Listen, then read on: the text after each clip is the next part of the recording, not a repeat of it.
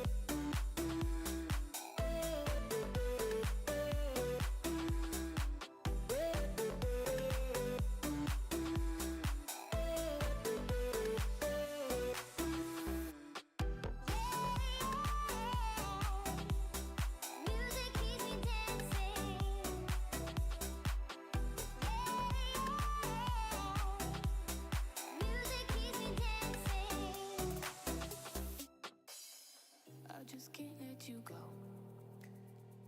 Lord knows that I've tried to. You said I was the only one. No one likes being lied to. You made this mess and left me with the pieces.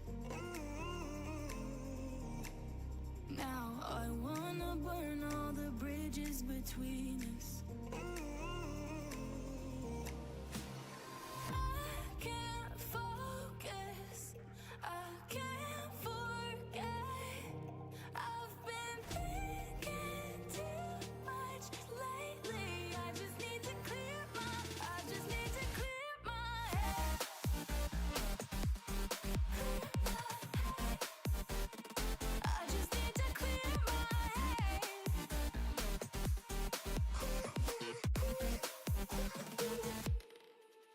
I've been stuck on your memory,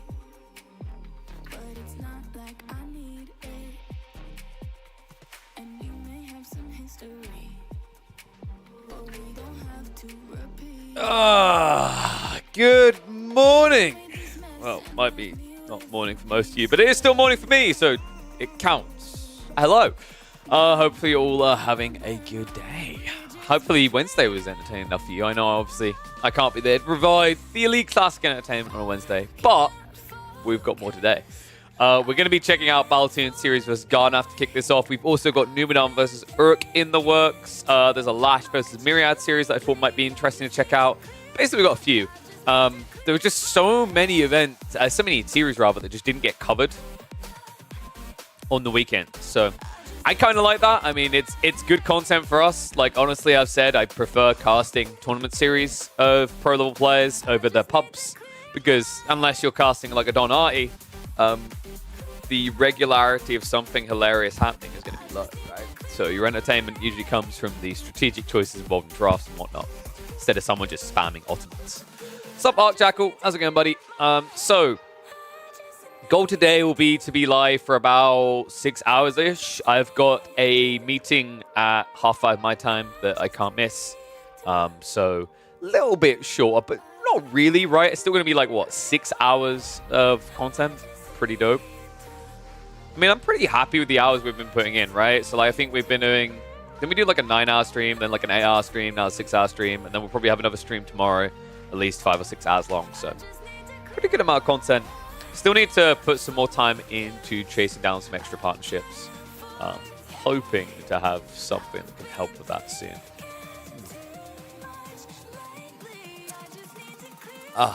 Hello, Oracle, of course. How's it going, buddy? Have I been saying your name right all this time, by the way? I was just looking, I was like, unless it's meant to be Orich Halkos. Or Ori Halkos. I'm pretty much saying Ori Halkos, aren't I? Anyway. So yeah, we should have a tournament series, probably 3 or 4 I want to cover. Okay, so Orichalcos. Got you. All right, nice.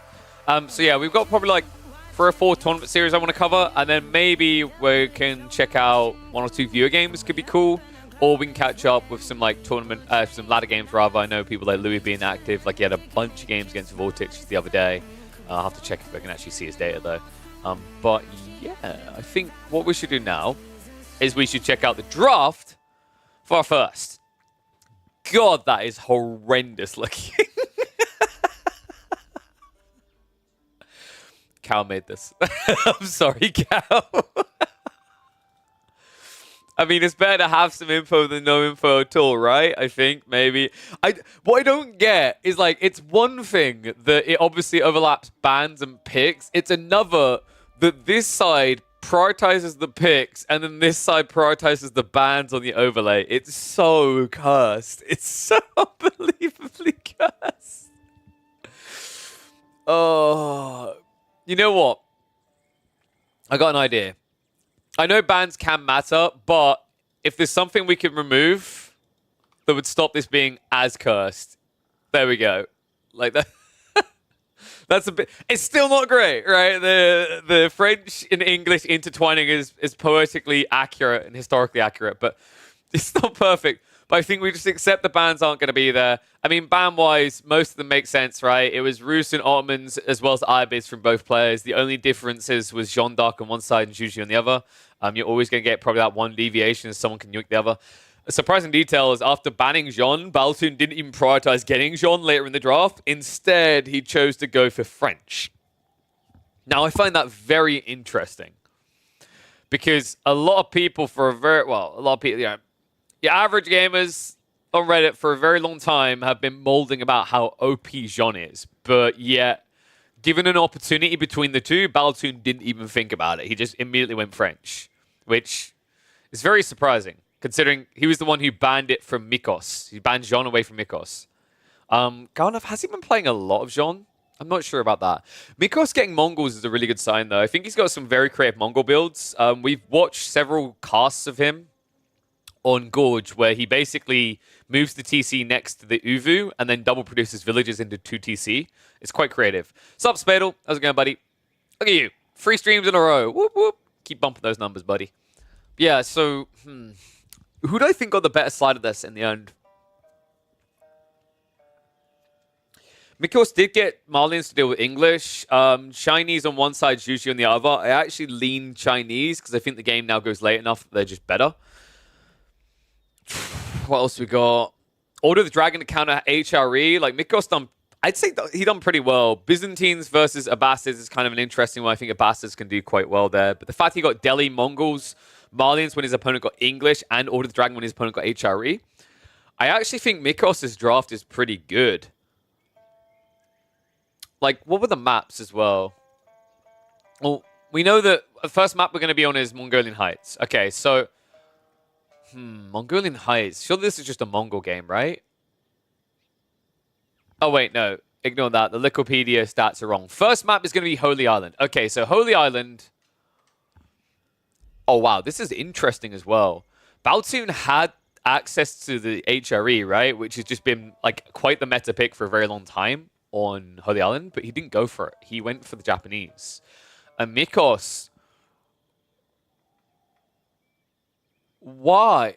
Okay, so now I am confused. I think it's better if we can talk about this when we get in, because this is very confusing. Like he has access to the Order of the Dragon, and you should anticipate your opponent's going to pick HRE. But he went for the Byzantines. This is weird, man. I don't know. The draft, like, the way they've drafted, and now the way that Game 1's opening up is kind of rough for Mikos. I'll switch over. Full UI working. Fantastic. All right. Dude, what a weird draft.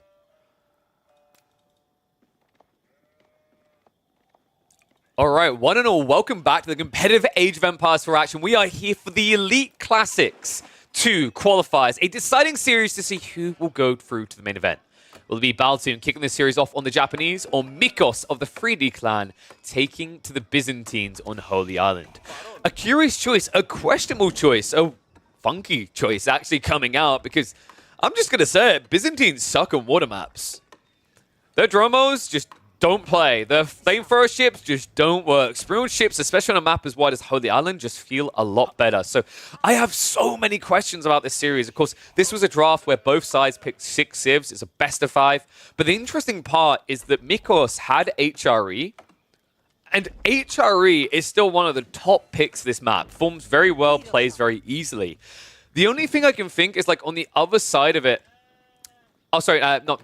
Mikos. Baltoon had HRE, but then on the other side of it, Mikos had Order of the Dragon. This is where I get confused, right? Baltoon threw a curveball going Japanese instead of HRE, in my opinion. But what shocked me is the fact that Mikos chose Byzantines instead. I'm wondering if he felt like he saw through the trick and didn't want to fall for it by going for the Order of the Dragon. But I still also have this huge issue believing in the power of the Byzantines. Like, I have not seen them played on water maps in a long time. I remember when I used to play them on water maps in the early days of the Sultan's Ascent. They looked atrocious, and it's all because of this Droman that just doesn't play well at all.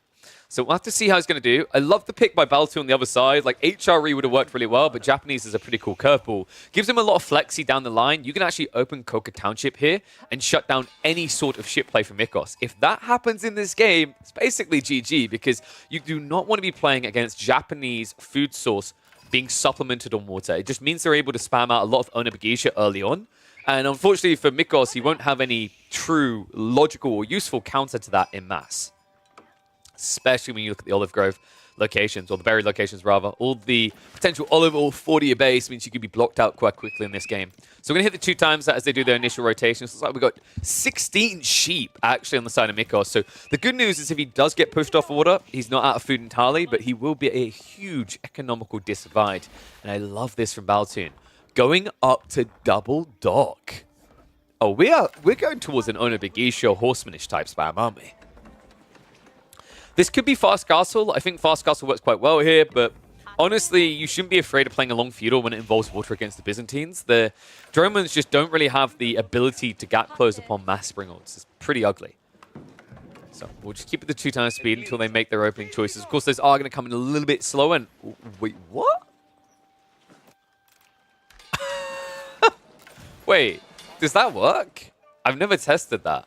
No. So, what? Let's see. Galley 20 seconds. Yeah, okay, got you. I see what it... Yeah, because military buildings, my brain. Okay, so that's quite creative, actually, by Mikos. I'm still a little bit skeptical, but that's a crafty solution to the Coca Township denial. And also the fact that Dromos are worse. Dromans, rather, are worse. Is that you can spam more of them. Check this. He's getting a 20% increased production rate, which means instead of taking 25 seconds to get an archer ship out, it only takes 20.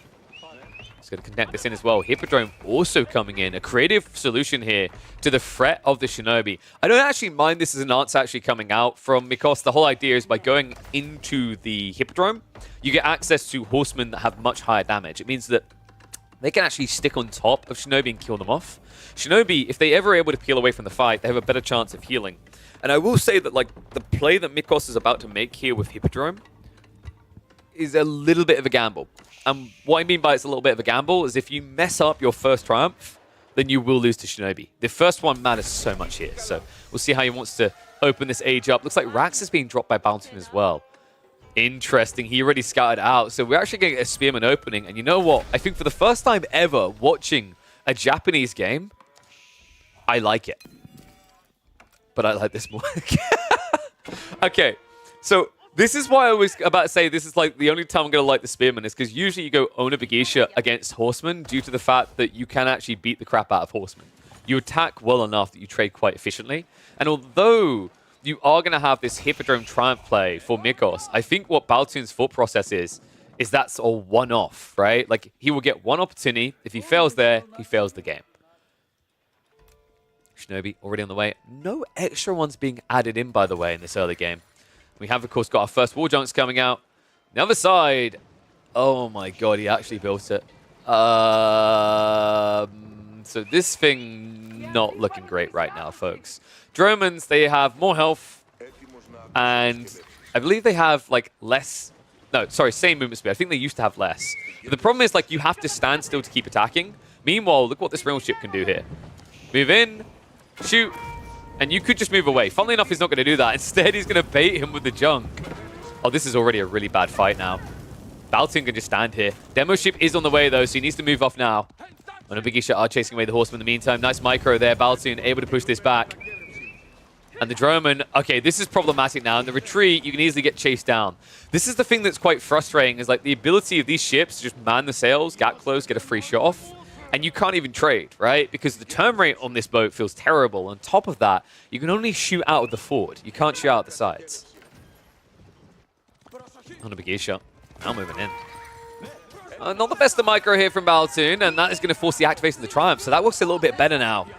How many tickets has he got? He's only got 8 seconds left, so I love that. Baltun, he baits it out, sacrifices the scout, loses one of the Onabagisha. That's a little bit worrisome. I don't think that had to happen there, but now, what's more worrisome is Mikos no longer has Triumph. He can lose this fight, and he knows it has to turn around. That's the unfortunate reality here, right? Like, if it turns to melee exchanges like that, the Onabagisha are just very effective at backing off. Well, there's no backing off from Mikos now from this fight. Droman. Love the bait. Baltun gets rid of the archer ship. Demo is going to move in for the snipe. Should be able to finish this off. Needs to get one hit out. Baltun? Buddy? Oh, no, we can't turn around. Okay, so Droman's going to live. That's great for Mikos. Wow, what a sick micro. What a sick split there. Baltun gets fully reset. Unfortunately, the issue does still exist on land, right? It looks like he got a good hold in the end, extra horsemen coming out, but realistically, if Baltun just defended his water and doubled down on Onabagisha, he'd be a mile ahead in this game right now. But Mikos, great defense, great turn, forces Baltun to now have to double down on both land and sea. But next time he fights, it's going to be a big booster here. Tatara is on the way. This is a humongous damage increase for a unit with such low base damage. On the other side of it, Mikos doesn't see them and their rotation towards his base. Instead, he's going to dive into Baltoons. Hippodrome gets activated. Nice pincher on the villagers. He has also got Expilatoros, so this is payday right now. Mikos, sick grab there. Gets 3 villagers, idles the gold, and that's going to slow down escalation into Onibagisha, but also escalation into Springalds, the thing that could actually beat him in this game. A little bit of a tough one now. There's going to have to be some serious return fire coming out from Baltoon. He's wrapping towards that wood line. Now, this is interesting because if you could sneak in, you could do a lot of damage. But check this! Dude, Mikos is showing everything that no one wants to use right now. The Dromans, the border settlements. This vision should give him the heads up. But right now, he's not reacting. Slow reactions now. Mikos, big mistake there. Should not have lost a single villager here. Instead, he's going to lose 3. Be lucky if it's not more at this rate. I mean, there's no way to safely keep them. It looks like the formation shuffle actually saves him for a second. But still, the idle time is pretty painful here, right? 22 villagers still not able to work. Instead, they're going to have to turn and fight with the Akratoi. A nice idea there. Still costs him a little bit extra, though. Now Baltoon, 3 workers ahead.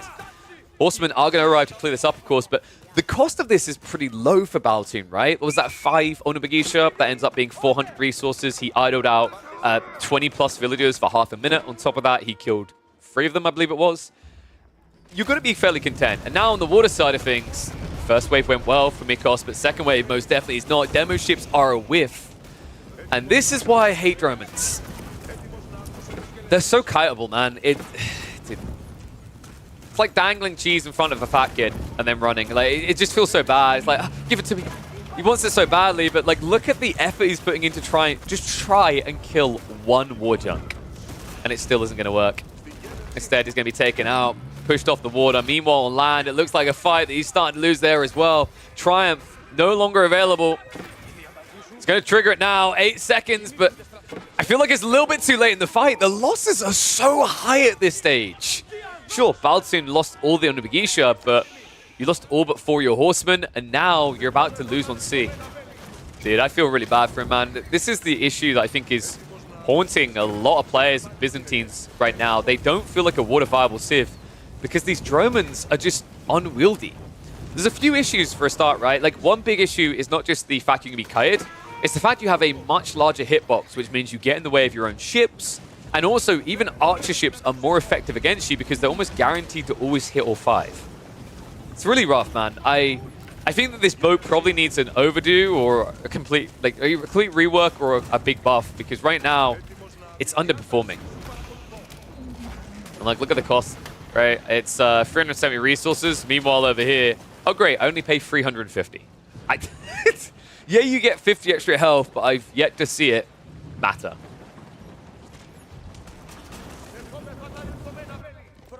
Has to make an assault on land now. Mikos is a mile behind. He's basically lost all the fishing.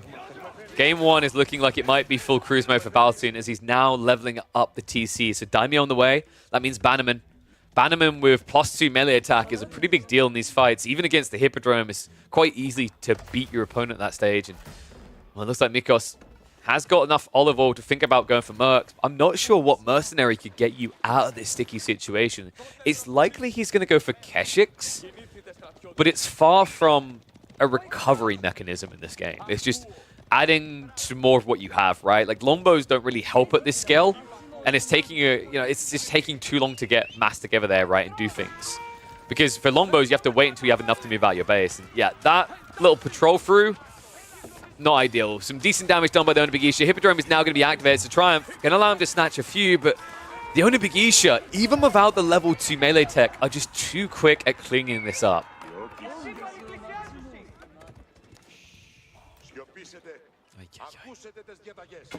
Someone highlighting that the Dromans are good against buildings and archer ships. Sure, but that's the problem, right? What does Baltoon do? You just build more Springalds. It's actually trivially simple to beat this.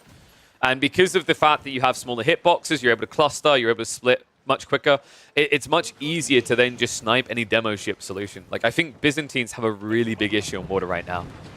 And I've yet to see even a single game that convinces me otherwise. Baltoon now with a sizable force to contest on land. 22 Onibagisha. They've got the Katana Bannerman as well. That does mean they move a little bit slow towards the enemy base. But once they get there, it's going to be much harder to fight. Triumph tickets, only up to 2. I mean, this simply won't do, right? It's only Horseman right now. He needs to get more troops out. Longbows are at least on the way. But 5 Longbows at this stage can only do so much. Geisha, they're going for the clash. Triumph gets activated, but it just doesn't matter. Army gets cleared up instantly. Longbows at the backside trying to tick this down, but I think it's just too many Onibigisha at this stage. I mean, Mikos is going to be able to step this back a bit. He's even adding in archers as well, and we already highlighted the issue of that when you're going to need all that wood and water. A little bit of a misclick there. Looks like he actually aggroed onto the new archer instead of chasing the Longbows at the back, but still has enough Onibigisha left over. That's going to be all archers down, and I think this might be game 1 just in the hands of Baltoon right now. You know, Mikos, he doesn't have the ability to pressure on water. He's losing on land completely and utterly. He's even got Onibigisha chasing into his wood lines. And, dude, if it happens once, this type of idle time, it's bad enough. Twice in this type of game, you're pretty much just flatlining. I think this is about to be the hit to the jugular. Sprills, mass Sprills coming in, archer ships able to deny the demos. Only 1 demo left. You'd have to hit the center of the 6-ship formation. And I struggle to see how likely that's going to be. Burnfor at least looks good, but not against this many Sprills. Demos also now coming in. Sick little micro there by Baltoon. Clears up the fleet and should now lock in game number 1 for this Japanese pick. What a crazy game.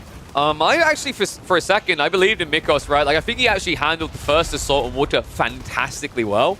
And it's kind of wild because I think in a lot of different matchups on Holy Island, that big lead off the initial fight would be definitive of the game. But it didn't matter, right? He wasn't able to move out. He wasn't able to punish. And this Onibigisha solution on land was good enough to shut Mikos out. It's unfortunate as well. Imagine if he had a few more archers earlier on. He wouldn't have had the same raid potential, but he would have had a better solution to the mass Onibigisha.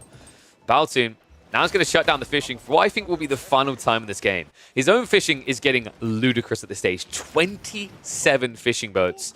Demos are on the way to clear out all the docks.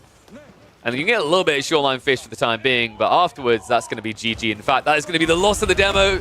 It's 2 of the fishing boats there. Nice little takeout. Gets rid of the dock as well. I mean, that's about as worth as it comes, right, when you're trying to clear a dock. Taking out 8 fishing boats as well, every day of the week. Dude, he's so far ahead, he's even demoing into archer ships. And we are going to see the triple dock crawl coming out. Oh, man. Rough game for Mikos. Really surprised he didn't go for Order the Dragon. I'm not sure if it would have fared much better here against the Japanese because they can just out-mobilize you. But, you know, it comes back to what he was thinking. Did he see that he could have had an HRE Order the Dragon matchup and it just didn't make sense for Baltoon to pick it? So he tried to be creative? Did he feel like the Byzantines were going to be facing off against the Japanese, or was he expecting something else? Because I think a big part of Mikos' plan was to run land and sea aggression and have mobility. Unfortunately, Japanese is perfect for that because of the Onibigisha movement speed. In fact, last of the Ona are going to arrive in the tree line again for what I think will be the final time in this game because Baltoon is now prepping for a death push. Massing out Samurai. I mean, I've got to give him to him. This is really creative, the approach. Flowing Gate is also on the way alongside this. This is just insane. Baltoon is a mile ahead. The idea to switch into Samurai as soon as he sees archers, knowing that with fishing he can afford it before the tech up, is fantastic. And now I think we are heading towards the final moments. In fact, I wouldn't blame Mikos for just calling at the moment Castle Age comes out. Odachi, fettered up, Samurai, like there's just nothing you have at that stage. Yeah, it's kind of a combination of issues for the Byzantines, right? I think Hippodrome is still underperforming. It still has some issues around the ticket generation, I think, is the biggest issue. And Dromans are something I don't want to drone on about. I think we have... All right, someone Alt F4'd the game. Interesting way for a tournament game to end, but looks like game 1 did indeed go to Baltoon. Let me get the next one ready, though. Because I think... Where are we heading on game number 2?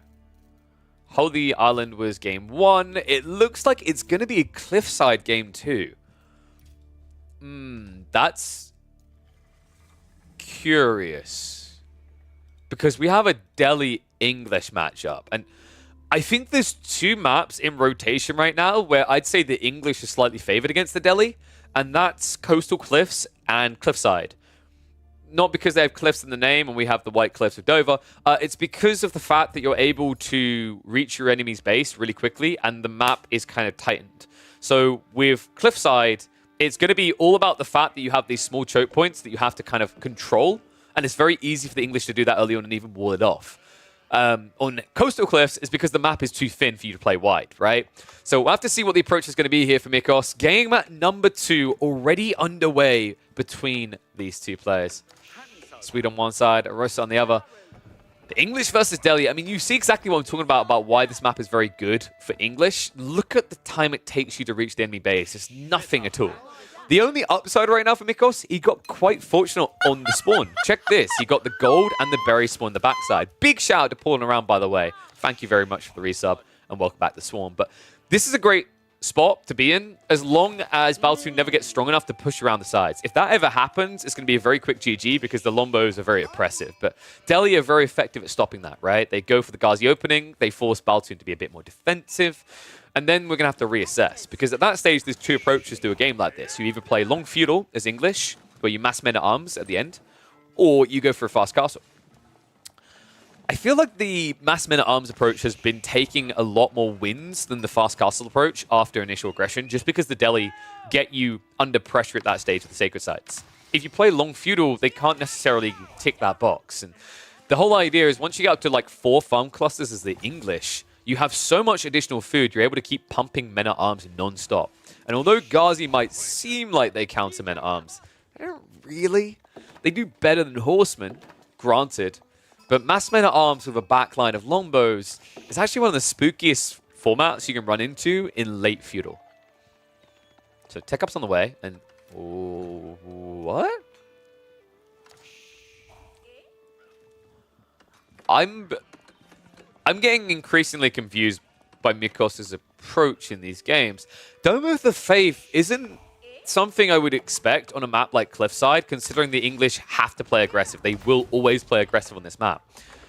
If you thought your opponent was playing chill fast castle, and you couldn't break their base, which is understandable, right? You can take the map, but you can't break an English base. The TC fire, the attack speed is all just too good. Then it makes sense that you would go Dome of Faith. But, you know, to me, this is the type of game that's going to be a feudal all-in. At least it should be. That's the way it's meant to play out on Cliffside. So going Dome of Faith is quite a questionable choice by Mikos. It means that he has less effective archers. He becomes more reliant on Ghazi. And if an outpost drop ever happens from Baltoon, Mikos is going to be in hell. Well, the good news, at least for Mikos, is that Baltoon is actually setting up an outpost, so we might be getting a macro game here. Longbows are starting to be queued up. I'm a little bit surprised by the need to drop an outpost here. He did have a attractive goal, but in fairness, the Woodlines did push it further away. So one thing I will say, like this outpost, although it looks overly defensive, keep in mind it now expands Baltoon's influence halfway to the enemy base because of the attack speed aura. So it's not the worst of ideas here, especially if he thinks he's going to be up against a few Ghazi on the opening. And in fact, he already scouted out the first one, so Ghazi arguably moving in. And Rax is going to be dropped. So this is where we should see archery ranges being added in as well by Mikos. The rough part, though, is where you should have been and where you're at isn't really accurate anymore. Like, usually in this matchup, we're talking Tower Victory. So then the whole idea is Delhi can have an advantage in some areas, and then when the English get outposts, they even it up. This is a game where only the English can get an attack speed advantage. So I wouldn't even be surprised if he tries to spam Ghazi a bit more and play flanks before engaging on the main front. It's going to be tough, though. It's never easy to dive the English. Especially when they've got outposts for early warnings. You already see the vision really good from Baltoon. Kind of sees every angle of approach here. And it is going to be those, well, not fabled archers of the Delhi. Those normie archers of the Delhi. Double archery production isn't too bad. One of the big things that usually puts the Delhi ahead is their ability to garrison these scholars and get double production rates. But that isn't exactly true in this matchup. In this particular matchup, the English have double production already on an opener with the Council Hall, right? So getting an archer lead isn't really doable until later in the age for the Delhi. The question mark is how they're going to look later in that age. They are rushing out for the Sacred Sites now, so that's the whole idea of what Mikos is doing here, right? Dome of Faith equal more of these scholars at an earlier point, which means a quicker unlock into Sanctity and a quicker capture of the sites. And the wall attempt is going to be intercepted. Okay, so now we have a problem. If that wall went up, really comfortable looking game for Mikos. He gets away with what he's intending here, but this is the issue with Cliffside. You spawn way too close to each other, and your bases are way too close to the Cliffside for an English player to not move up and see what's happening here. So nice blocker, keeps the pass open. Funnily enough, he could even consider pulling a villager, walling this off on the other side, and setting up an outpost next to it. At that stage, you basically have the momentum to almost reach the enemy base with an attack speed or advantage.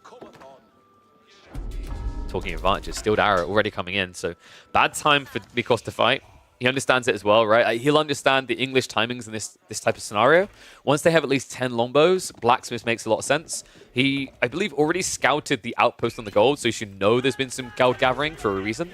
And that means that you should be anticipating Steeled Arrow in your first engagement. He even walks up for confirmation. I don't like that he's walking all the way out here. A little bit dangerous. Maybe he can catch Baltoon in a bad position, though. Only 3 Spearmen right now. Needs to get them forward. It's baited in range. Archer's going to start picking them off. Baltoon has to retreat away from this. Ghazi, this is what I was worried about. Once you reach that aura, that's where it turns into a bad fight. So nice little opening there. Some decent tickling away, but unless Mikos heals off all this damage done, I think he's more hurt by this, right? A lot of his Ghazis are heavily dented, and they are not cheap units. So love the fact that he's pulling these Scholars. Can even now use them to heal while capturing the site. Scout on the flank, just trying to deny this. Nice pull on the Spearman on the right side, so it looks like there's going to be a decap over there. Archers are not going to be quick enough. Yeah, Baltoon's budgeting this quite well. The way that he's pulling units to the flanks to just deny equity. This is a frustrating situation. Like Mikos, when you go for a Dome of Faith build like this, you need to find objectives. You can argue that you're healing off the damage done, but when you lose Ghazi like this, which is what's going to start happening as this Archer count goes up, no Undermesh still, so he goes for the Scholars. Okay, that was sick. He even gets the final 3 shots off. So these weren't full price, remember. He didn't pay 130, he has Dome of Faith, but it's still 160 gold in a situation where you don't have much Sacred Site control. You've got enough gold in reserve to spam more, but you don't really want to have to. You want to be able to keep these few that went for Sacred Sites and then use the rest for healing and tech, but that's just not the case now. Baltoon making quite the adventure around the back of the Delhi base. This is dangerous, by the way. What he's doing right now is quite neglectful. You don't have many Spearmen here. And if you get pinched, you get wiped. This is the most dangerous point in the English strategy, is going around the back like this. Lombos, they don't see the tree line. They cannot reach in. Well played by Mikos to not chop these outer trees, just keeping it kind of condensed down the center, creating a concave. It means he can't be scouted easily. Backstab now comes in. He's got the Undermesh, and this is where the Ghazi start to get only tickled. Spearman count down to 4. It's going to get a few stabs in here, actually. Nice brace there. And it looks like a great fight for Baltoon. Mikos loses the first wave of Ghazi. He might lose a second. Oh my god, the miss micro there. Baltoon baited the fire of the Archers away from the main battalion. Buys enough time, and now these Longbows at the back. They might eventually get cleared up, but the price is going to be high. Mikos losing all the cav. He's going to lose his Archers.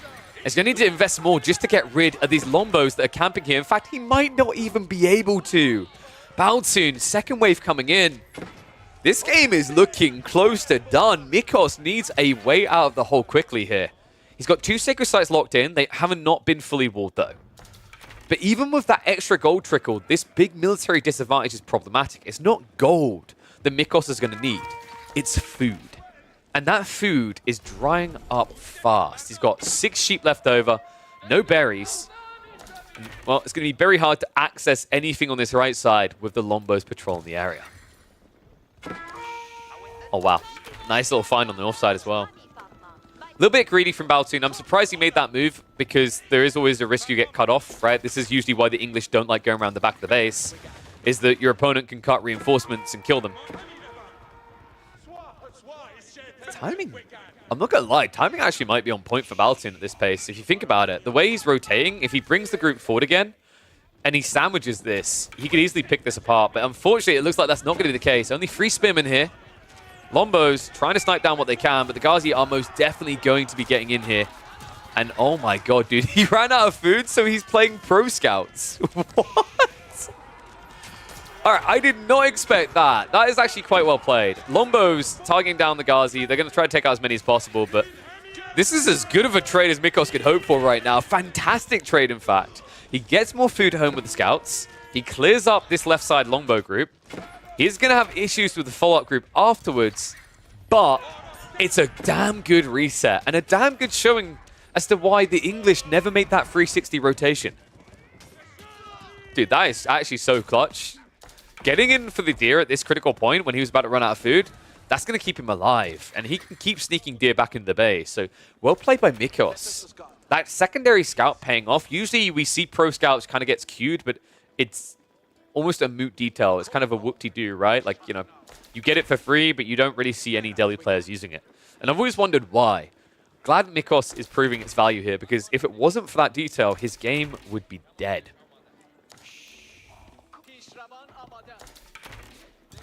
Baltin, is he now macroing up? I think he is. How many farm clusters? Yeah, so we're at 3.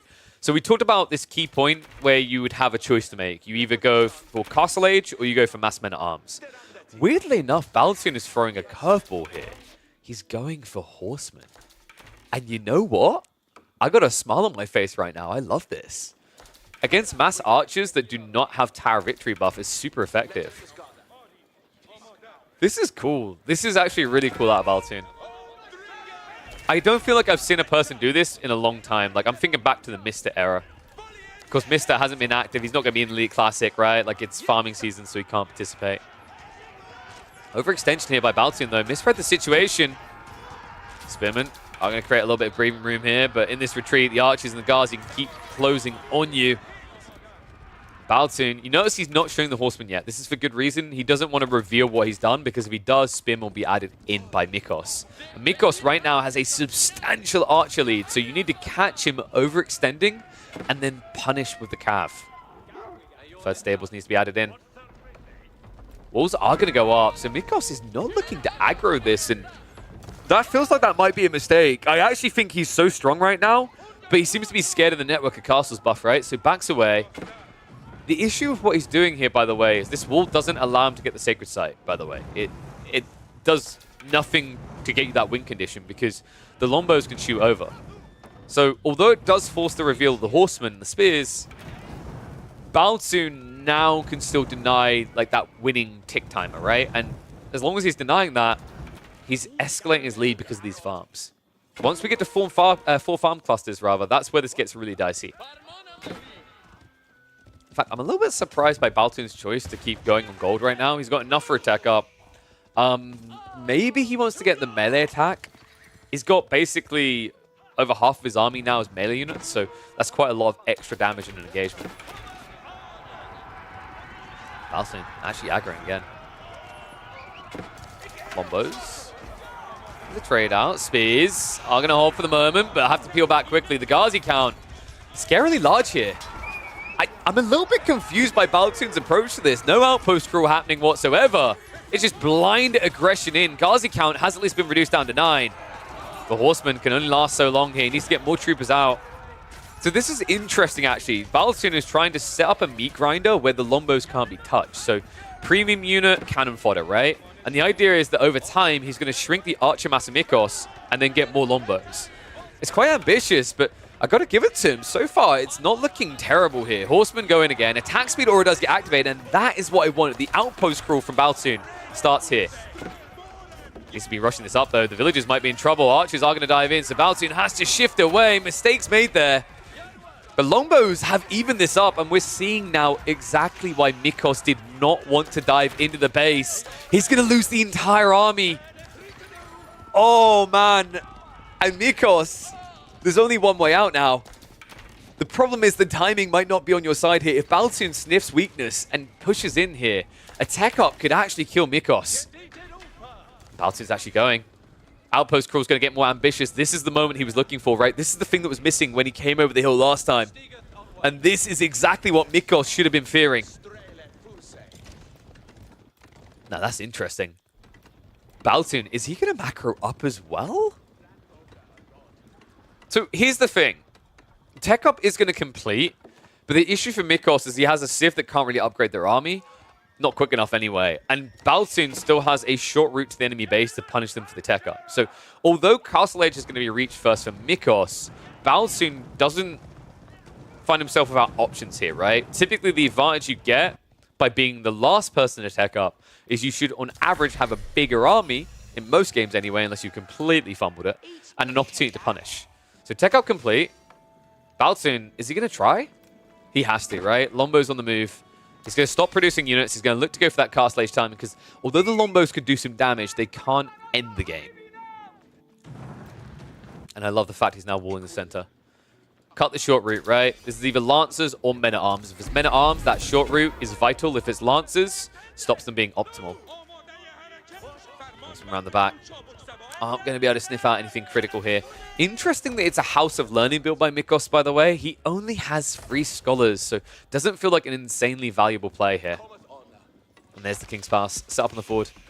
Actually love this from Baltoon. It's next to the deer, so now he has extra food to work with. He doesn't have to spam as many farms, so it means he can look to prioritize getting into Knights, which he already has all the stables he needs for. Treble stable's pretty good here. And although long-term playing Knights as the English would be bad against Home Blades are still 4 minutes away. Baltoon. Just going to probe the Horseman. I'd love to see a few Knights, but maybe he's not going to do it? Oh, yeah, actually, he's not even gathering the deer. Okay, so scrap that idea. It's just going to be Men-at-Arms, isn't it? It's not the worst of idea. It's more cost-efficient for a short push. I think if this was a bigger map, Knights probably would have been his go-to play. The other thing we have to be conscious of is the fact this was Pro Scouts, and he knew it was Pro Scouts. So, like, for example, if he thought this was a game where Mikos was playing deer and berries all the time, which he admittedly is, then Knights makes a lot more sense. But if you think this is a game where your opponent has all of his eco underneath the TC, then Knights are kind of worthless compared to Men-at-Arms. Does mean that there's an opportunity here, though, for Mikos, folks. If he can survive long enough, get enough of these Men-at-Arms together, with Home Blades, he could take out the English Men-at-Arms. Remember, Armor Clad gives him +2 armor, but Home Blades gives +3 damage, so beneficial. What's critical, though, is that you don't fight near this attack speed aura, because one big negative of this build I've been seeing recently with the Dome of Faith, House of Learning, is that you don't really optimize around Men-at-Arms, if I'm honest with you. You optimize around Lancers. The reason is if you go for Men-at-Arms and you went for Dome of Faith, you don't have that extra attack speed. It's a huge disadvantage, especially in a matchup like this. Wait, is that... I think that... Yeah, I don't think that's actually walled off, weirdly enough. It's kind of funky.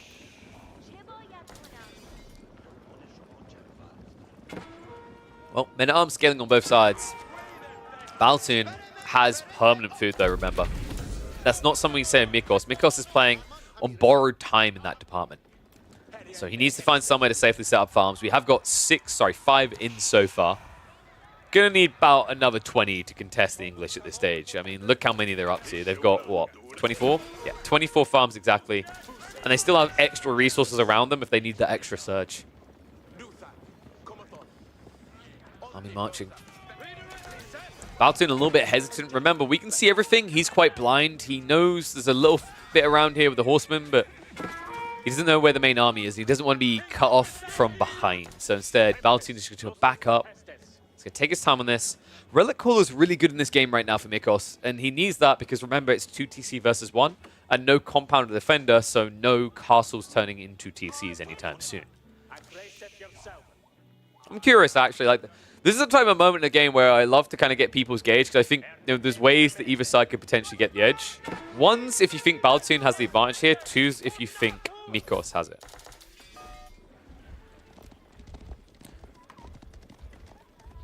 I have a feeling there's going to be a lot of ones when I check the comments later, just because I shoot this.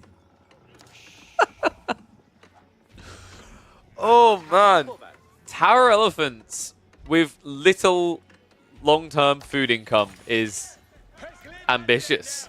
Weirdly enough, it's not bad against the Lombos, right? Like, it's actually very good there. The problem I think I have in this game is you're against the mass Men-at-Arms, and your bows won't do much damage. But, I mean, they do reasonable damage, but, like, the cost efficiency isn't really there.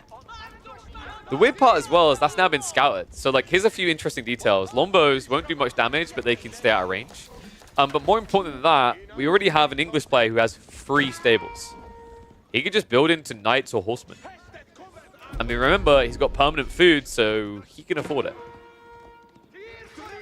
I can't believe he built Tower Elephants. Baltin says, actually, why complicate it? Just mass spears. Not the worst idea, right? Like, his opponent's shown he's had cavalry before. It's a pretty cost-efficient comp as well. Just gets you that kind of Zergy factor where you've got this cheap crap in the form of spears at the front side and then the premium lombos behind. If he kills the second men-at-arms, it's an equal trade, but I don't think he's going to kill the second men-at-arms. Wait, mate, maybe? Bro. Alright. So, funnily enough, that was an even exchange. Homeblades is pretty wacky, not going to lie. Men-at-arms count up to 25. The one thing that has me a bit worried for balancing these spears, I think this is quite crafty by Mikos. I wanted a meme on the Tower Elephants, but because you've got Homeblades Men-at-Arms, Tower Elephants kind of keep your opponent away from crossbows in mass, and it makes it harder for the Men-at-Arms, right? Because then you have to go into Spearmen to supplement. But Spearmen suck against Homeblades Men-at-Arms. However, that's only true if you're in position, and Mikos got baited to the back! Well, it's only some farms, it's only some houses, but it's still expenses for Mikos that he doesn't want to have. And also an outpost crawl now happening from Baltoon here. What an interesting approach to this game. The bait and switch on the backside, getting space for this, but needs to contest the crossbows. 2 villagers still alive here for Baltoon. Outpost has not been cancelled. Attack speed Aura is going to be there, though. The outpost behind, he baits him in range. And here we go. This is where the home blaze doesn't work. The Men-at-Arms attack speed buff will make them better, but the Tower Elephants are still a problem. A really big problem. Lombo sniping out the crossbows. Frontline's gone, though. I actually think Mikos is dead. Dude, you can't leave here, right? You have to defend this area, otherwise it's going to be your eco next. And now Tower Elephant's going to be reached. Men-at-Arms tanking all the fire that comes their way. Although the Lombos might not kill quick, they'll kill them slow. All right, I think that's it. There's just not enough food left for Mikos. Down to 600, 700 food income a minute. Meanwhile, Baltoon over 2,000 now. The meat grinder will never end. Spearman now reaching in alongside the MAA. Mikos is going to have a harsh rest of this series ahead of him. 2 games in, 2 games lost. Baltoon looks to be on cruise mode in this set. Man, what a weird way Mikos has been playing the series as well. Game 1 with the Drome and Byzantines on Holy Island. Game 2 with Tower Elephant Men-at-Arms to try and win in Castle Age versus the English. I mean, it's creative. It's definitely out-of-the-box thinking, but I think Baltoon's more orderly, more direct approach in both of these games has proven to be dominant. And it has me a bit worried. Mikos might try to get creative in game number 3. But if Baltoon reads the draft correctly, and he basically has the flexibility here, right? Like, if there's any strong picks left for Mikos, he has to pick them. For example, Mongols seems very predictable in the next game. Baltoon does have the answers in his draft for picks like that. So we'll have to see if Mikos can actually just get through on sheer skill. Because so far, Baltoon has looked unstoppable in this series. Second game is also going to be an abrupt end. I'm not sure why it keeps doing that. I can't imagine they keep rage quitting. But 2 on the board for Baltoon. Could be a quick 3-0. I'm looking at the drafts now, and I highlight that now Mikos has to throw away any strong remaining picks. That means that Mongols and Malians need to be the most obvious ones you go to here. The problem on the other side is that Baltoon's already used the English, so Malians don't have their clear counter pick. Baltoon, to deal with these type of civs, he still has, what? To deal with Mongols, you could go French, it's not too bad these days. Malians, I don't mind HRE depending on the map, but what map are we going to? Let me have a look, because I'm curious here. So let's go back to Mikos's profile.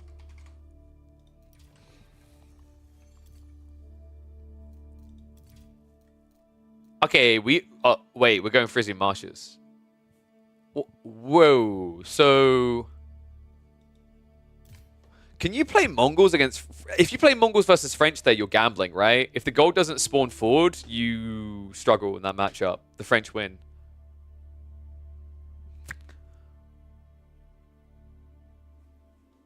Wait, sorry. No, it's not Frisian Marshes, is it? Let me have a look here. Oh. The data was the wrong way around. What? Okay, I don't know why. I think it's something to do with the fact that the series have pending on them. But my match replay history bugged out. I have a reason why Atri and Order of the Dragon didn't come out on Holy Island. And that's because it was picked in the first game on Mongolian Heights. Whoops. Okay, so that's even like more interesting actually, is the fact that Mikos had Mongols and didn't pick them for Mongolian Heights. Yeah, there's some interesting choices being made in this draft. But in fairness, like I guess the thought process here is that Mikos anticipated an HRE pick on Mongolian Heights. That's risky though. If he went Order of the Dragon and this was like Chinese, I think that could have maybe been a lot harder for Mikos to deal with. But instead, he does actually get the favored matchup. So turns out we are doing game 1 where game 3 is meant to be. Apologies for that, folks. Sometimes data is weird. Let's get to it. So let me put 2 points on the board. And we hop into what could be the final game of this qualifier for Baltoon. Match point. Ready to make it on through. Let's see if he can do it. Let's see if we miscalculate this all along. Mikos was big-brained and he won game 1 and he's making a comeback still. Has some potential because the thing is, this matchup does heavily favor Order of the Dragon. I'd say about 65%. You just have to play fast and that's exactly what he's looking to do. Immediate racks drop, Spearman being queued up. This could be very effective actually. Look at Baltoon spawn. Gold's at the forward, at range of the TC. The wood is safe, sure, but the gold is what scares me in this game. Now, he has also got docks being dropped.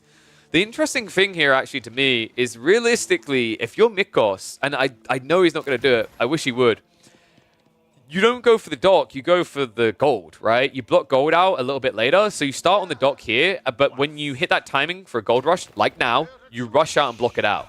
Unfortunately, Baltoon seems to have beaten him to the punchline. I think this is a great pivot. This isn't Mikos making a mistake, by the way. This is Baltoon doing something very correct. Pulling 5 to the gold this early on, when you see there's a Spearman rush coming, is really smart because it means this one Spearman on his own can't do enough, and the second one will arrive too late to stop the gold gathering. What a sick read by Baltoon. And oh, that dive. Heavy damage on the Spearman.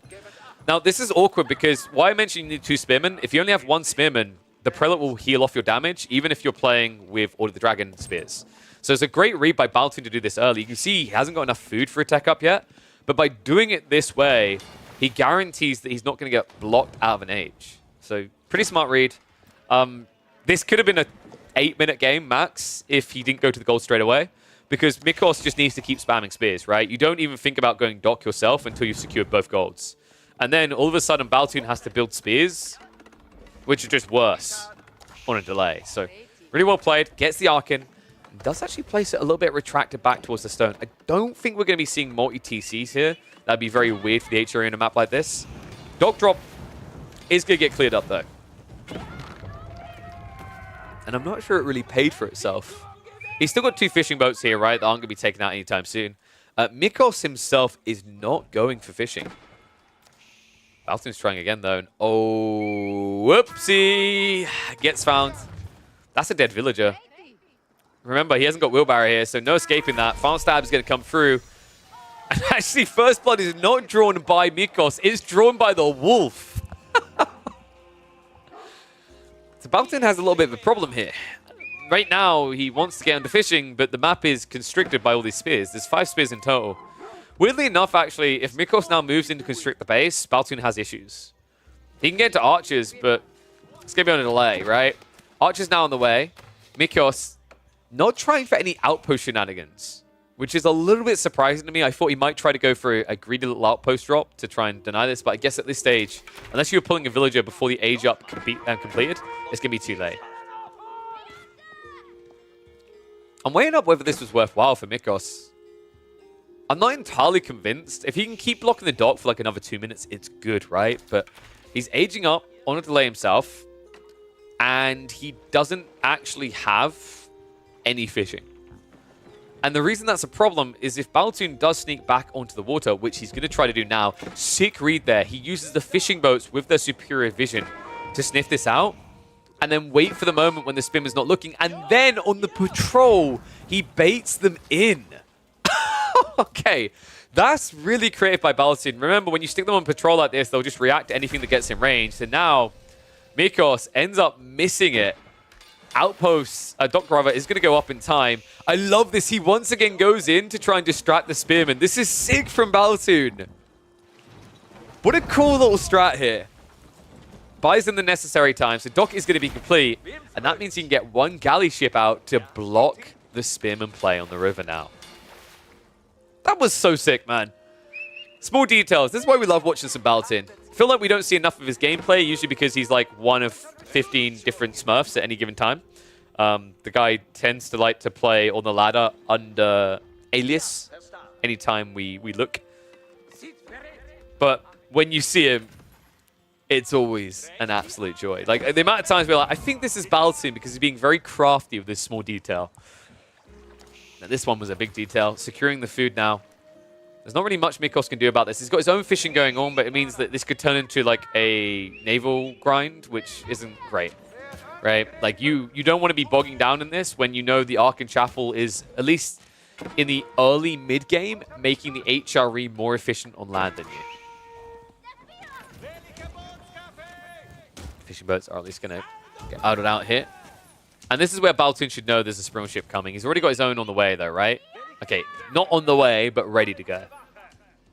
On land, archers are going to discover the men-at-arms threat, but I think we will probably see quite a quick move into marching drills if this is the way they want to play it.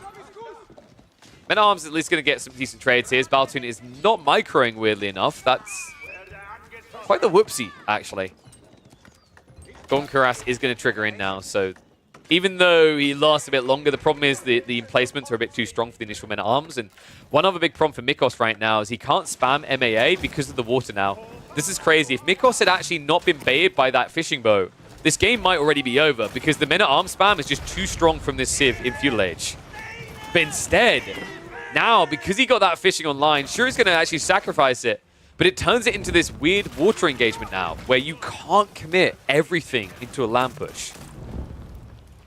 Demo is going to come out. Unfortunately, that's not the most optimal trade there, considering he lost a Springwood in return. So, good moves by Mikos. Baltoon is adding in more archers, and I wouldn't be surprised if, about 3 minutes from now, we get a Marching Drills Blacksmith play. Because at that stage, these men-at-arms get kited. They can't do anything. And the reason that's important is if you're able to start moving out to the map, it means that they don't have an alternative option. If they're diving your base and you have Marching Drills, the villagers don't have wheelbarrow, right? So men-at-arms dive villagers. But if you take the fights near the river, the script completely changes.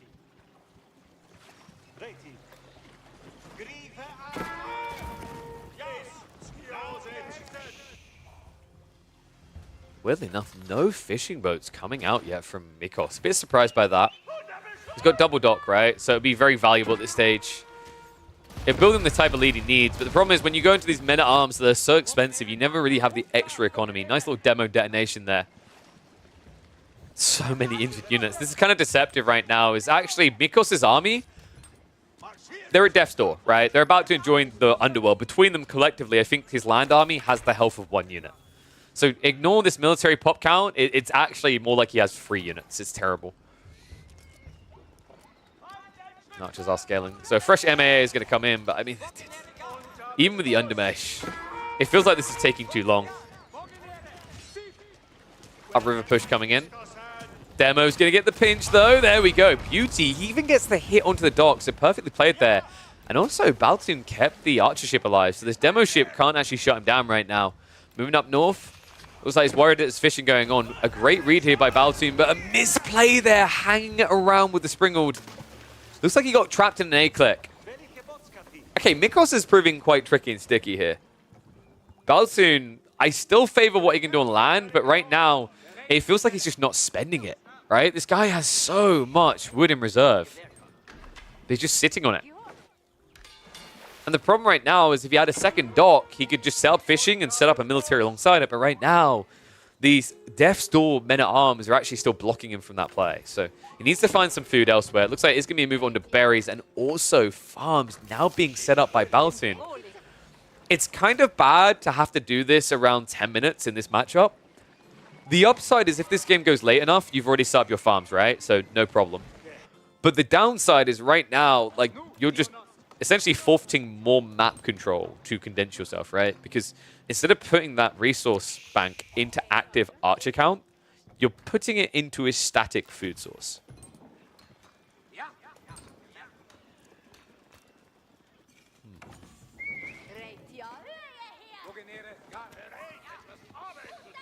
I think Baltoon might be looking towards the later phase. We talked about how Order the Dragon are strongest at this stage in the game. So I'm wondering if Baltoon's thought process is, this is going to be really difficult to win out on the map right now. So instead, I just want to survive, right? He's got the double outpost up. He's got arrow slits in them, which means that actually you hit through these men-at-arms armor pretty easily. And on top of that, he's got farms to last him the lifetime, right? Gold-wise, he's also got the backside gold, so if this does turn into a hyper late game situation, he doesn't have to come out of his base too much. He can secure the back corner.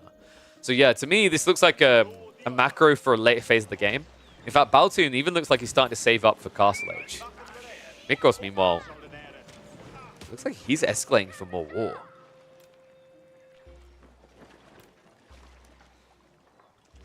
Now, if you're wondering, why does Baltoon keep playing water when he doesn't have any fishing?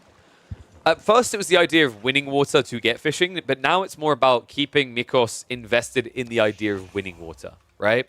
Because if Mikos just starts booming fishing because he realizes you're not going to attack him, that's where you start to lose this game. That's where your opponent is going to be way too big because this men-at-arms line is going to be plump. It's going to be 10 plus before you know it, with all the extra food. This keeps his opponent honest. However, if Mikos realizes how far ahead he is, Baltoon will just get pushed off entirely.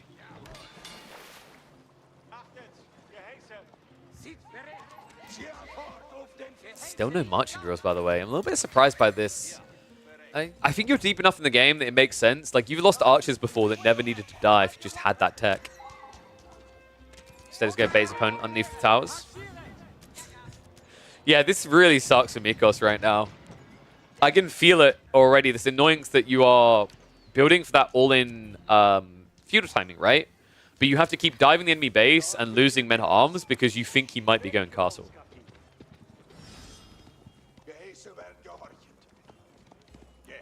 In fact, one thing I would have loved to have seen from Mikos is some proxy buildings. Like, you're up against archers. Drop an archery range here, get a few gilded archers out, and at that stage, Baltoon's in trouble.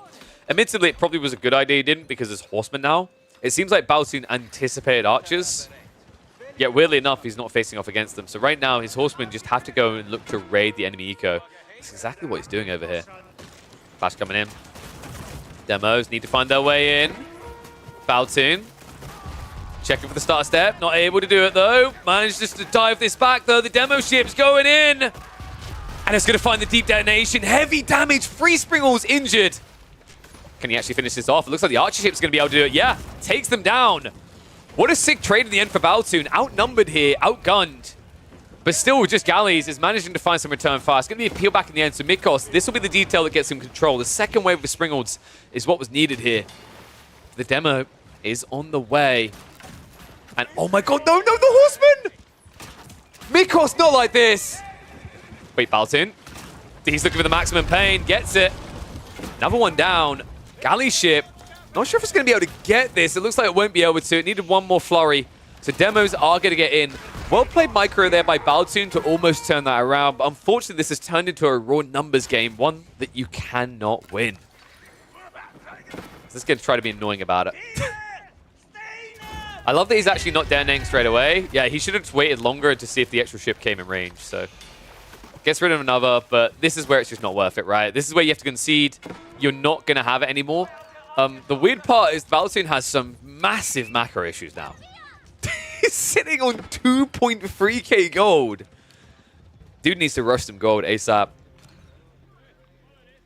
Horsemen were able to slow down the gathering on the flanks here, so there were some issues for Mikos elsewhere. But could this be... No. There's no way you turn this into an imp, right? I don't think you're going to be able to gather gold long enough here. Maybe if you get a few crossbows out, that'll be effective against what Mikos is doing. Mikos needs to boom fishing like there's no tomorrow now. Like, non-stop, just go, go, go, go, go. You've got double dock. It's about to be triple. You need to get as much food as possible, and you need to ID what you're up against here. The moment that the Regnitz completes, that's where Mikos needs to age up, because these men-at-arms are not impactful now. They're about to be countered, actually. The reality is, you know your opponent does have stables, so you know you can go knights. And knights deal with these men-at-arms quite effectively. So we are going to turn this into a castle-on-castle game.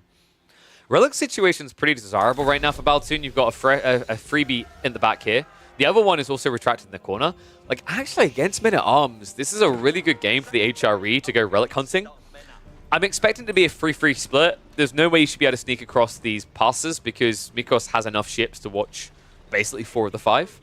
So it should end up being eventually a 3-3 split. But it's going to be annoying for Mikos in the meantime because these horsemen could easily just catch him going out for those relics. I really love that Baltoon done this, actually. I think it was genuinely because he was expecting an Archer follow-up to the Men-at-Arms all-in, but now he turns it into something else, right? Something that still keeps value. Kept value. Yeah, definitely kept. And they're looking to dive in. These are still only early Men-at-Arms, by the way, so not great. And Baltoon is getting crossbows together, so both of them going Regnitz. 2 relics already on the way home for Baltoon, rather. And on top of that, he's got a decent number of farms already being added in.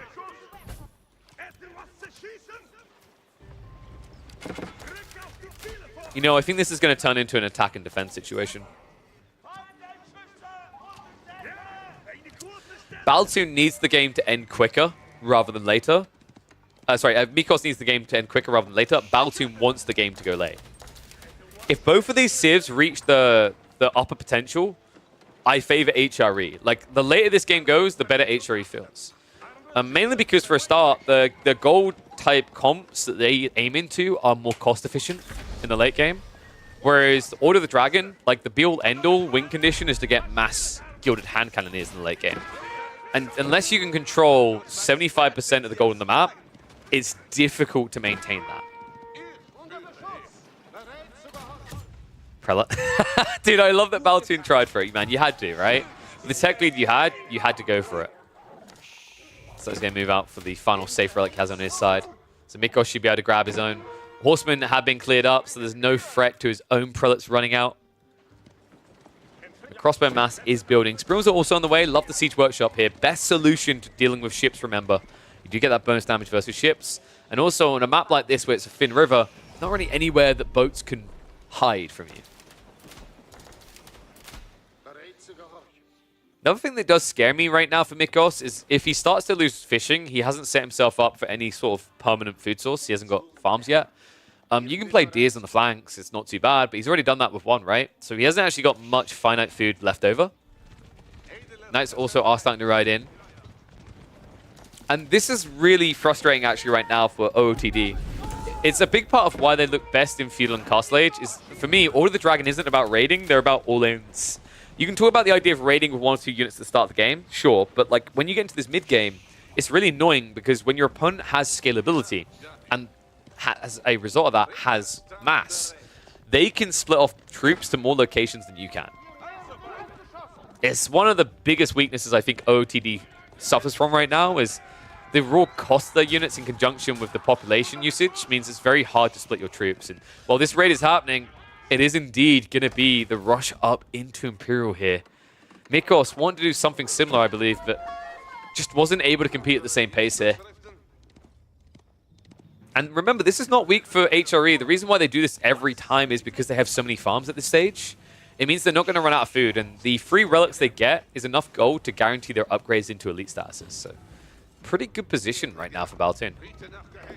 I think Mikos is just going to have to mirror it. I think we have to cancel these knights because this idea of spamming knights feels really bad when you're up against elite spearmen HRE, right? With marching drills as well, it's just very easy to block you out. But yeah, you see what I was talking about the inefficiency of your units from reacting, right? To me, Order of the Dragon has to be a proactive civ. They can never react. Because when they react, look what happens. you're chasing around a 240 resource unit with 480 resources, and you'll never catch it. Now he bails on it entirely, which means it's going to get some freebies. Gilded Villager's in trouble. Ah, dude. Has to come back, right? Spears are on the way as well. Baltoon might get blindsided by the Stealth Forest, so actually well played there. We'll clear it up. But imagine if that Stealth Forest wasn't there, and you just spend more time chasing that one unit. It's crazy to me just how wildly sporadic the spikes are for the Order of the Dragon. In fights that are positioned and aren't about kiting, having all your power concentrated into a few units is really strong. But when you get to fights that aren't direct, that they're a mess and they're all over the place, that's when you feel like a headless chicken, man. It just feels like you need to spam outposts to be your and walls to be your best defense, right? Because your troops can't keep up. So looking to catch up though. Mikos should be aging up soon. Palace of Swabian now on the way. The Baltoon, this has been a pretty lofty lead so far. Pushing to the base, crossbows. Argus start to step away from this. They are elited as well, which means this army is not going to last long. Horseman tries to dive in, insta-snipe down. Even the Gilded Knights could easily be sniped down quickly here. We have got cannon emplacements coming soon, so Mikos knows this dive can't last forever. He's just looking to do some damage before his own tech up completes. Arguably, he didn't do great damage. Mainly got stopped by the crossbows. He needs to kill Eco. Langsneck are trying to move in now, but I love the staggered formation. The fact that he's just standing his ground now. Cannonballs are coming out. Army's going to be wiped. And that fight heavily favored Baltoon. Great trade for him.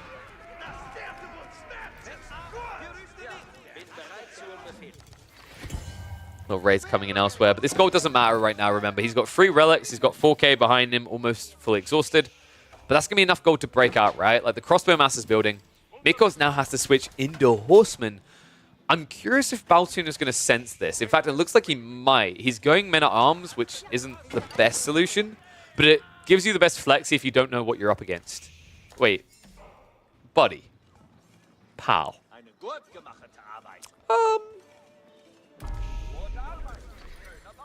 Baltoon?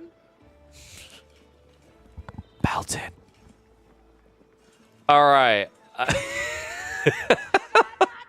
Oh, man, it always sucks when this happens. I've seen it happen quite a lot. I feel like there's some weird behavior right now with queued orders for units in general. I don't know if he queued orders there, but just a weird little interaction. It looks like he has actually dropped it off again, so is back to getting that extra gold. Love this little night raid. Only 1 night in, but the idle time it's achieving here is actually quite big. Does get pinched in the end. I'm a little bit surprised he's not just fighting back. He's like, let me out! I didn't sign up for this! Let me out! Okay, we'll let you out of your body. The funny part, actually, is because he was up against the tree line, if Baltoon had turned around to attack these villagers, he probably would have killed 2 of them. Because they don't have great shift damage, you have decent melee armor, and because you're up against the tree line, like, only 4 or 5 can attack you, and the rest are idled out, right? But it's small details. It's always comedian when I watch that happen, though.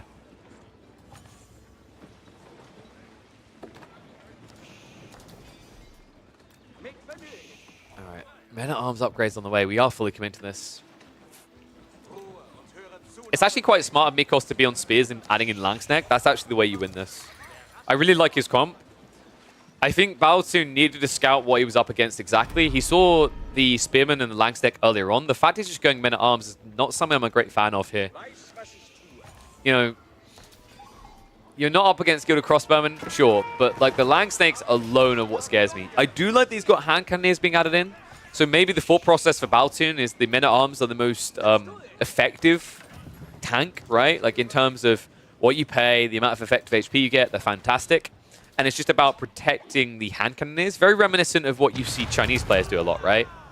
The problem is, you've got a little bit of a tricky, sticky warship issue.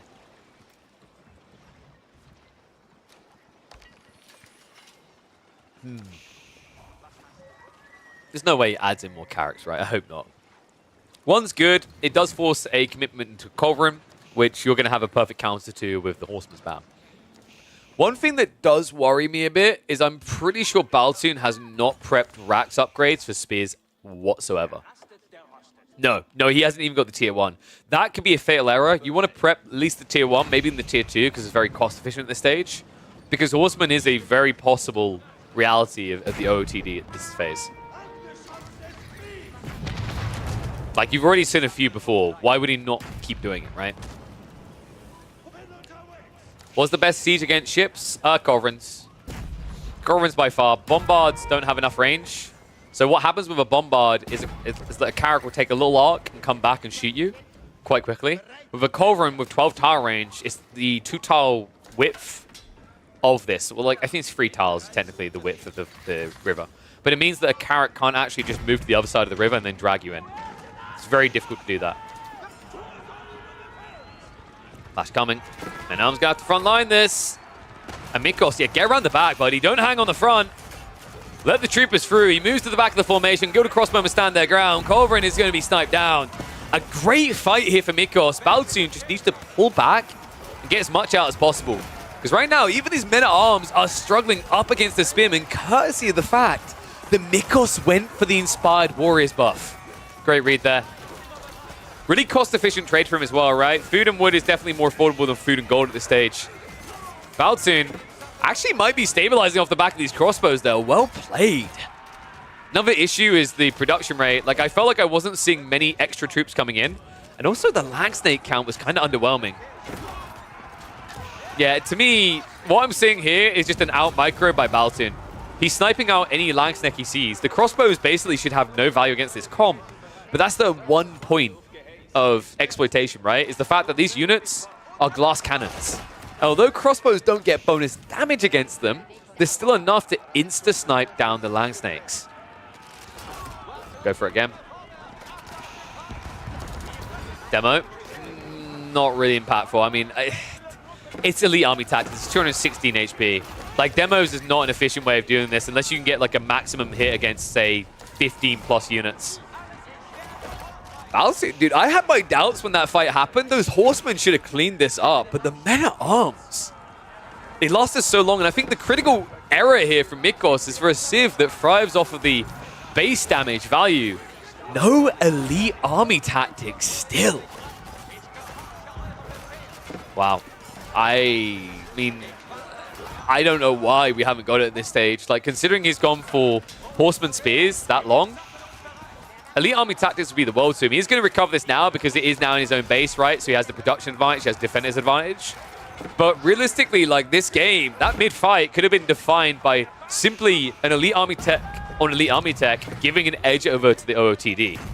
But no biology, no elite army tactics means that Baltsoon gets a much better fight than he arguably ever should. And Arms might be able to protect this. Cole, final hit comes in though. Carracks are now looking to deal with the keeps on the side. That's not a great way of dealing with it though. Mikos is just going to lose it. Those are expensive. That's 600 resources to kill a 900 stone keep, and you basically done half his HP. Actually, I think you've done a little bit more, right? There's some repair coming through, but still quite expensive to throw those away. And also, keep in mind that Baltsoon secures the gold and the stone in this area, so using some of that stone to repair isn't really a negative right now. And finally, we're getting the switch up. So this is what I was waiting for. Hand cannoneers are on the way for Mikos. I hope he starts producing more of these prelates, because I don't like the fact that he's only got 3.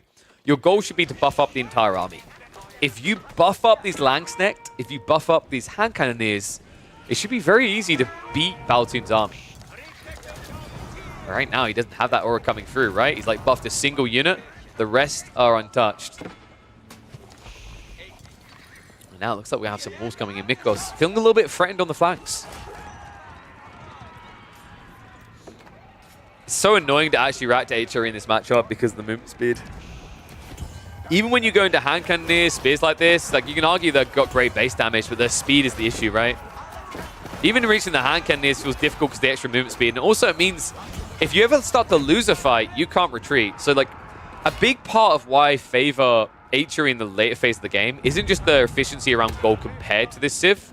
It's the fact that if you're in a game where you're going to be giving and taking a lot, right? Pushing back and forth between the two bases, the side that loses out is going to be the one that can't run away. And that's the issue of Order of the Dragon. Because they don't have marching drills, their ability to run away sucks really bad.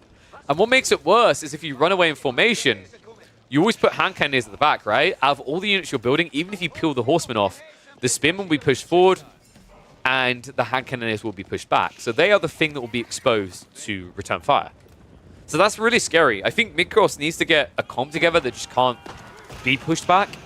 But that's easier said than done. I'd love to see him add in a Mangonel too. It's kind of annoying up against marching drills because Baltoon can dodge you a bit more easily than other hand cannon civs. But it's probably your best bet. Because right now, the worry I have is that you're going to keep getting cut away at, right, as you try to run. I guess the big concern for Mikos on the idea of going mangoes here is that there's too many men-at-arms, so he can't protect them.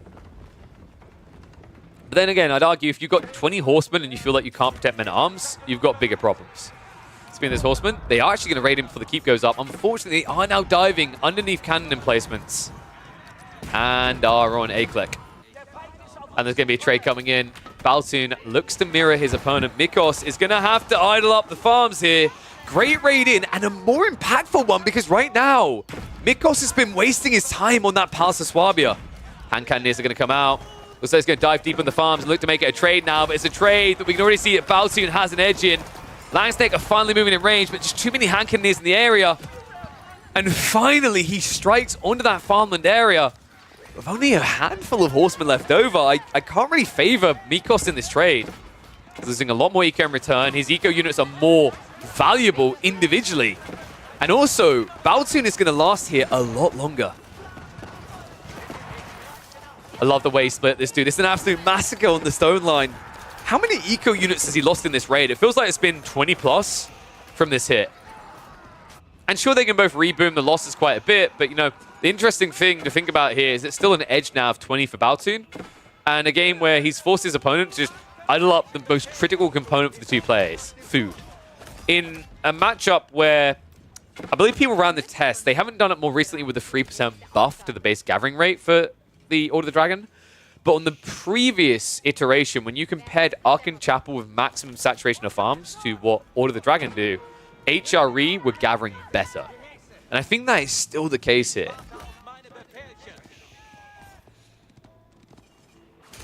Oof, we are just going raw men-at-arms, aren't we? Baltoon queues up another 40. It's like these horsemen are at least going to chip away a few more villagers, but if you can't take down 10 plus in less than 20 seconds, it feels kind of irrelevant against 4 TC. Nice little keep drop here. Mikos. Interesting, dude. I actually think he was worried about potential trade down the line.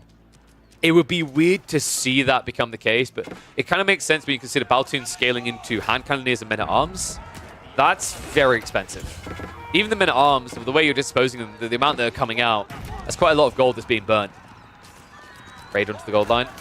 Just needs to go deeper. Like this time, please, whatever we do, do not A-click the Palace of Swabia. Extra troops coming. Oh god, no, not again.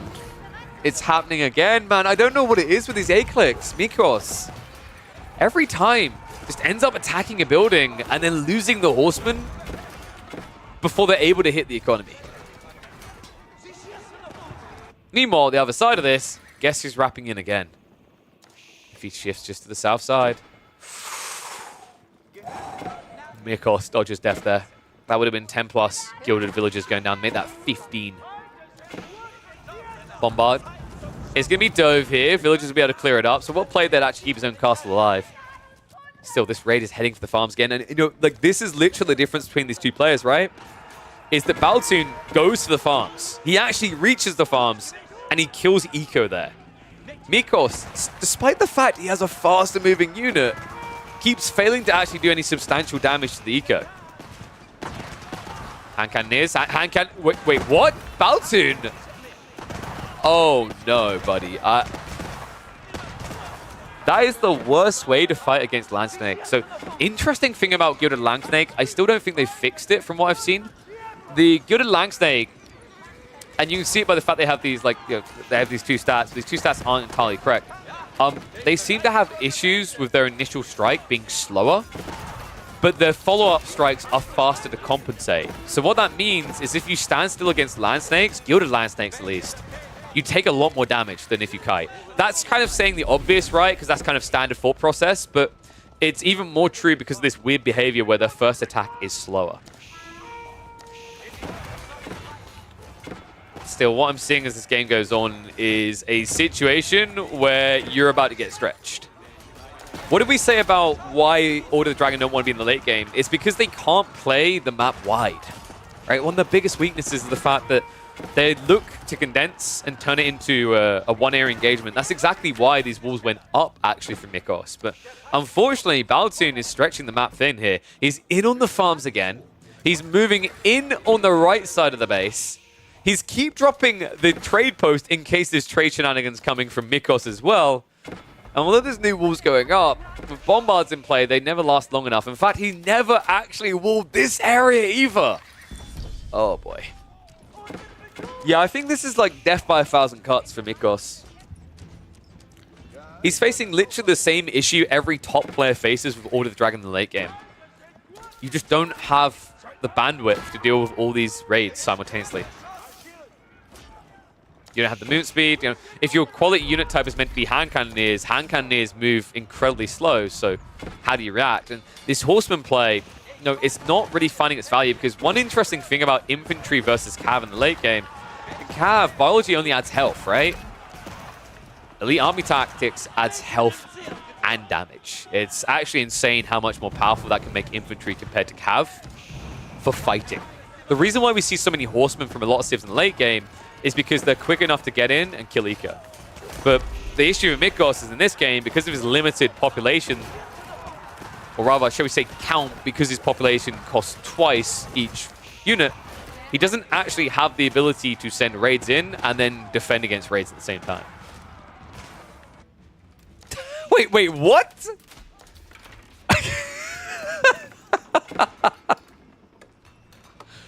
Well, Baltoon is not running out of gold, folks. That much is for sure. He's also secured his side of the map again. Castle's gone down, so after he's dealt with this little bit of gold, he's got 1,500 left over. Meanwhile, Mikos, 3.6k gold left over, and his army costs a lot more gold, right? This 240 gold unit, 80 gold unit, compared to 20 gold units. Keep drop down the center as well. Bombard also dealing with the castle. I think Mikos is completely handcuffed now. He's got more gold is the crazy part, but I think the food here has grinded him down at this stage. An additional castle's now on the way. He's going to look to... Oh my god, he's going to block out the 3k gold. All right, scrap that. Mikos does not have more gold. He has more pain. Baltoon gets around the back. There's no getting away. Mikos is going to lose practically all the villagers on the gold vein. Now trailing by 40. And now, with next to no gold left over, 3k is not going to last long here. Backstab on the Bombards, but the men-at-arms quick to react to this. Horsemen, they need to clean up the siege, but even if they get it, it's not going to be good enough. The castle most definitely is going to be going up. And that feels like the nail in the coffin for Mikos here. Baltoon, sick read of what to do in this game. This was a resource game in the end. And he got enough out of it. Now we've got proxy racks being built in the back of his enemy's base. Funnily enough, actually, it looks like Mikos has snuck back to that gold only at the end of its life cycle, though. Price everywhere else feels too high. Baltoon, military numbers are shrinking, yes, but this army is about to have the same issue again. Golf clap, right? You've got your army. They're stationed at the river. Baltoon is countered there. What about the proxy base? No one's carrying the proxy base. And now these villagers most definitely can't either. Moves in with the torches. Horsemen have arrived as well, but the men-at-arms are already on their way to the farms. The extra men-at-arms could easily shut this down. In fact, men-at-arms are on the way to the farms from both directions. Oh, God. Mikos. This was game one. Just to remind people, we actually had a misorder in the replays, which is a weird one. But apologies for that. So this is why we didn't see Order of the Dragon HRE on Holy Island. But man, what a play from Baltoon. Couldn't win that early game, bogged down, or bunkered down rather, and turned it into a late game. Late game that Mikos should always have been having essentially panic attacks about the idea of going towards, right? We're seeing why Order of the Dragon are like a bottom 3 civ for Imp Plus. It's just the width of maps. You know, if you were able to play every game on, say, Mountain Pass, maybe Altai, those type of maps. If those maps were in rotation, I think Order the Dragon would bump up by like 5 or 10% on the win rate. But on a map like Mongolian Heights, where there's all these options on crossing the river, you just don't have the ability to get the stationary fight you need to win. And I think we are at snowball point here. Men at Arms spam just continuing another 60 in reserve for Baltun. It just feels like there's never enough troops to shut down everything. Well, not if you're Mikos. If you're Baltun, you got enough to gradually shut it all down. Farms on the backside are going to be blocked out, as well as the gold. And the main base is being dove. This game is over. So Baltun is going to make it a very comfortable 3-0 to qualify for the Elite Classic 2 main event.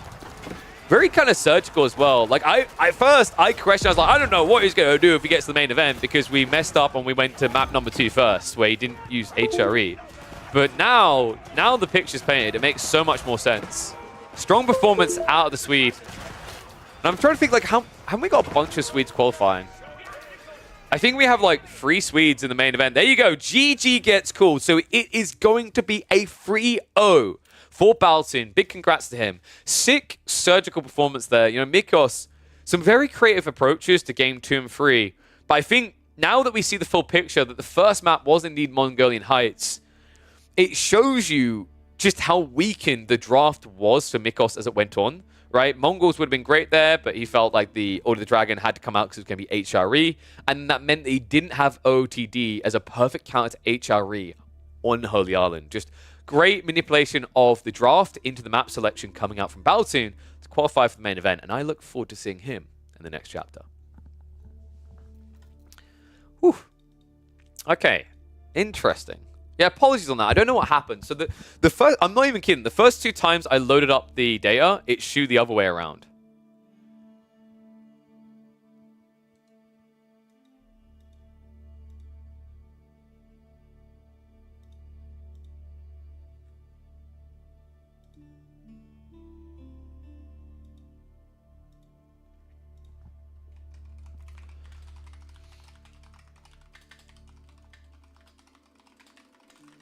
Okay, so let me have a look. So we just done Baltun versus Garnaf.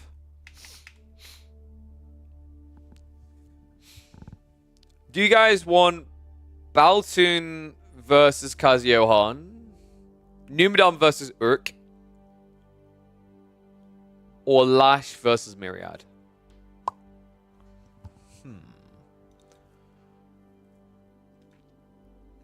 Maybe Lash versus Myriad?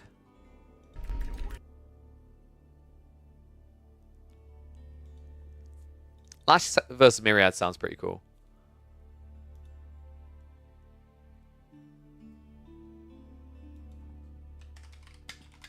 Yeah, let me get Lash versus Myriad ready. What I'll do is I'll run 90-second ads now so that we're clear when we're in game. If you guys want to talk to me, sub, so you can talk to me, I guess. Those that are subbed, hey, talk to me. All right, so 90 seconds ads, and then we can get into the game. Let's see.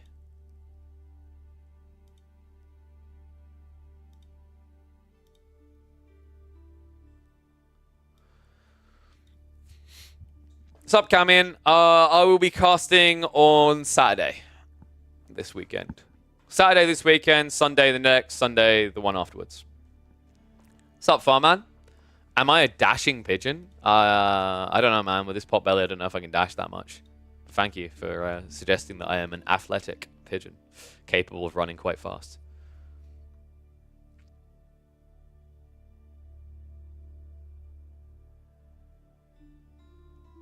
Okay, so we've got what? Let me have a look. I think we've got, yeah, about 40 seconds more of ads. So let me get the game ready. We said we were going to do Lash versus Myriad. I think Myriad hasn't been playing too much outside of the tournament games on that account, so we should be able to see them via his.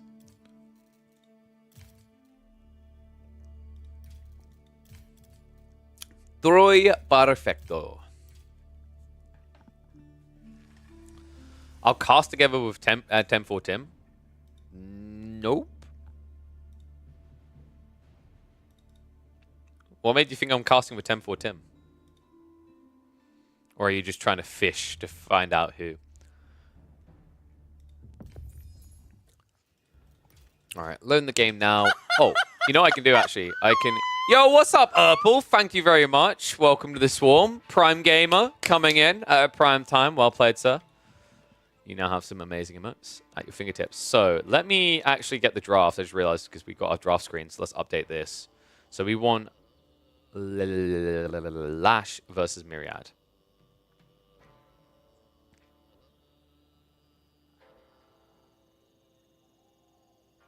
Am I blind? There it is. Okay. So, update and Gucci to go.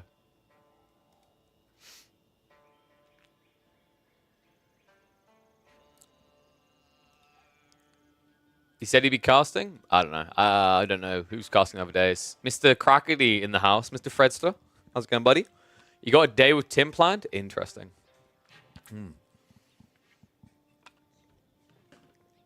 I know there's going to be a switch up in terms of a little bit to do with like who's going to be casting the event and who's not. I need to... Let me just retweet what I tweeted yesterday. I had one or two people message me because I was asking about people who are interested in doing AoE forecasting. The tough part is that what I'm kind of checking for are people who have quite a bit of casting experience and proven casting experience that also have a desire for Age of Empires 4. I got a few people who are enthusiastic. It's just tough because the issue is if you don't have a lot of casting experience proven elsewhere, then obviously if the choice is between you or training people up who have a lot of love for AoE4 and actively trying to invest in it, then those people get priority. So yeah, a bit of a tough one there. No KP plus Lidda and Crackety plus Dabston pairings? Maybe, maybe not. Things might be happening. We'll see. There's actually, I'm not going to name who they are exactly. There was actually a Rainbow Six person I was really hoping to get back into AoE for, but sadly, well, not sadly, good for them. Like, Rainbow Six is very busy. I really would love to get involved in that game. I watched a little bit of the R6 Invitational. It was absolutely hype. Don't know if you guys saw that. Their Brazilian event. They done really well. I think they got like, their peak viewership was over 200K, if I'm not mistaken. Let me have a look.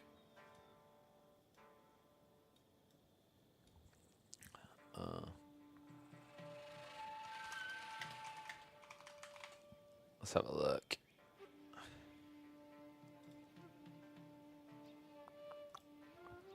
What is all this desire?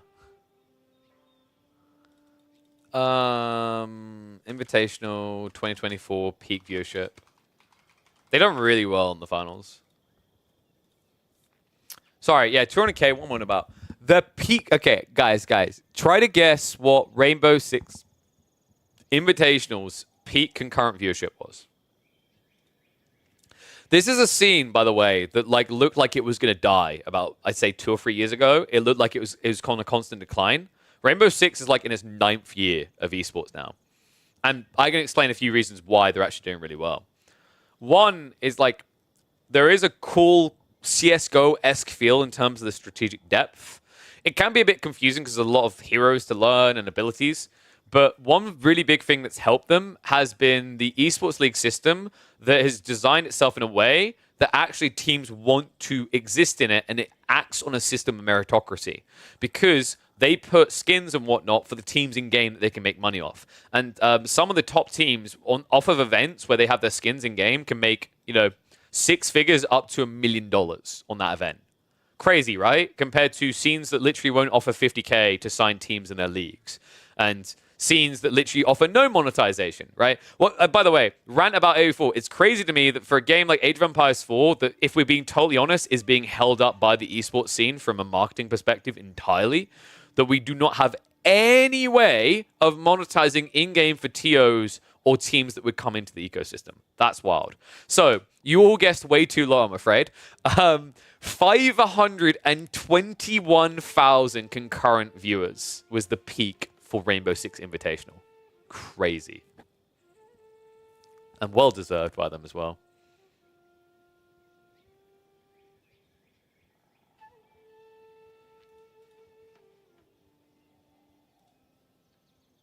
League LCS are dying. I think, like, aren't League now trying to start doing something like that? I think they were doing it with Valorant. Like, those systems need to be implemented. Dota 2 done it terribly, where they offered, like, the team packs or stickers, and it was just irrelevant. And then, of course, Dota 2 literally that led the way on the idea of supporting the ecosystem in that way to a certain extent has reverted itself with the decision around TI and what they're doing with the crowdfunding now. That was a terrible change. But more games, yeah, they need to follow this idea. Like, I always said, you want to know what a creative solution is? If you want to, like, if you believe you built a scene that is esports focused and needs to be pulled up by esports, if you have a game that is dictated by esports, that is dominated by the idea of esports, why the hell has no one ever tried taking the approach of basically compiling an idea of a league structure of 20 teams, approaching the biggest esports orgs in the world and going, look, we want to do a league system, but we want it to be profitable for you guys to be involved. We want you to actively feel like you should create for us. We want you to feel like you're going to help build something, and by building it, you're going to be rewarded. So what we're going to do is we're going to have a profit-sharing system where you guys will each of your teams will get 1% of our profits that we make on the game. Right? It doesn't even need to be that high, right? You could actually make it raw revenue and say 0.25% because your game is huge. That's a huge number. Because if the issue is if someone says profits, you can manipulate it a little, and you can basically say, oh, our profits were terrible this year because all these extra expenses we created. Like anyone who has their own business company will know what I mean. Order takeaway food, like go out to a restaurant, right, and say it was a business meeting. People do that all the time. So like the fact that no one's tried something along the lines of kind of going for a rev share or a profit share is really shocking to me to this day. Because if you've got a semi-competent competitive game, you will get all of the biggest brands building it alongside you. You will get your Optics on board. You will get your 100 Thieves on board. Cloud9s, all of them will want to be a part of it. Because unlike most ecosystems where they punt, you're saying, here is what you can get very clearly. When's the next game starting? In a second. We're just having a little bit of a chat before we do. Because, you know, we are a community as well as a casting channel. So, I believe... Let me check the... Oh, I need to reset the score. There we go. So, let's get ready for this game. Looks like we're going to be opening up on Rocky Canyon. Dude, am I the only one that genuinely feels like Rocky River would have been better? I don't know. Maybe it's not there. Maybe it needs some adaptations to the spawn right now. But I kind of liked Rocky River a lot more than I'm liking Rocky Canyon. Let's see if they can change my mind here. Y'all ready for this?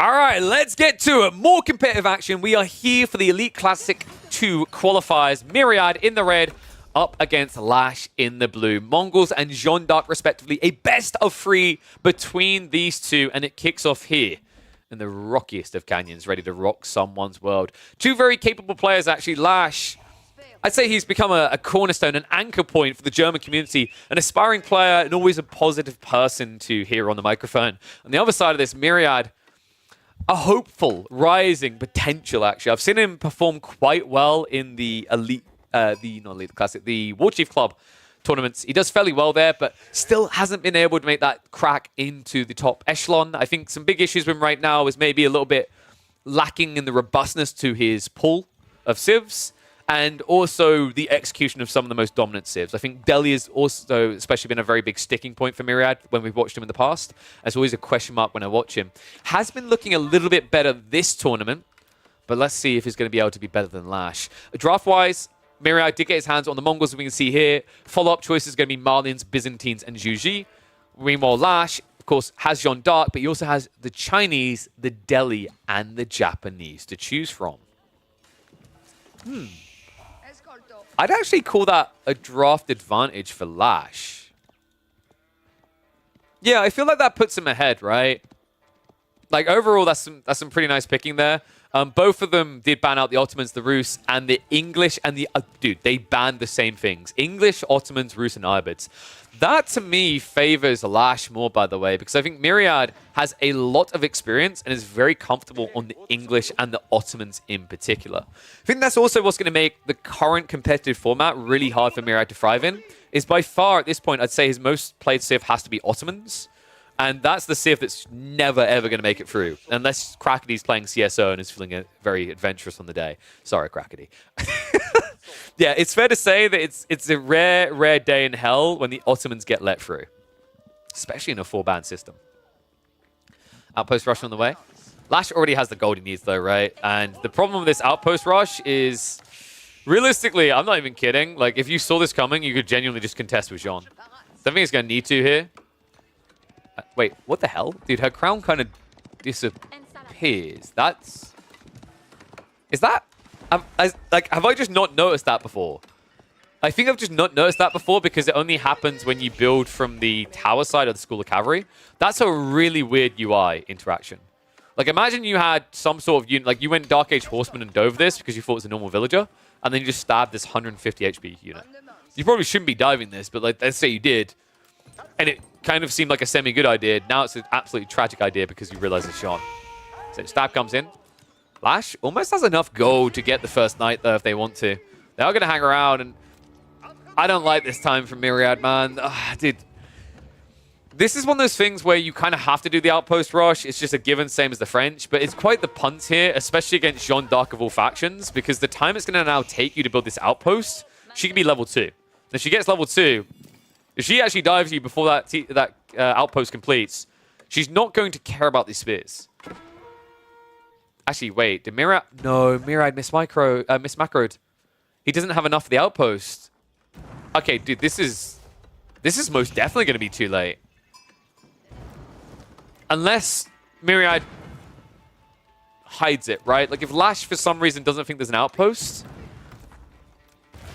But you might see it. Yeah, that's a bit too close. There we go. That's better. Okay, so there's a chance Lash just doesn't see this, right? I think the vision that you get from the School of Cavalry isn't quite high enough.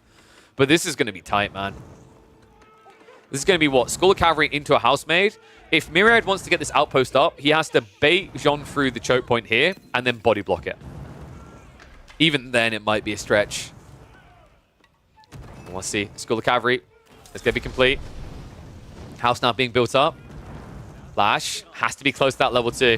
Silver Tree, in the meantime, is coming in from Myriad. Now we are on Rocky Canyon, of course, so you do get those loose trade posts for long distance.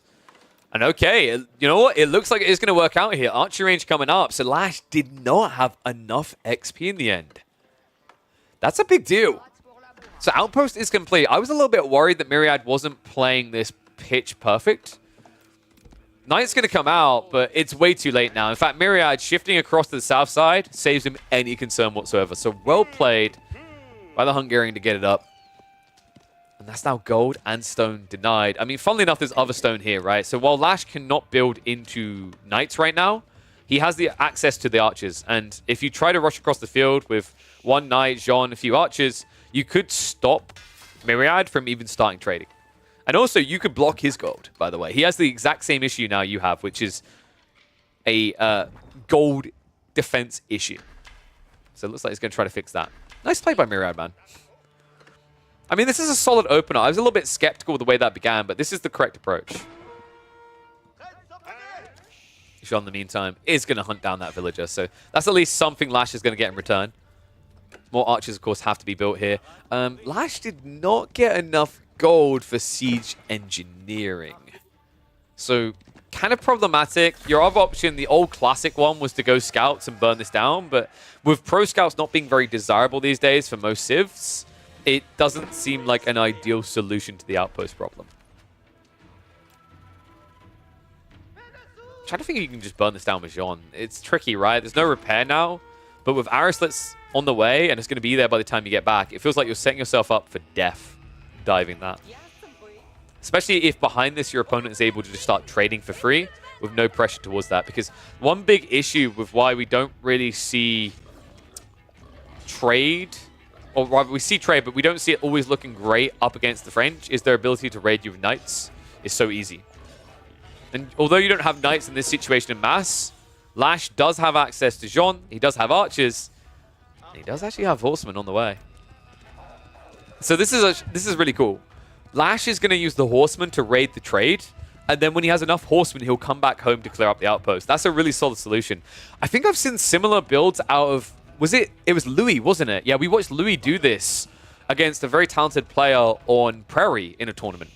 The whole idea is that his big gold got rushed. He couldn't do anything about it. It was actually also his backup gold, his stone. Like, he had nothing. So instead, what he done is he spammed up horsemen and then ran across to the other side of the field and killed the traders. I think we might be seeing similar. And interestingly enough, Lash is also now going into the racks. Okay, scrap that. He's just going to burn it down. All right, that's a little bit overly aggressive. I don't think that was 100% necessary. But instead, it seems he wants the knights. I'm wondering, maybe the difference is that he saw the Keshiks already and that concerned him. This is rough, though. Like, you don't even have textiles. I mean, weirdly enough, Myriad... Okay, he finally killed villagers. Dude, he was targeting different villages before he finished them. So it's going to get cleared up. The negative of this play now for Myriad is, although he delayed access to the gold a bit, what he essentially just done is fed Jean. Right? So Jean just got a hands on 32 from killing the spears, and then 10 from killing the building. So pretty good trade for Lash, just accelerating the potential at level 2. That means Myriad needs to get a lot of trade ASAP. He also needs mass Keshiks, because right now your issue is you don't have anything that can get rid of Jean before you take a fight.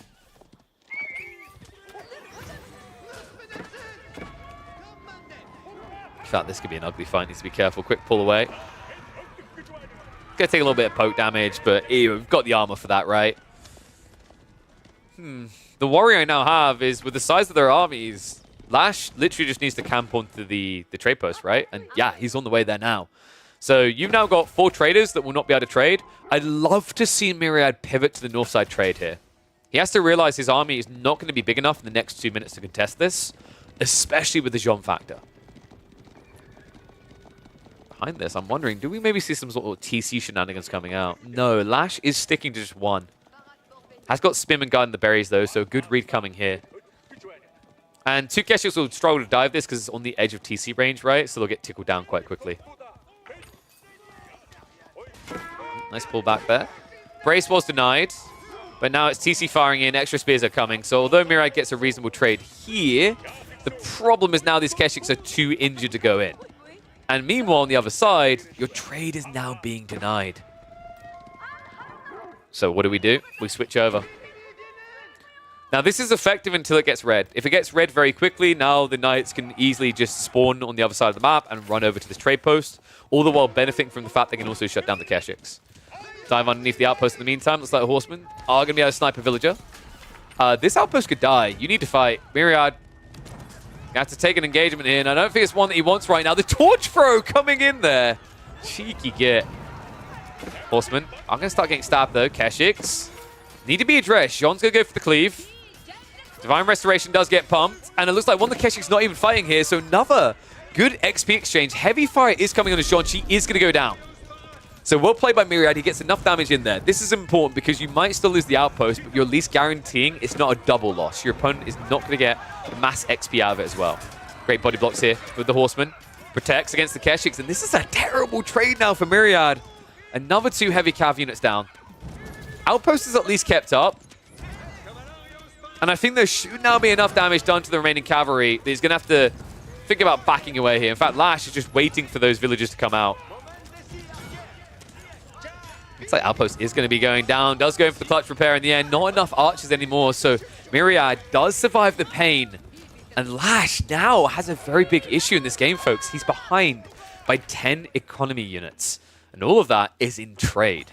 So, what does this mean for Lash? It means he needs to move in and intercept the trade ASAP. You can get away with that type of trade once, you cannot have it happen twice. Decent XP has been gained by Jean. We are now probably looking at about a 16-minute timer for level 3. But that's still 5 minutes where the trade can boom. And that's enough for Myriad to get a lot of Keshiks together. So Lash needs to ramp up and needs to go fast. Either an all-in push or a choice to go castle. I don't think castle changes the outlook on this game, though. You need to do damage. Myriad once again back with those Keshiks. The problem here is there's too many spearmen now. I wonder if Lash considers still going for a second TC at this stage. It's a little bit dicey, but if you just play Knights for raiding, you can shrink Myriad's eco long enough to justify it. It's definitely not what I call a free play. It's very risky. But right now, like, you're reaching a stage where you're going to have to move out for extra resources anyway. And to be honest, with the rate at which you're exhausting food, I feel like you need double outpost, at which stage, you know, you're already investing, what, almost a third of what it takes to build a TC. Nice, in the meantime, I'm going to raid in. Good idle time. Myriad, this is all of his food right now because he did not go for pastures. So, although he doesn't kill eco, idling it out is problematic here for Myriad. Those traders should not be safe. Knight's now rotating around. Walls are also going up, so... One big problem here is, like, whenever you go for the Silver Tree, the negative is you don't have the Yam to chase through with spears and archers, so you have to rely on Keshiks only. And Knights will beat Keshiks in equal numbers, so you really need to outnumber your opponent here. Good micro so far by Myriad. This game is getting uncomfortable for Lash. I don't think he's done enough with these Knight raids.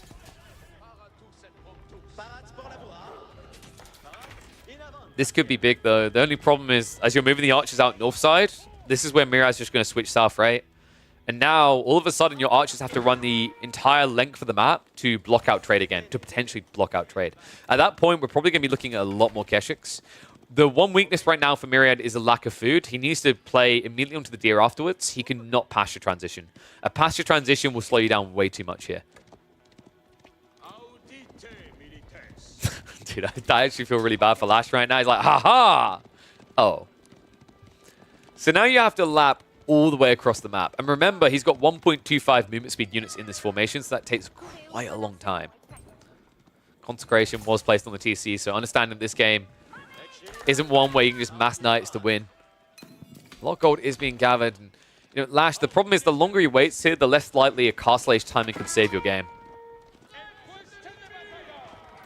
Khan also sees this coming, so Army is already moving to mirror. Defender's advantage, right? Like, think about the distance that was marched here. Lash started this side, had to arc around towards the southern side.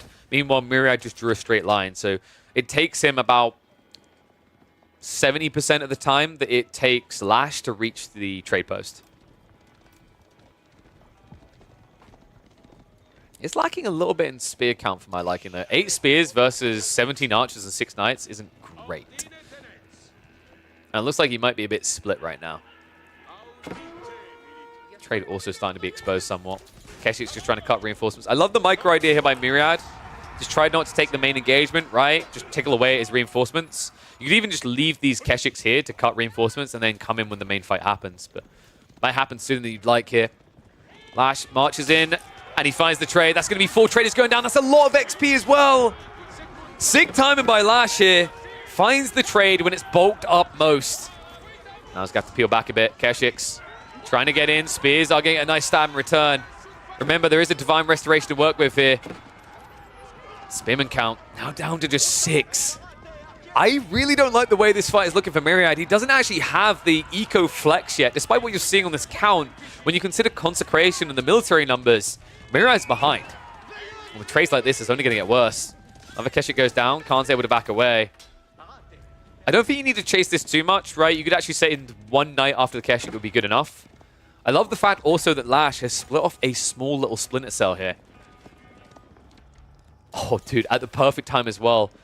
Unfortunately, the way that he's rallying means he's not going to see the traders. Because if he did, Myriad would be flatlining in gold right now. Dude, I actually can't believe he got away with that. That's weird to me as well, because Lash, look at the way he's rallying. He wants to cut trade, right? I guess maybe he's thinking going for the food is even better here. Like, no textiles.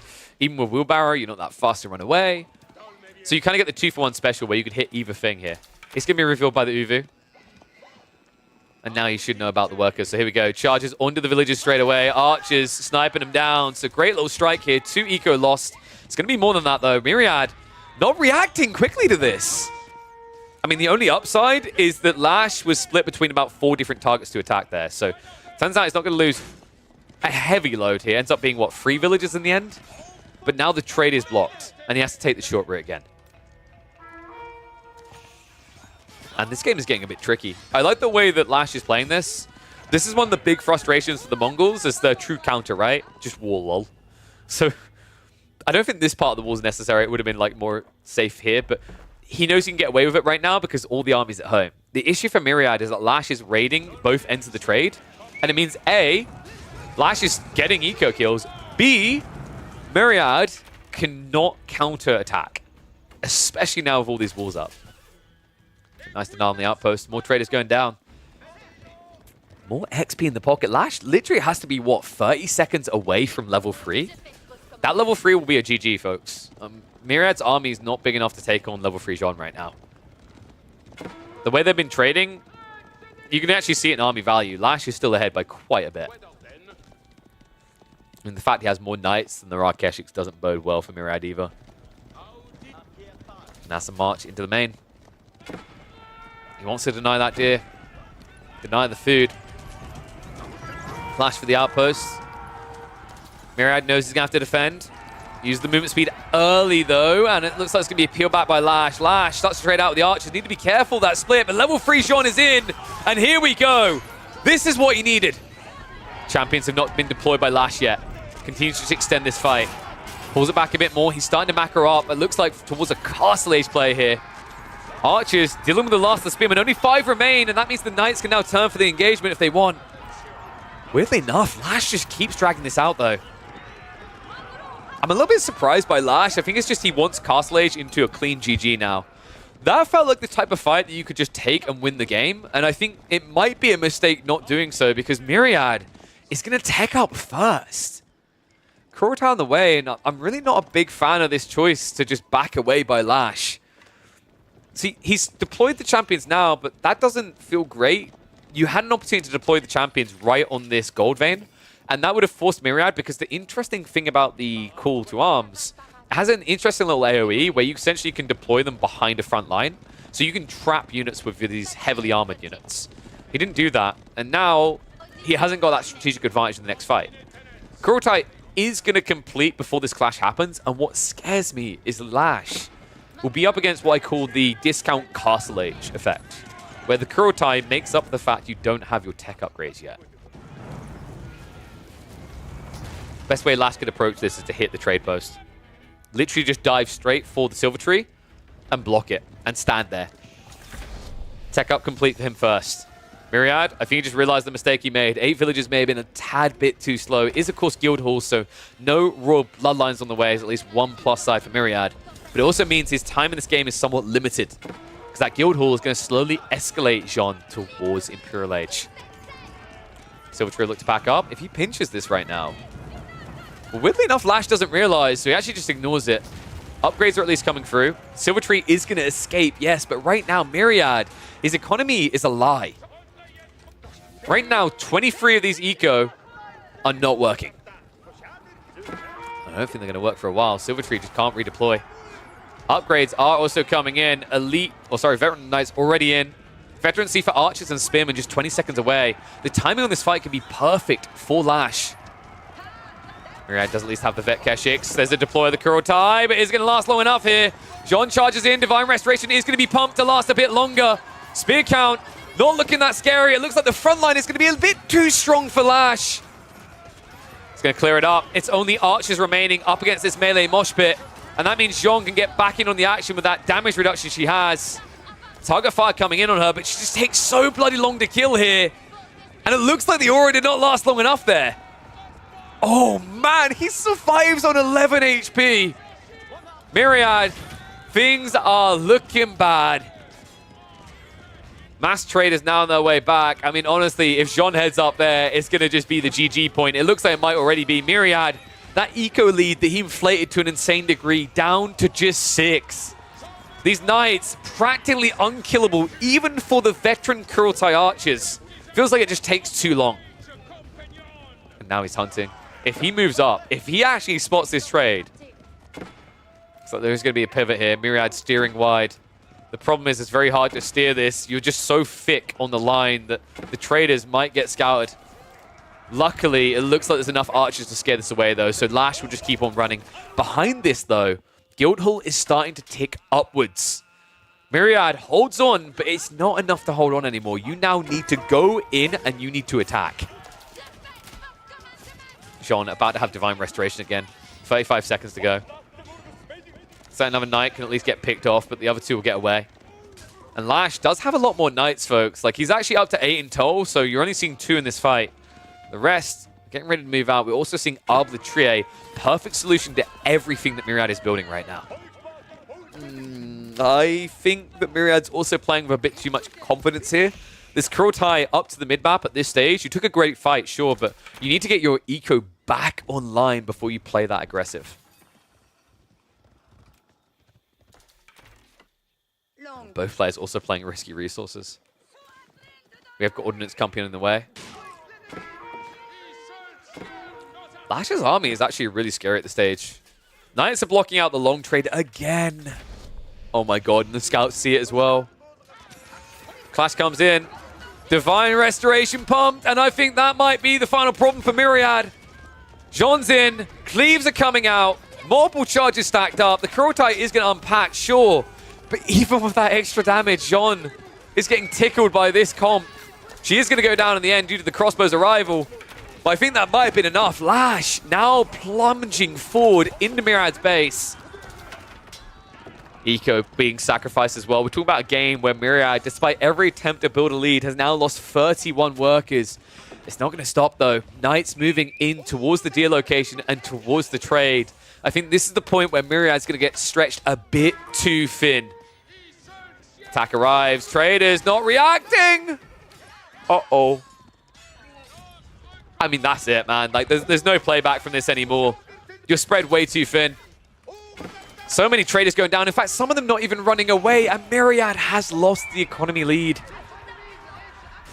Brighton's kind of on the wall in this one, right? Like, we've reached a stage where it's pretty clearly confirmed that the Mongol player cannot attack enough to force Lash to defend. Instead, Lash continues to out-aggro him and out-fight him.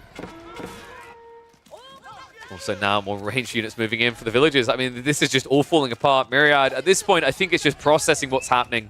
He doesn't see everything we do at the same pace. He's trying to react to it and put out the fires. But Mongols defending is never Mongols winning, is my motto. And I am seeing a Mongol player desperately defending in a game where Lash very soon is going to have what he needs for an imp pump. And Myriad, I've got a feeling he's going to go 2TC to try and recover this game. But 2TC plus Silver Tree when you've lost the escalation feels incredibly underwhelming. You also have Gambesons on the way. Good God. Cantled Saddles. Lash. Well, apparently he's like, I'm not winning by enough yet. We need to make it a pretty emphatic statement. Trying to think how Myriad turns this around. I mean, if he could find a condensed fight around the Kurultai, great. But this is always the weakness of Kurultai when you don't have map control on open maps, is your opponent will just play away from it. Like right now, we could just initiate Benny Hill's theme tune to kind of describe what's happening with that Kurultai right now. And Myriad, he's not even moving away anymore. I think this might just be GG. Trade's going to get shut down again. This time, Lash is already in position on the north side as well. I just don't fundamentally see a way you can play this anymore. Pasha spam is coming out. This is pretty much over, right? You have to minus another 13 traders from this eco count because they're not going to be able to work. And now even companion equipment coming in. That's when you know it's good. Not the tech. It's kind of tech, but the game for sure. It's more about making sure Jean can't die, right? Because the only way Lash now loses a fight is if Jean dies and the Kurultai buff is there. Those two conditions are critical. So by going for companions equipment, you're going to offset the chances of that happening. And traders are blocked. Yep, this is... There's actually just enough Arbre Trier here to pretty much slay each trader coming in as well. Clash happening. Near the Kurultai. Jean looks to back away, kites the range, and that baits the crossbows in! I mean, Jean goes down, sure. But now your army's out of the Kurultai range. And I think you're out of time. Myriad almost found what he needed, the 2 conditions, but it took a bit too long here. Lash, surgical cut down of what can be a very powerful strat from the Mongols. Love the fact that he dictated the pace this game played at, never allowed the Mongols to be the true attacker, gets the win, and puts himself on match point in this best of 3. Best of 3 that's not over yet, though, folks. We've still got potentially 2 more games here. An opportunity to strike back for Myriad. So looking at the draft so far, we've had Mongols and John. Next game, I'm expecting to probably see Marlians versus Delhi. Wouldn't surprise me. Lash might try to go for the quick 2-0. If it's on Cliffside especially, I think Lash highly values the Delhi pick. So let's have a look. So drafted maps were, yeah, Coastal Cliffs and Bridges. So I think we're going to get Delhi versus Marlians. Japanese versus Marlians. Oh, that's interesting. Cal, I'll check. Remind me after the series, and I'll check the messages, because I want to try to keep this as one recording for YouTube. And also, yeah, big importance there. WG England, you got to have your notifications on. I don't know, maybe Twitch notifications are bugged. All right, so let's hop into this. We're going to have Japanese versus Marlians on Coastal Cliffs. You know what? I actually think that might work. Marlians' second gold is usually a bit loose on the forward, so it takes longer to claim. If this turns into a castle rush, like, the Japanese are pretty good there. And if it turns into a Cav on Cav comp, and you open with Cav on both sides, I actually do quite like the Japanese, because the Mounted Samurai trade very well up against Sofa. Long term, it sucks, right? If this goes deep enough, it's going to be against Lash. But I don't think he's looking for a late game here. So let's get into it. Game number 2, Coastal Cliffs, Avali's creation, Dry Arabia on Slim Fast, as I like to describe it. I'm going to focus on the scout rotations in the beginning here. It's critical that you get enough sheep to inflate you into that Castle Age and that spam. Another nice detail here. Check this. Lash got the double berry spawn in the corner next to each other. That's pretty sick. So let's think about how this works well for Myriad. It's going to be a fast castle build. I don't think you try to feudal all in. I think you fast castle mirror. With that fast castle mirror, I think you look to just prep Sofas and Donzos to assist.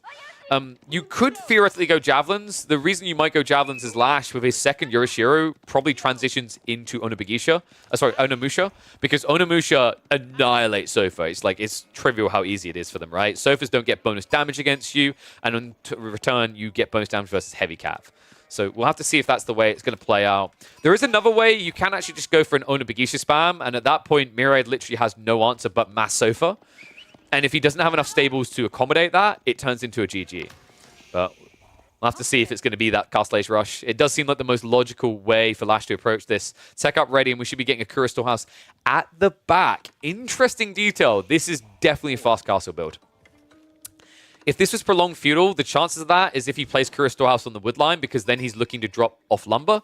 This is a build that is going to be fast castle because he only wants the straggler trees, right? So he wants to get enough farmhouses together to have pop, and then he wants to go up into castle. Probably doesn't even need to build an outpost, actually. One really important detail after this sheep drop-off we just saw, got 11 in the end, by the way, compared to 10. I want him to just head right across the enemy base and see what their opening's going to be. Because if Myriad goes for a double mill, you don't have to waste any resources on outpost, which is really good because it means that you also don't have to waste stone on the slits, rather, and can just rush into that daimyo to get the aura as quick as possible. If you do get that Uma Bannerman aura, your Civ performs really well up against that Mass Sofa. So tech up's complete. We've already got Tawara. Takazaiku should be queued up soon. First farm already added in. And this is a nice thing, actually. With this much berry behind you and 13 sheep in total, this is more than enough eco to get you pretty deep into a fast castle build. Myriad on the other side. Yep, he's doing exactly as we had anticipated here. Mill on the backside, mill over here. And no production building scout. So Lash has to be feeling very confident. Surprised he went for the outpost, but I guess he's just looking towards the security, especially if this goes later on in the game. Doesn't mean he's going to be later on getting an Uma Bannerman. But then again, if this is going to be the mass Onobagisha build, that might not matter. The weird thing is you'd think that Bannerman would matter more for Onobagisha build than it would for the Cav build, but that's simply not true. The reason is, if you go Onobagisha, it's tempo control. You need to be fast enough. If you do happen to go ahead and build the Katana Bannerman, though, you move too slow. Remember, Katana Bannerman locks the comp to 1.38 movement speed instead of the 1.5 the Onibigisha get. The interesting thing in this game, by the way, is there was a completely different way Lash could have approached this that's very effective, where you turn this into a feudal all-in. And that's why Myriad didn't like rush production building, so I don't think he wanted that option. Basically, like the way you win this matchup with Japanese and Feudal Age is you open with a Horseman play, by getting an Uma Bannerman as well. And then after your opponent has to go Donzos, you spam Onibigisha. And because of the food gathering around the berries, you get enough Onibigisha that you can't answer with archers quick enough, because typically, like, the wood is all being put into housing, pit mines, and ranches. So yeah, kind of an interesting one there that he's choosing the castle build instead.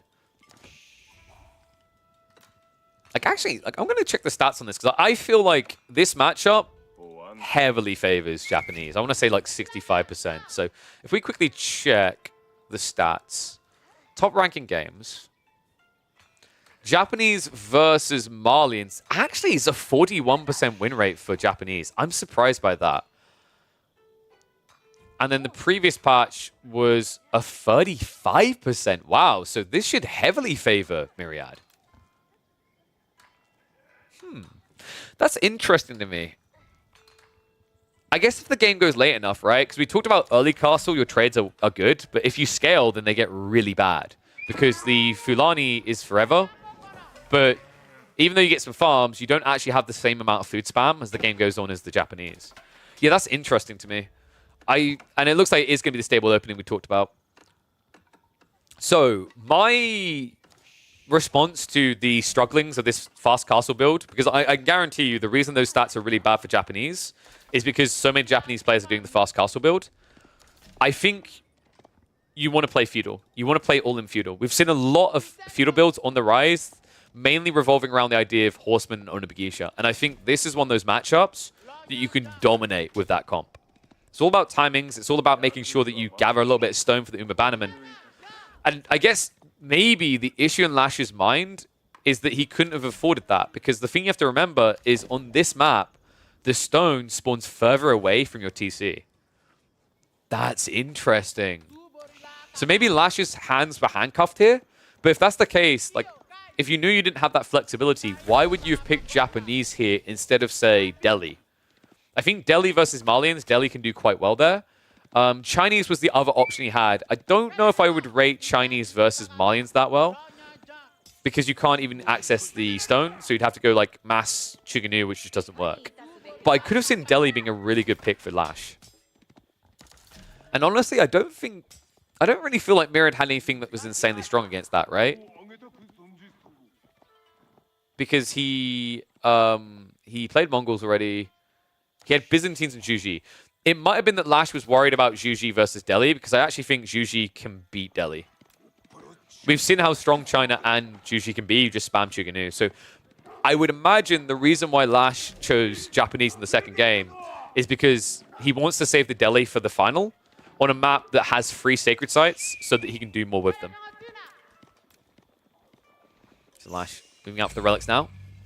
There is a response coming, though, and 6 Donzo is a pretty damn good response to this. Lash, this is the problem. Walls have gone up. I think he would have been better served by Onibigisha. Hindsight is 2020, though, and unfortunately, Lash, he didn't know about these walls until it was too late. So he needs these relics ASAP. Floating Gate should have the second Shinto coming out soon, 35 seconds away. This could still be a 4-relic game, if not a 5-1. Myriad is going to tech up soon, but right now he only has Donzo, and they are not great at blocking out all these sites. The problem with Donzo against the Mount Samurai is unless you very specifically micro your Donzo to attack each Mount Samurai, your brace is only going to take away deflective armor. So you lose a lot of your value, and then you lose against equal Mount Samurai numbers. What makes it closer for this Civ is if you're micro-intensive and you throw the javelins at every different Mount Samurai, that means the initial hit's going to hurt them for about 30 damage. Yeah, it doesn't want that fight, though. It looks like he's backing out. Understandable, right? The Onibigisha follow-up will actually kill you. The only upside right now is that Lash doesn't have the gold to get them up to Castle Variant. But the issue is he does have the melee level 2. He actually prioritized that, and I love that he done that. It's kind of like having an Uma Bannerman effect, actually. Because think about it. Uma Bannerman adds in 15%. So that basically gives you plus 3.5-ish damage. Whereas going for the melee techs for a lower stone cost gives you plus 2. And it allows you to be flexible, because remember, if you go for the Daimyo, you have to be all in one comp. Whereas by going for the melee techs, you buff 2 sides of your army. So effectively, you're doubling the melee potential here, compared to if you went either an Uma Bannerman or Katana Bannerman.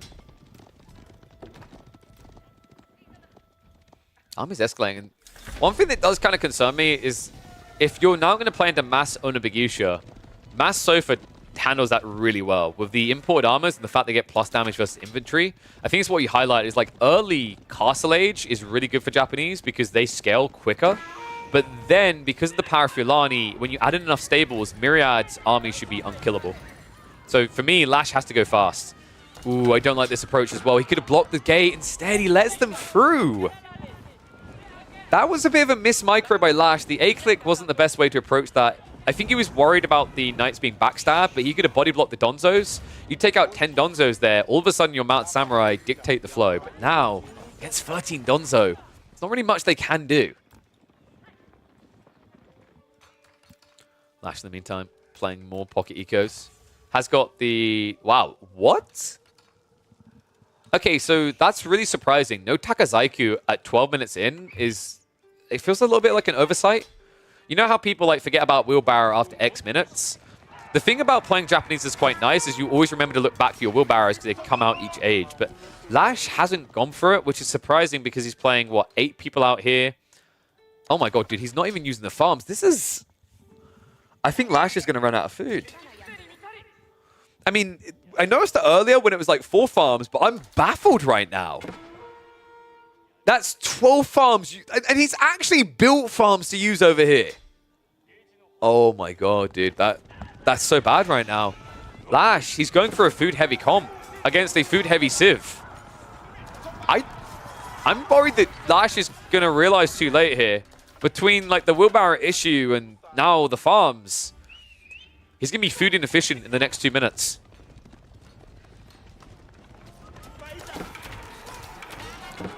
Lash comes in underneath the TC, moves to the ranches. Lash.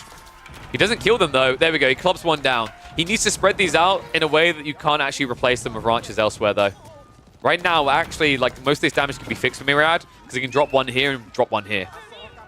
So instead, what ends up happening is Lash has to run away. He does club down a few of the counter, but realistically, no permanent damage was done here. Myriad just adds the ranches back in. Now, the good news is behind this, Lash should have more relics coming home. The bad news is he actually hasn't garrisoned them yet. Huh. Where is his monk? Oh my god, dude, no. Oh no, he had it rallied on the building with the Yoshiro in already. Okay, so he's now realized, but guys, look, that's actually a big deal.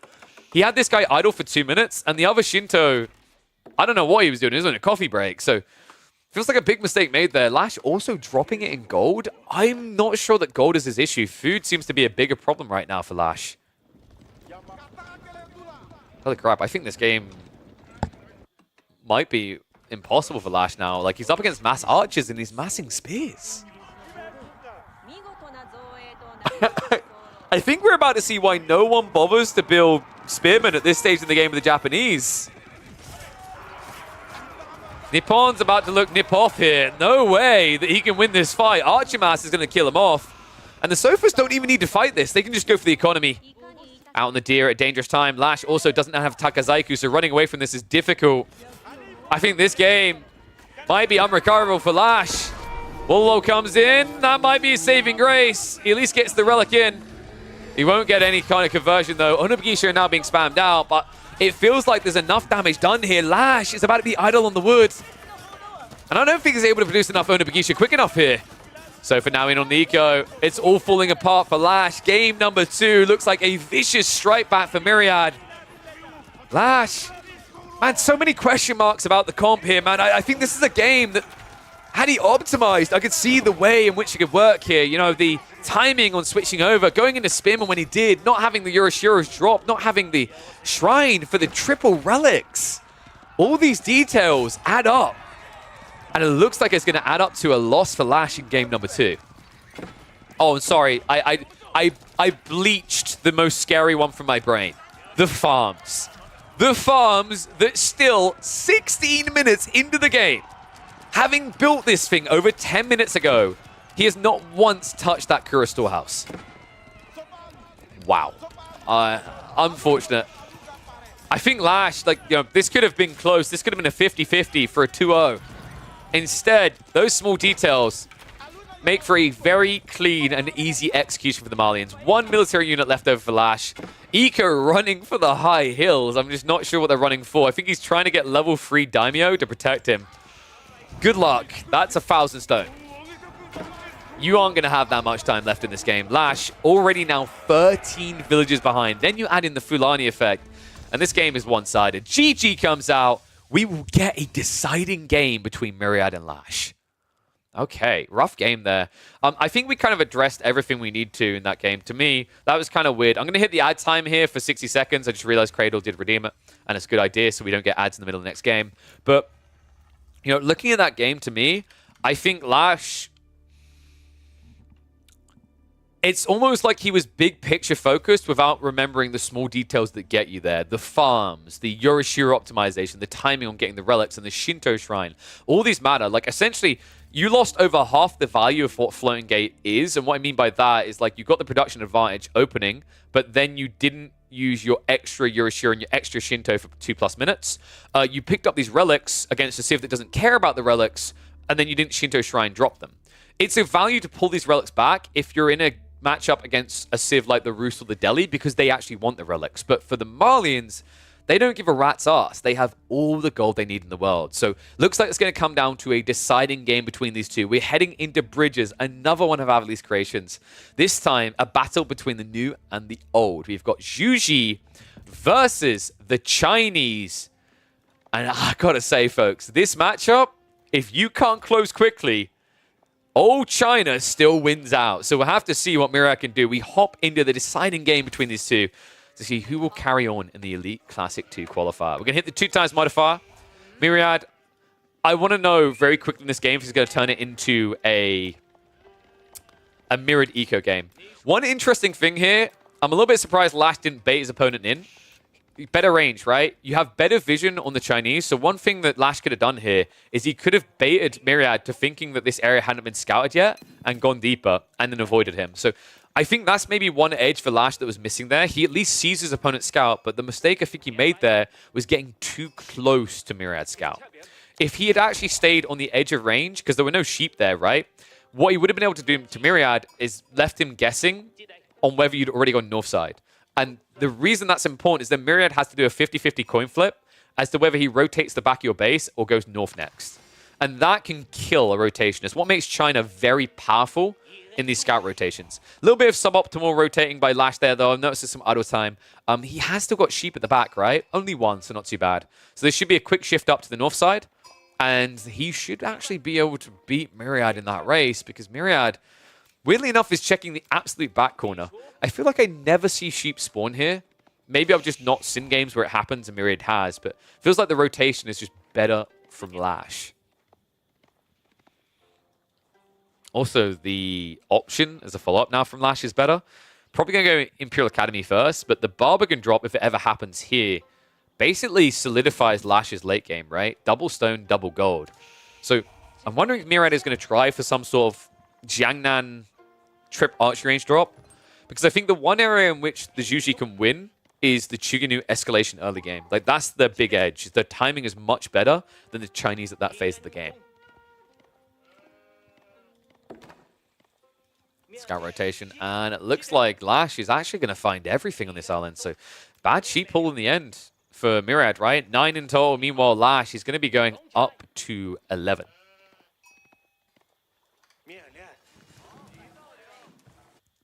So another thing to think about with this matchup is although the Chuganu spam can be very strong, and he's not going for it, he's going for Medigarden, The downside right now is like your window of opportunity, I think, is smaller than it was before because the Chinese got buffed. The Imperial Academy is just so much better now than it was. That 30% discount doesn't sound like a lot for a unit that you maximum are going to build free of.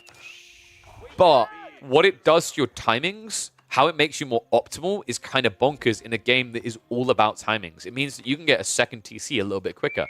It means that you'll be moving out for it into a dangerous location faster in the game, which means your opponent, if they go Mass Chuganu, aren't going to have as big of a window here. And considering this is a Medi Garden at this pace, with one villager on wood, I actually don't think Myriad's going to have a timing for aggression at all. We're going to hit the 2 times, though, because I think we're about to see a big macro game from both sides. Oh, man. I'm trying to think if there's points in the game where Zhuji can outperform Chinese at Castle Plus. It's the farm transition, right? That's the one point. The one point where Zhuji can get an edge is going in for the trip granary drop. So that's what we're going to have to keep an eye out for. But the issue is, like, if you leave it too late to go to towards that point, then Chinese will have an edge because although those cost more, they'll have additional villagers, right? As we're about to activate Song. Yeah, surprisingly defensive Barbican as well.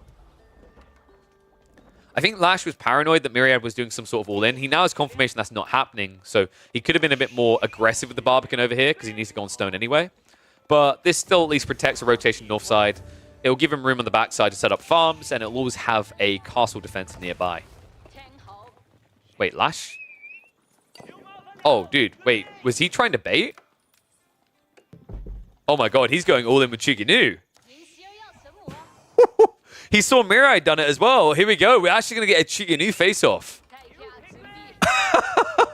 Okay, so that's a reaction play. Lash, it looks like he did actually see the first Chuginu come out and then immediately cancelled. The funny part is legit, if Lash had just built the Barbican here, he could have got his second TC and still went Chuginu afterwards. Oh, this is going to get wild. So what matters now is that Myriad got less sheep. The upside for him, at least, is he has got the Meditation Garden giving 48 food a minute. So that's what's going to allow him to be ahead. Because if this is Chuginu all-in, it's going to be 10 minutes long. 10 minutes is 480 food. That basically makes up the difference of 2 extra sheep that Lash got. Scout holding back the Chuginu. I actually like that from Lash. He shouldn't ever lose this scout. But it now means that Myriad's times are skewed. And Lash needed that because he's behind right now. Second archery range has been added in. This is why the Zhuji are stronger for this timing, by the way. Each archery range you add in pumps out a Xiangnan Tower archer for free. And it pumps out 3 times quicker than you could ever get if you paid for it in the archery range without supervision. So it's a really strong timing, and it's why he keeps adding in more in earlier stage. It's all about surging his numbers, something that he needs because he's not on the defense here. He's looking to aggro into the Chinese base, but this is the detail that I wanted to see. Lash, remember, he's got extra Imperial officials right now. So he can tax about and afford the blacksmith upgrade quicker than Myriad can. Myriad, this is the thing that could kill him. That supervision getting into Steeled Arrow means that Lash, even with less Chuganu, can defend.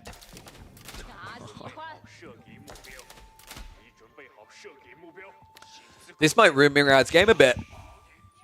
It's why I was a little bit hesitant when I saw he went Medi Garden as well. I think your timing needs to be more aggressive than this because if you're a minute earlier on pulling the trigger, then what happens is Lash can't afford the additional Imperial official. It means he's not supervising wood and food and taxing gold. Not to mention the supervision on the blacksmith, which just locked him into Steeled Arrow when Myriad doesn't even have a blacksmith yet. That's crazy. Chuganu mass big enough to scare us away. I think Myriad, like, he's been beaten. This is going to be playing to the TC now. Lash has everything he needs to secure this. And it means Myriad's going to have to start looking onto the stone, looking for a second TC himself. In fact, he's already gathering. And the reason why he has to stop and do this is, remember, it's Song. He knows it's Song, which means Lash is already ahead on economy. He's got more Imperial officials. He's got more villages. This is such a terrible fight to get locked into. Myriad, the other issue is because he wants to go for the TC, he can't get the blacksmiths right. So he's not going to contest this. Instead, Lash actually might try to attack him. It's 14 Chuganu versus 18, but that's actually an edge for Lash considering he's got +3 damage on each attack round from his units. basically the other way to think about this is add 25% to Lash's Chuganu number, and you see that he's ahead. Steel Dagger is on the way, but Myriad, if you don't supervise this, is going to be a mistake. So he has actually pulled the IO over. Right now, you see the issue I was talking about, right? You're 2 Imperial officials, which means you have no buff on the wood line. You have only got a buff on the food and the research here. Lash being mirrored. Myriad has enough to defend now. With Steel Dagger there, this is a bad fight for Lash, but what he's done in return is secured a drop on the deer stack. Lash actually goes in for the clash. A weird choice here. I mean, in fairness to him, he's going to lose this fight, but realistically what it does is it guarantees Myriad can't rush out to deny the TC at any given point. 9 villagers come out, and with the build speed of China and the fact that the Chuganu is so far away, this TC will go up. And it's so much better than Myriad's because Myriad has condensed eco now. So he doesn't have efficiency with newly produced villagers. Lash does. The weakness of what Lash has done here is he is more exposed. He could get hurt by this. So it's why I was expecting a Barbican somewhere to protect resources instead of at the back of your base. Lash going to have to double down on production now. With the deer gathering rate, the fact that he should have extra eco, it shouldn't be too bad, though. The surprising part to me is that Lash isn't ahead on economy. So, you know, that second DC was later, but I feel like the lead should have been a bit bigger. I imagine he hasn't added in a 4th IO yet. No, he hasn't. Myriad, wait, what? Oh, no. Dude, you can't split like this. Myriad, his troops went north and south. So actually, weirdly enough, in a situation where Lash should be raw outnumbered, instead, he's able to keep pushing this back. And, okay, this is sick. Lash, yeah. So he pushes this back, and then he moves south. Like, this is the thing. You just stay out of range of both groups of Chuganu. And it keeps number advantage for you. Miss rally from Lash there, though. Okay, luckily, Myriad isn't looking. Myriad, wait, why? Is he worried that it's free TC? Because I don't think you should split your troops like this. This is the one way that Lash can win a fight right now. 15 Chuganu.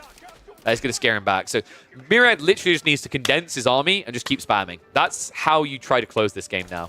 You reach a point where you add in a ram, then you hit the TC, and you force a fight underneath it. Because Lash right now is trailing in the number department by quite a bit. This might be a bit too early, though. Got to show respect to the TC. Until you have a ram and 50 Chuganu, it's just not a realistic objective. It feels like he's just trying to bait Lash into these fights, though, and credit to him, it's actually working. The funny part is if Lash just plays the back deer, he doesn't have to play this far forward right now. So he's kind of creating his own risks. I think the logic for Lash is, like, do the deer right now before the Chuganu come in, and then go to the safer ones afterwards. I'd actually love to see Myriad consider free TC. He's probably scared about the idea of losing Chuganu quantity, right? But a 3rd TC could kind of break this game for him. It seems very greedy, but if you're not playing free TC, the longer this happens, the kind of worse it gets for you. And if we're being totally realistic, the value in Song Dynasty is in escalating these type of eco situations, right? So an extra TC starts to make it worth the Dynasty. Instead, Myriad's going to try to break it. The problem is Lash is saving up for Castle Age. Oh my god, dude. I feel like that guy in V for Vendetta, the Inspector, is like, it felt like standing there. In that moment, I could see everything. I could know everything that was going to happen. And what I see happening is a fast Castle Age into a supervised Chuganu upgrade that stops this in its tracks. Myriad, this might be the worst move he can make. He didn't scout it. And right now, he has no way of scouting it. Wall up on the north side. The Clock Tower in the perfect position here. This is going to be huge. Lash, he's not behind by many Chuganu. And the veterancy upgrade, the extra health, the extra damage is what is going to break this. Oh, man. The only advantage Myriad has is if he clown casts. If he baits shots into the rams. But that's not what's going to happen here. Tech up comes out. Veterancy being supervised. 14 seconds is all Lash needs. Villagers are going to be exposed, so a few are going to go down, but you've got Song Dynasty. You can shrug that off. And here it is. Here's the commitment. Chuganu mass, more or less even. Upgrade coming through in just a few seconds, and this is where Myriad is going to break. Lash, with the veterancy, is able to push this back.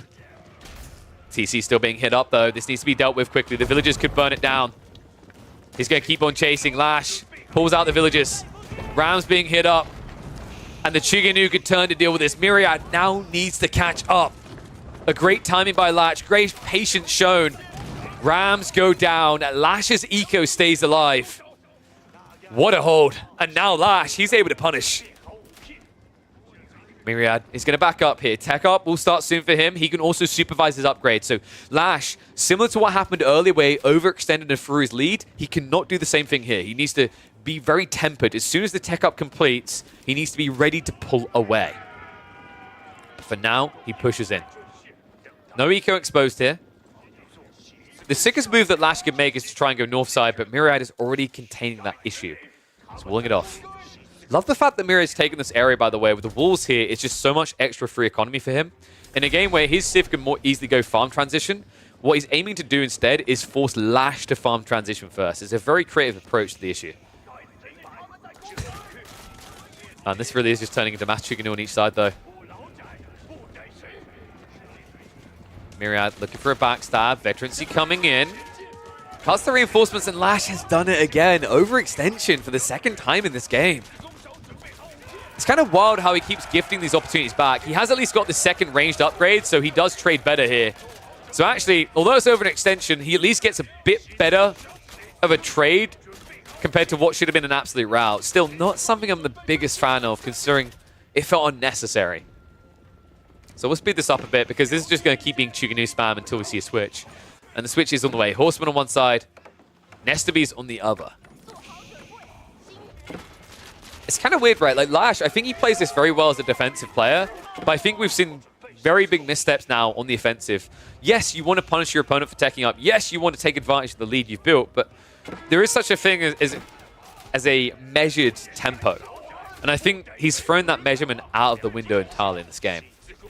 It's given Myriad an opportunity. With all that deer, funnily enough, Lash is now contesting it. 29 villagers out here. Lash? Uh-oh. Outposts. Sir? Horseman coming as well. Chuginu also following up. What is this mess? Okay, so Outpost has not been garrisoned, but Myriad could just start gunning him down. Instead, he's going to rush more Outposts up here. Chuginu try to deal with the villagers, but that's not going to work. Horseman cuts them down. And it is an Outpost rush race on this location from both players. This is full scorched earth, man. We've just discovered the Berlin Wall in China. Horsemen are going to ride in, though. It's just so messy. Oh, man. Chuginu are now here, though, so Lash is going to lose a lot more from this. Has at least got textiles to minimize the losses, but still, it's just too many villagers. The crazy thing, though, is the power of Song Dynasty, right? Like, Lash is taking these eco losses, but he's still ahead. Meanwhile, elsewhere, Nestabee looks to strike out. A freebie for Myriad here as he gets in and takes out the siege.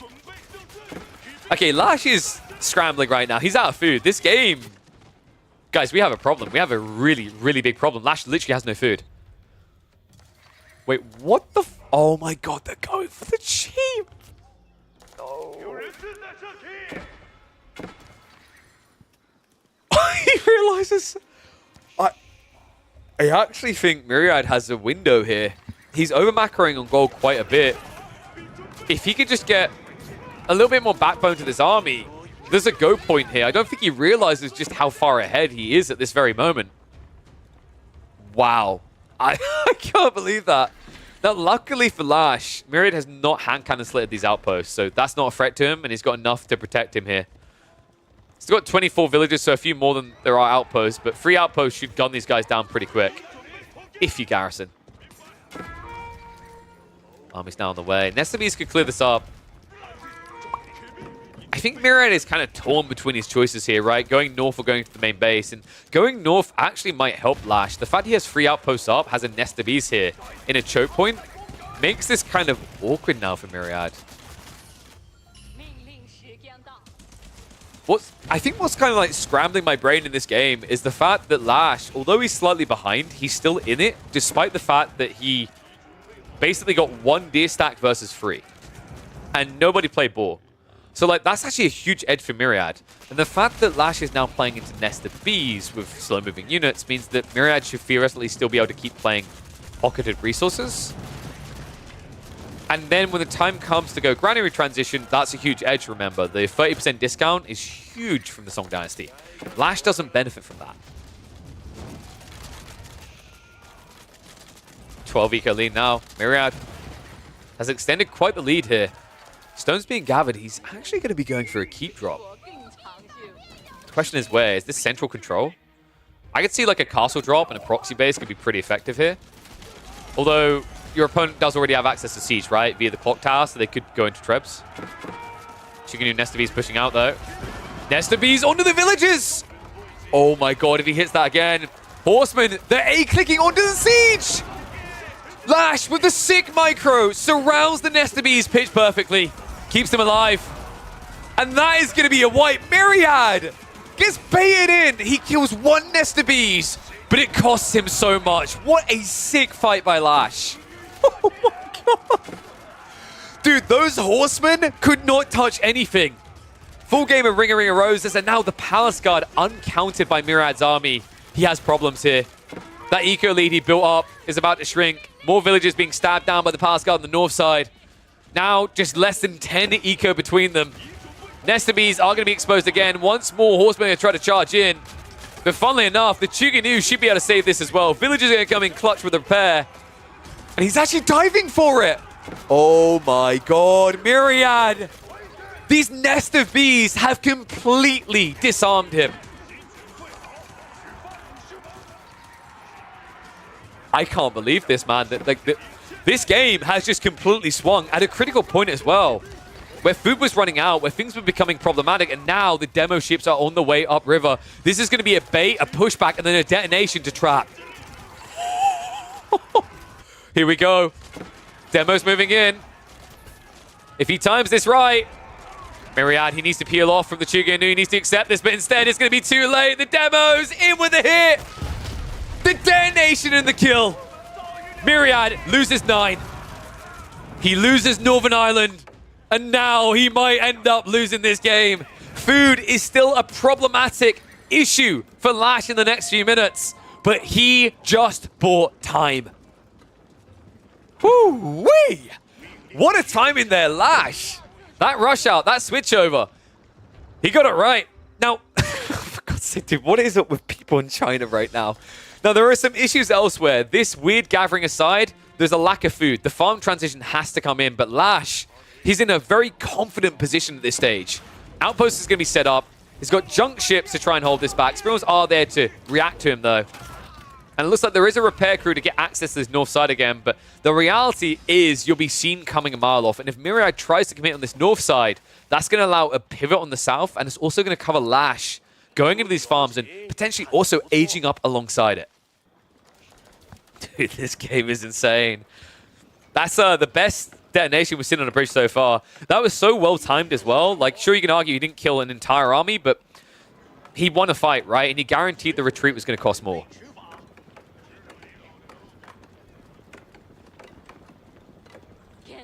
Ooh-wee. And now we start to reach the problematic phase of the game. We already highlighted that Zhuji, the best opportunity is feudal and early castle. The later this game goes, the worse it gets. There's not really many points of recovery in this matchup for you right now because the Chinese just have a few too many extra tools to flex. The extra gathering rates, the extra effects from their dynasties, right? The fact they can lock in Yuan Dynasty, they don't have to toggle their very powerful landmark to do so. And the fact that Spirit Way can be very effective for layering an attack speed and healing buff. Not to mention the Great Wall Gatehouse plus Barbican, which just gives you very good static landmarks to defend your farms with. Something your opponent doesn't really have. These are all problems. Then we add in the Battle Hardened detail. Remember, that is something unique to standard China. You do not get it as the Zhuji. So it means if this turns into mass Palace Guard on each side, you lose. Looks like there was a detonation on the bridge again. Armies at least found their way over. Funnily enough, Lash doesn't really need this area of the map right now, though, right? He's still got a fat wood line behind him. He's still got 2k gold here. And he's now playing for relics in a game where actually still a lot of relics to grab. Myriad only ever able to get 2. I love the way that Lash is trying to constrict the map as well. First on that north side, and now the walls on the south as well. Just trying to make sure that Myriad doesn't really have many options. I think we are going to be seeing both players heading towards Imperial soon. There's going to be a keep drop attempt on the Sacred Site. Understandable. Basically, this is a race to drop keeps on the north and the center to give you a Sacred Site win condition timer that forces your opponent to overreact. Problem is, the timing could not be worse. Myriad. No, not like this. Shiginu, they're going to get freebies. Myriad, no! Okay, he realizes, but not before he loses a third of the villagers. Big freebie. That could have been worse. If you went a little bit deeper, all those eco units die. But this is problematic now. The reason why Myriad backed up with the army is because he was looking for a tech up. And this is an issue now because gold access for him just became painful. Lash, he has access to these gold veins on the north side. His army is positioned here. Myriad's on the way because he knows he can't give this over for free. But that means Lash takes something away from the center. A Civ that quite often builds this landmark on the farms. Instead, Lash is going to drop it in the middle of the map. Dude, this is so strong. Great Wall Gatehouse essentially blocks the entire central pass. North side is more or less the only way Myriad can try to contest this game to take control now. Horsemen are at least going to find their way in. Villagers need to get the hell out and into safety fast. In fact, they're just going to run past back towards home. A few pass guard are on the way up. Tech up now complete first for Lash. Myriad lagging behind on gold. All because of the lack of access on that north side. And now he's rushing it at home. Oh my god, dude. Lash has carved the map up this. Upgrades for pass guard on the way. In the meantime, Veteran Horsemen will be able to beat them out. The Chuganu are now going back north. So this is a great read. A few Horsemen are going to find their way through. So Lash is going to have to chase that down. But keep in mind, at this stage in the game, having the farm set up like this, having those eco upgrades come through, we're probably going to be seeing Yuan Dynasty locked in shortly. And when that happens, it turns into a Palace Guard mosh pit on both sides. One that, realistically, if you're on an equal economy and equal production, Zhu cannot win. Nesta Beast, dude, 50% extra health. Still not enough in the end, but almost. And it's the thing that scares me. So I have watched a lot of GG games, and I gotta say, whenever I see GG library first, I start a clock mentally. If you are over a minute into this age up and you do not research a tech, there is no reason you should not have gone Temple of the Sun instead.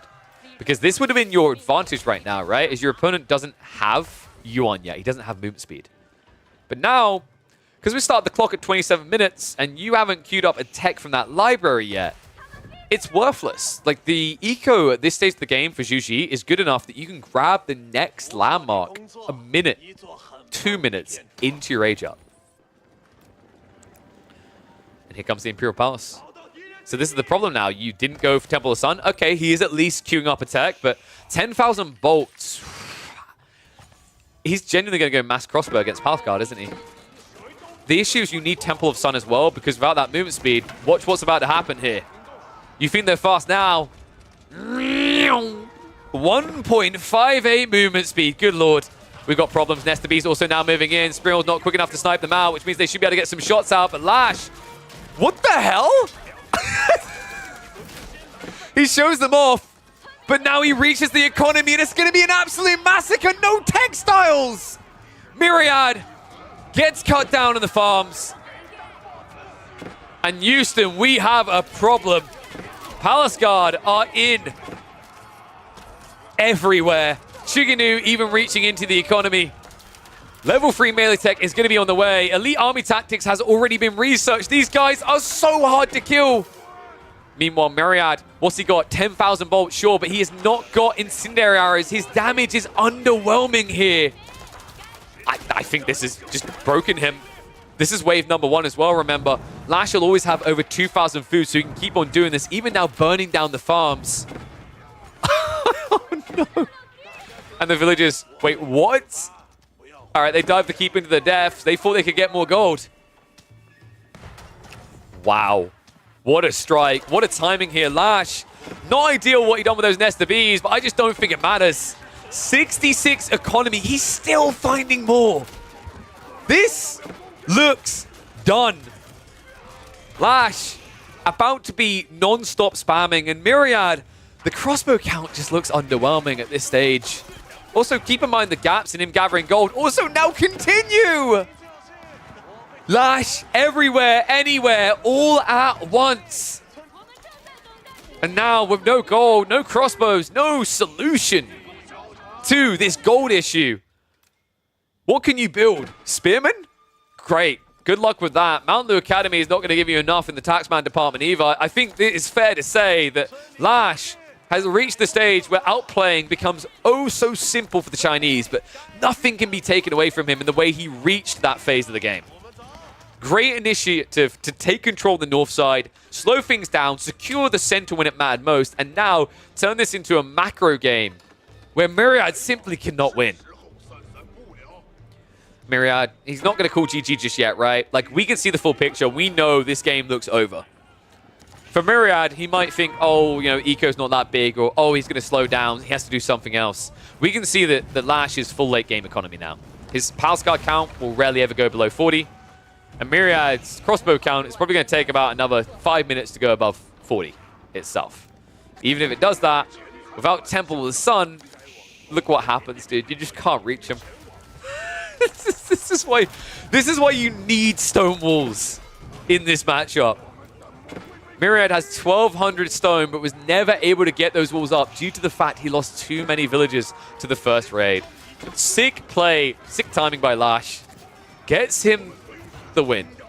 He'll be going through 2-1 here. Props to Myriad. He had some decent attempts here, but this was clean when it mattered most out of the German. 35 eco left over. I think Lash is going to take one look at his villager count and admit defeat here. What a crazy game this was, though. At different points, it felt like players could take control. Lash, you know, arguably, with the way the other game went, he could have won this at 15 minutes in, but you could argue that the mistakes made the same way, right? If Myriad executed at the right timing, if he had the Shikanu coming out a bit earlier, maybe he could have turned this into a 10-minute GG. And you can't help but feel that the later this game went, there was a creeping thought in Myriad's mind of how this starts to go against you, how much harder it in fact gets to win this. And now it's clearly unwinnable. GG, Lash takes it 2-1. It keeps the hopes alive in the Elite Classic qualifiers. But we all know it unfortunately does not end as well as this series for him. Well played by him, though. Really promising out of Lash. I think, you know, some cleanup on that early game execution, and you're looking at a fierce competitor in the late game situations. But even though he's able to eliminate Myriad, we already know the story ends with a 3-1 victory for Cat between him and Lash. So hopefully we'll see him in the next tournament. I already rated him the other day, and I remember he said, you know, went a bit rough, but I'll be there casting. So if you guys are a big Lash fan, especially if you're Germans, you'll be able to at least catch him involved in Elite Classic by casting in German on his channel. So we'll see him in the next chapter. Okay, so interesting game. Oh, Cal had that message, didn't he?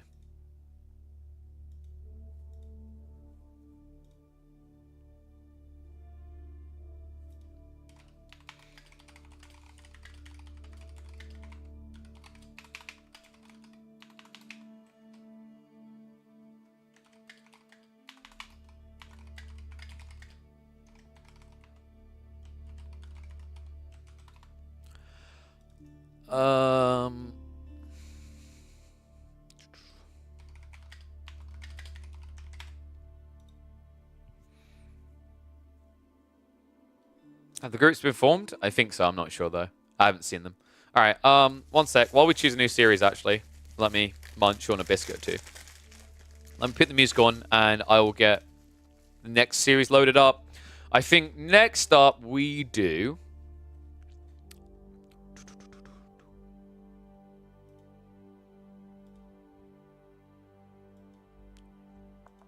So we just done Lash vs Myriad. Maybe Numidan versus Urk could be good. Best of 5. One second, I'm going to put the music on though. And we'll run some ads. So quickly stretch your legs, and then I'll get the details set up for the series while I munch.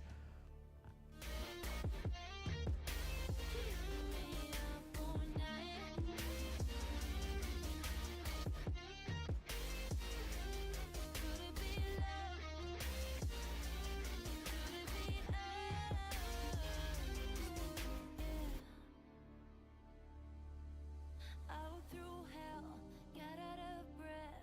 Then I found you must be God's sign. Nothing goes bad.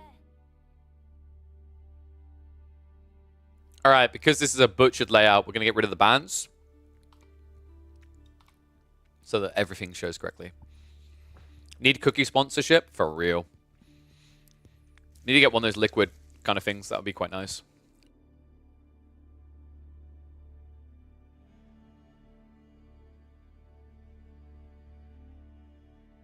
Honestly, not sure, Cami.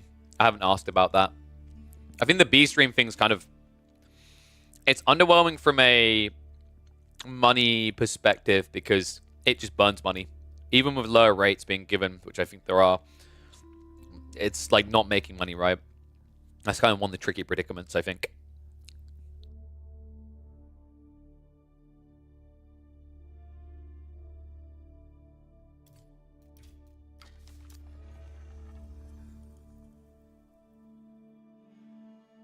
So I'll eat one or two more of these biscuits. I'll talk to you guys in the meantime. And then we'll get into a best of 5 decider series between Numidan and Urk.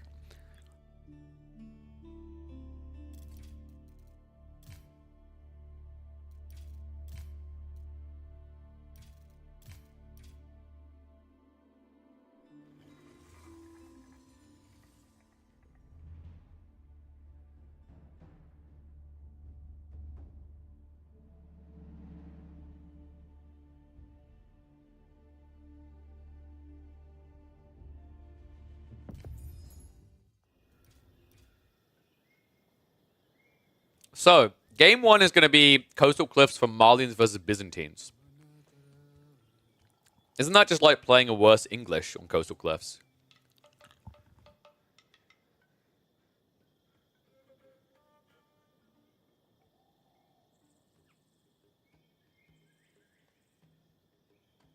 I'm actually loving this song, by the way. Laura Brem has such an incredible voice.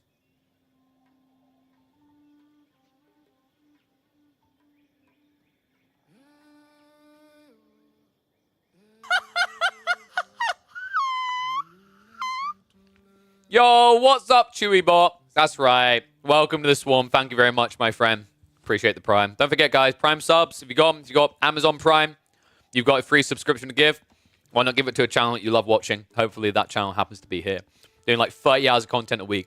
And I'd hate for you guys to get spammed ads.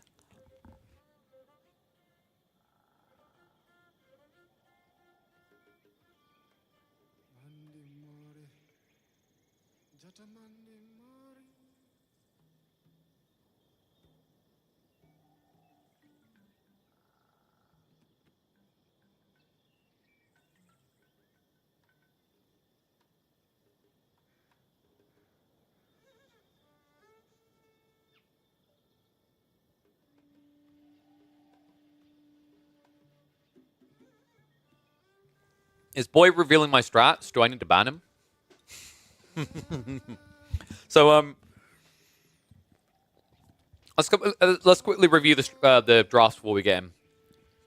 Actually, first thing I'll quickly address is the thing on like having a B stream.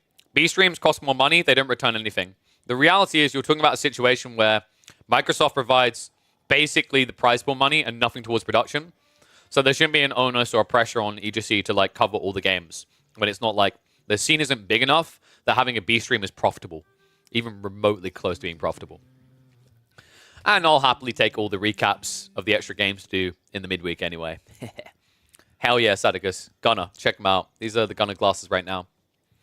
And I actually got a meeting with one of the Gunner peoples later today because I think they've got some upcoming products. They might have some marketing campaigns around. So who knows? Maybe I'll have some new specs to wear.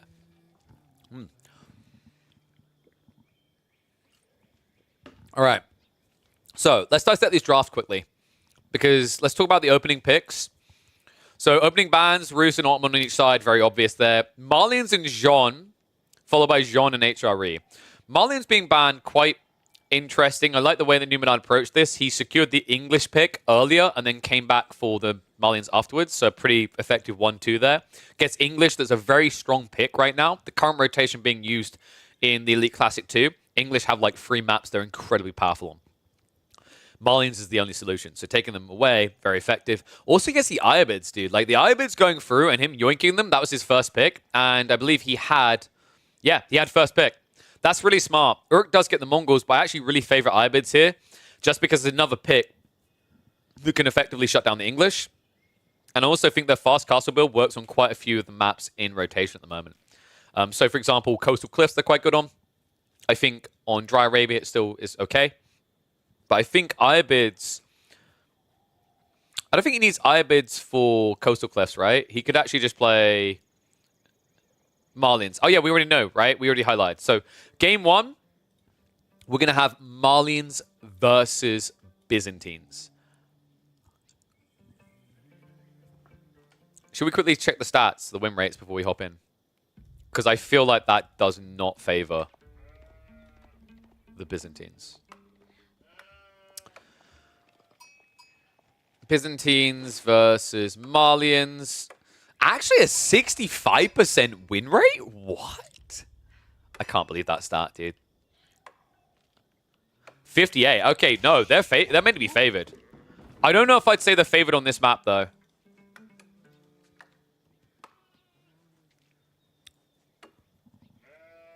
They have good feudal aggro. Is the stone a problem, though, on this map? Let's find out. All right, one and all, welcome back to the Competitive Age of Empires 4 action. We are here for a Decider series between Numidan and Urk of Team My Insanity to see who will make it through to the Elite Classic 2 main event. Best of 5 to decide it, and we open up on Coastal Cliffs between the Byzantines and the Marlians.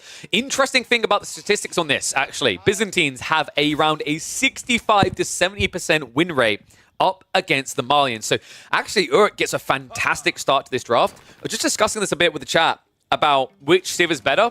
I thought the Marlians would be a little bit fiercer, especially on a map like Coastal Cliffs. But with the win rate favoring the Byzantines, I think the only thing I got a question is whether the stone matters a lot here.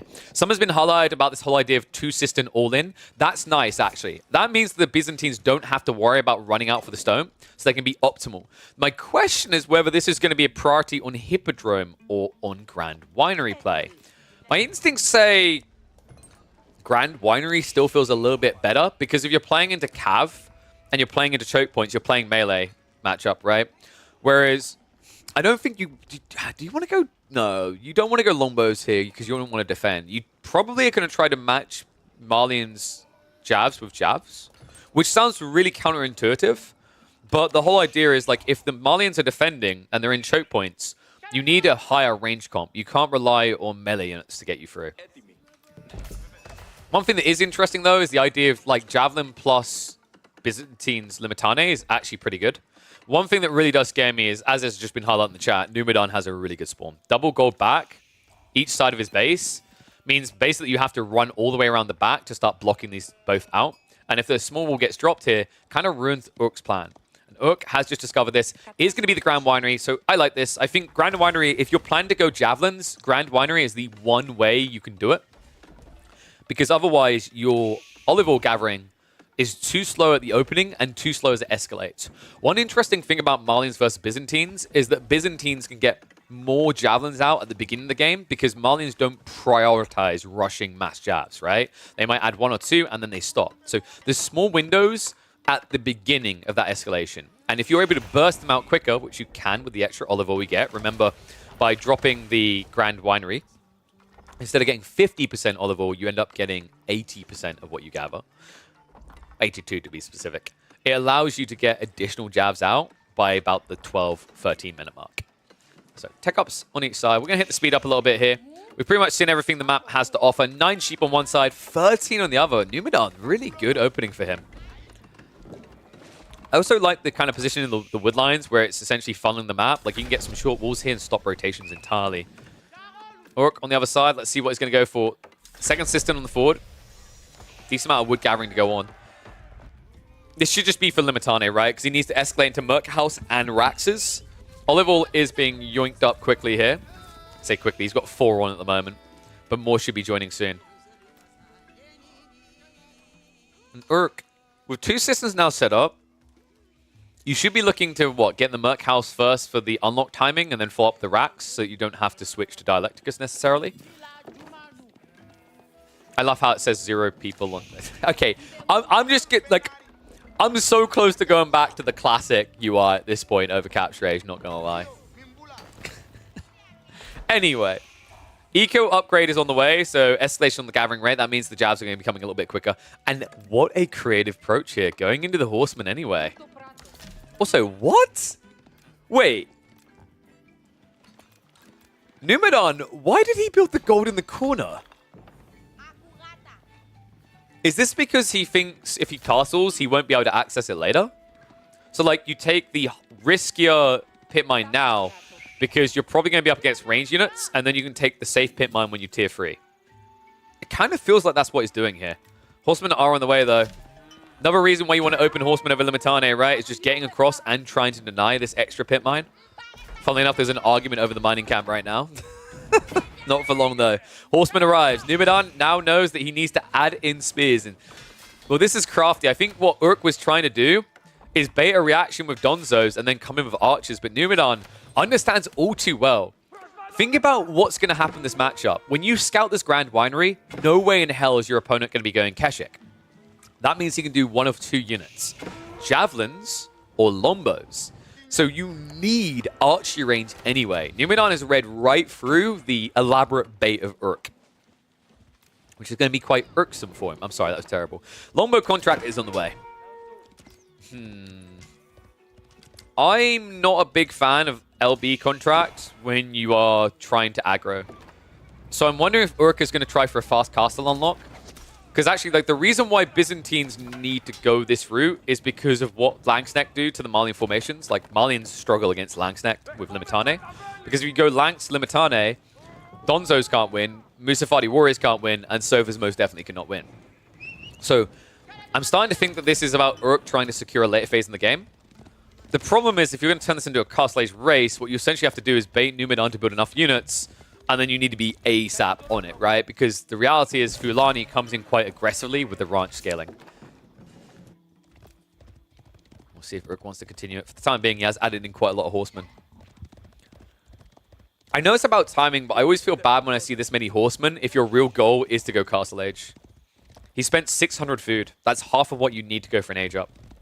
It's not cheap. And he's actually adding in more, so we're looking at an all-in timing then. He doesn't have blacksmiths, though. And that's quite a big disadvantage, because for all-in, I think you need the Kara Siphon. You get one Kara Siphon over to this house with pit mines, and you can actually burn through the houses, hitting the houses and the pit mine. It's very effective. But no. It's finally added in.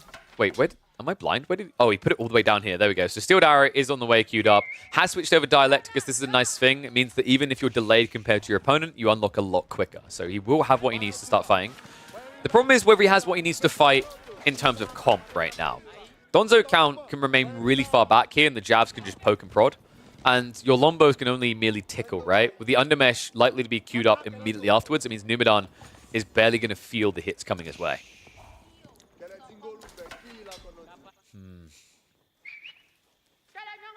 We've already got, what, 3 ranches? 4 added in soon?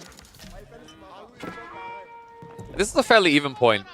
I always like to do this with the community, because I like to get you guys involved. We're watching this live or later.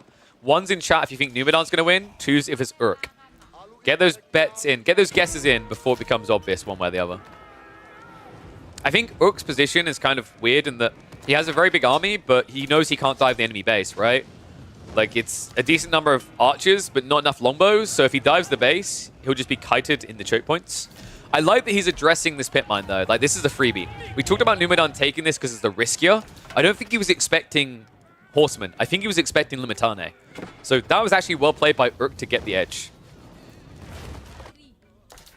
Question is, how long is that edge going to last? What's Urk's follow-up play? He's already adding in Olive Grove, so he's legitimately going to try to scale into Lombos.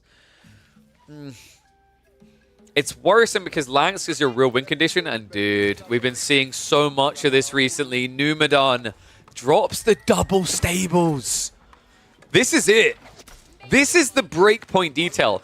And I've noticed a lot of high-level players starting to do this. CSO, we noticed him doing it a lot. We've seen a little bit from, I think it was Louis as well. It's really creative because Urk, despite the fact that Limitane is one of the strongest units for Byzantines in the early game, he hasn't built any. He hasn't got Hippodrome. His army loses to like 8 Sofa. And also, Sofa are quick enough to stop your retreat, especially with Lombos. This is exactly why people go Javs over Lombos, because if you get caught out and have to retreat, you can't get away quick enough. Oh my god. Donzo mirroring the move of the Horseman, pushing them away. So Pitmine's going to be rebuilt up here. Second wave has to back away. Urk. It's getting a bit worrisome. The longer you now have this kind of weird limbo, the more likely you are to lose. 5 Sofa is going to be the pause point for Numadon. If he goes up to 10 and breaks a fight, Urk has no comeback. So Urk, I don't think he scouted them. He might have got a glimpse of it with a scout around the back onto the stable. So it looks like he might be best suited by going castle. He has gathered the gold. He's adding in more horsemen and archers for now, but I think your goal now is just to get castle age as quickly as possible.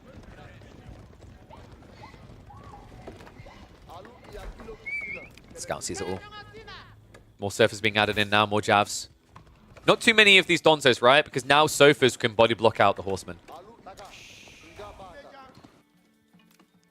Level 3 assistant also on the way. I really just want to see Urk go age up. The longer this goes on, the bigger the eco advantage gets for Numadon. System doesn't really compare, even at level 5. Not to a fully fleshed out cattle ranch. Javs moving in. Sofas. They're so scary right now. Blimmery is also on the way. Donzo are going to go for the charge in. Horsemen have to peel away, though. And the chase is on. Javs finding too many targets. The Sofa's going to get in. And I think that Urk is going to be pushed away by this. I mean, there's just too many Sofas, right? If it's not Javs killing you, it's going to be cavalry. And Urk, right now, with not a single Limitane to his name, is going to be pushed back. That big military lead is now gone. Numadon with additional Sofas coming.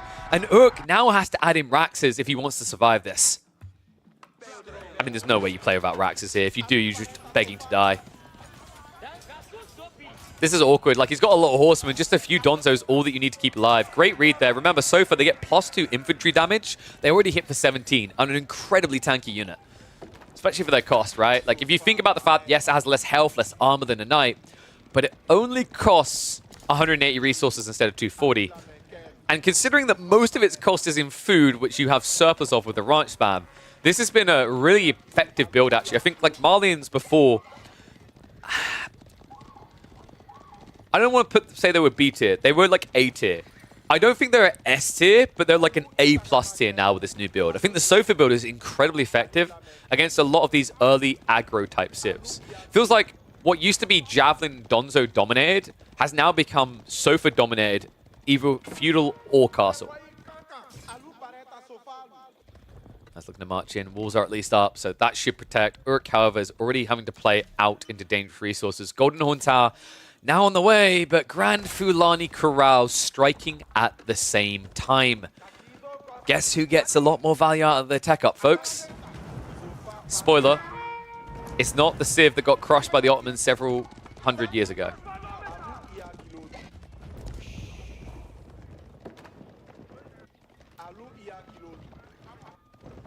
Also, we need to hit hard here. If you can burn the ranches, kill all the cattle quick enough, this is still good. Like, this is the one way I think Urk can be ahead on this castle choice. So tech up completes. He knows where the ranches are. He needs to torch them down right now. Big shout out to Mjertiklo with the raid. Appreciate you, buddy. Just in time to watch Cow die. How many is going to be able to kill? One load goes down. It's going to be a pull away. Great read there, Numadon.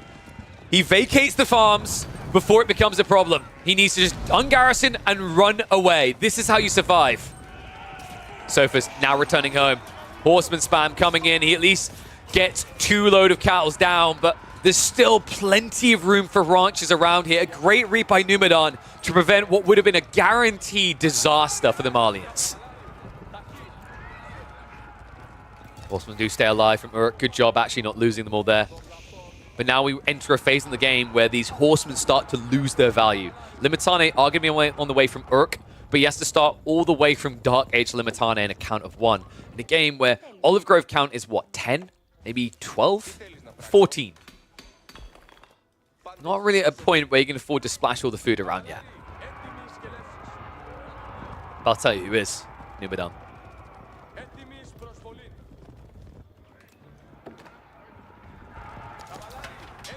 Oh wait, we've got Cow in chat. Let's see. So, Cow, Numidan's Malians. Your Malians. I'm sorry.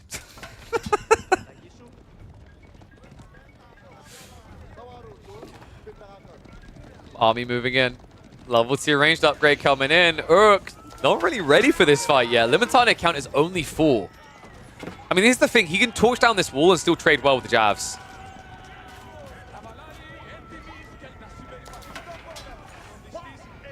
I'm surprised Numidan's not going more aggressive about this. Maybe showing a bit too much respect. Like we see that Urk doesn't have that many spears to work with. Numidan might be concerned that transition happened earlier already, right? And Javs won't be able to keep that at bay because of shield wall.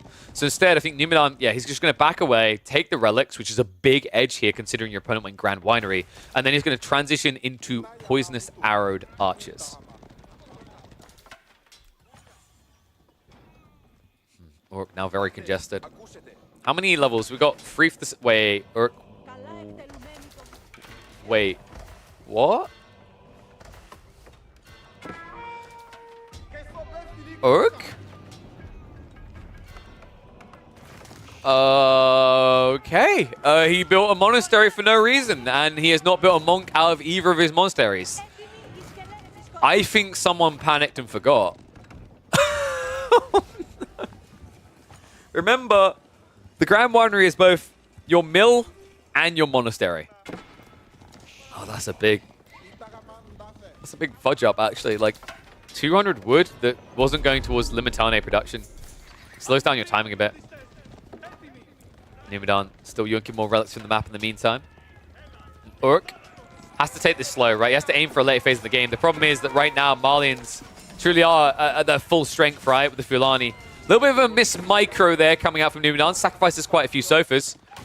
Now he's looking to break through the other walls. Urk drags with the whole army. The problem here is the Limitane just moves so much slower than the Cav, right? So you can kind of rotate around them. Another issue as well is third pit mine hasn't even been added in yet. When you get that pit mine in with all these relics as well, that's where the premium can really start to just melt through for the Malians. Right now, Urk has got a lot of units, but it's just kind of a big bundle of stuff, if you think about it, right? Like Longbow, Limitane, Archer. Weirdly enough, if Numidan just scales into mass archers, you can deal with all that, right? Add in the sofa factor as well, and it's going to be a sit doggy sit moment. So the fact that Urk is getting this Langskin, quite a big deal.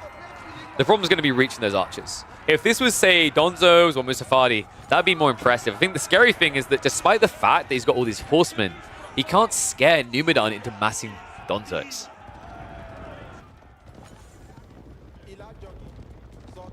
Pit mine actually being secured around the center. Wait, what?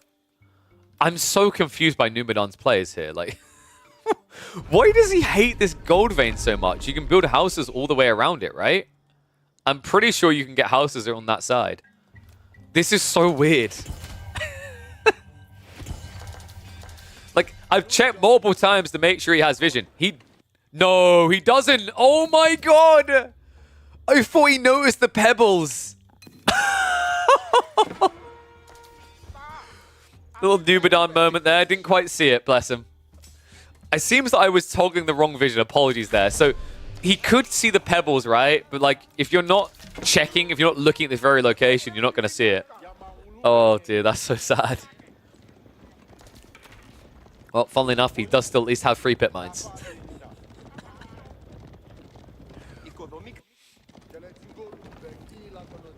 Urk. How are we looking? Army's pretty big, but I'm seeing mangoes. Okay, let's spin this whoopsie daisy with the pit mine into a positive. He's creating these choke points around his houses that actually make mangoes able to play further upfield. It's not the worst of ideas, and considering he's locked in Sacred Sites, it's going to force Urk to commit towards a fight. Urk right now with a very big military lead though. Sadly, army value is lying to us. Remember, you need to add in 30 longbows worth. This actually does have the lead there as well. Sofa's getting pinched. Big mistake there. Numidan gets caught out. Rest of the cav are on the way across now. He needs to get together a big army and a front line that can hold. Double Mango could actually break what Urk is doing here. It's all about timing. First Mango holding back. I like this from Numidan, like patience, right? Don't reveal this big punch. If you get into the fight and you get that initial strike, Urk is going to lose the military advantage. So it's very important that he times this assault correctly. Urk, not with the best vision either to see it before it hits. Let's get moving for the pit mine. Mango's still not pouncing. Second one is coming. This is big. Actually, this is the break point, right? If you find those crossbows balled up with the archers, that's going to be 12 plus units insta-dead. And he's got enough Sofa to actually block out the horsemen. I love the fact that he's adding in Donzos now. The idea is like the archers can't come close enough to deal with the Donzo, and you just leave the Donzo with the catapults. So we go. Mangoes. Ooh, Urk. Did he actually see it though? Castle drop now coming in from Numidan. I believe Urk did actually see that. So the Mango's known about, but it's going to be a little while before he has the Springles ready to help with this. It means the castle could go up in the meantime. Urk riding in. Numidan is going to mirror him though. Bloody blocks come in. And it's a bloody block there. Several horsemen going down. If he's not careful, he actually might get pinched against the cliffside. This is Spartan moment incoming. Cuts him off on the retreat. Urk, that's a lot of horsemen going down. Oh, may not die outright, right? But the health bars do not look healthy anymore. Numidan, pretty confident now with this castle being dropped here. Sacred Site at least can't be locked in, sure. But Urk is running out of options. He now has to pivot to the north side. Numidan, what's his choice going to be? Does he mirror this move, or does he look to head towards the enemy base? Walls are up, of course. So it does make it quite difficult. This is a really close game. I'm actually impressed, given the win rate for the Byzantines, that Numidan is able to be this close. In fact, right now, like at this pacing, Numidan might even consider going imp. It's usually not a good idea, but with this much gold, you moving up to 200 pop, it's either attack or age. So that's going to be an attack. Breaks the wall, looks to go in. Spring's going to be a freebie. Mango's a little bit unguarded though, and Horseman could go for it. There's going to be a rally of the troops to the backside to protect it just in time though. Numidan, now with the Mango wallops. Going to see what he can hit. Sofa spreading out. Wrap around with the Horseman. There's just not enough of them and not enough access here. Mango's are going to have to back away. But Numidan, is he getting enough of this fight? Limitane count is only at 14. Numidan has to retreat due to the Langsdeck threat. Great hold there. Great surround by Urk. And Siege also now going down behind it. Sacred Sites, however, have been locked in. Numidan, food is still decent enough that he could look to kind of trek towards that imp we talked about. A 4 of the Huntress could be huge here. Dive comes in from Urk, though. Starting to get a little bit ambitious. The Limitane count also not looking great anymore, right? I think there's about 5 left over. Made that 4. So Sofa are going to recommit. And Urk may have overextended here. Numidan is going to be able to push this back. It's now hitting his range units, which are incredibly squishy. I honestly don't know why Numidan's diving this right now. This feels so unnecessary. Like, it's a castle that you literally have no units to burn with. Now, it's at least going to force the villagers back. And he looks like he is trying to raid in the back, but the Sofa's going to match that. But this castle assault feels weird. I mean, if this had a kill count, right, it would already be at 15. Springles are going to be able to deal with the siege on the other side, so Byzantines lose out there. Numidan backs up again. This Archer Mass is doing what they need to, though. Dive comes in a little bit too deep. Repair comes in clutch. Springles are going to be sniped down, but still, you've dived the keep, and how do you get deep enough here? I feel like Urk is throwing the game a bit. He's lost the military lead. He didn't respect the keep. Oh, no, dude. This game was 50-50. Now, Numenon's ahead. Military is evened up, but remember, the Fulani is adding in a lot more eco, especially with the pit mines as well. Yes, you have got the level 5 system to kind of supplement that a bit, but a lot of his eco is starting to reach out outside of that buff. Oh my god.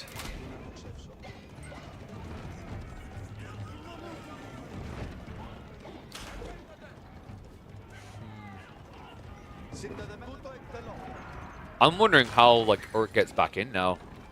Sacred Sight could just be locked in, right? Numedan can force him to fight, and if you just mass Springholds, Urk's one solution is now just to add in a lot of mangoes. Urk doesn't have that many farms either, right? For this stage of the game, with what he now needs to do, he's got 30. He needs to complete a meat grinder here, which means a lot of Limitane. And also, outside of, like, the pit mines, the Fulani, remember, this is also a 4-relic game for Numedan. He has an insane amount of gold, which means if this turns into a siege race, he beats the Byzantines. Like, look at what's happening. 0 versus 18 workers. And then look at the gold income. They're almost the same.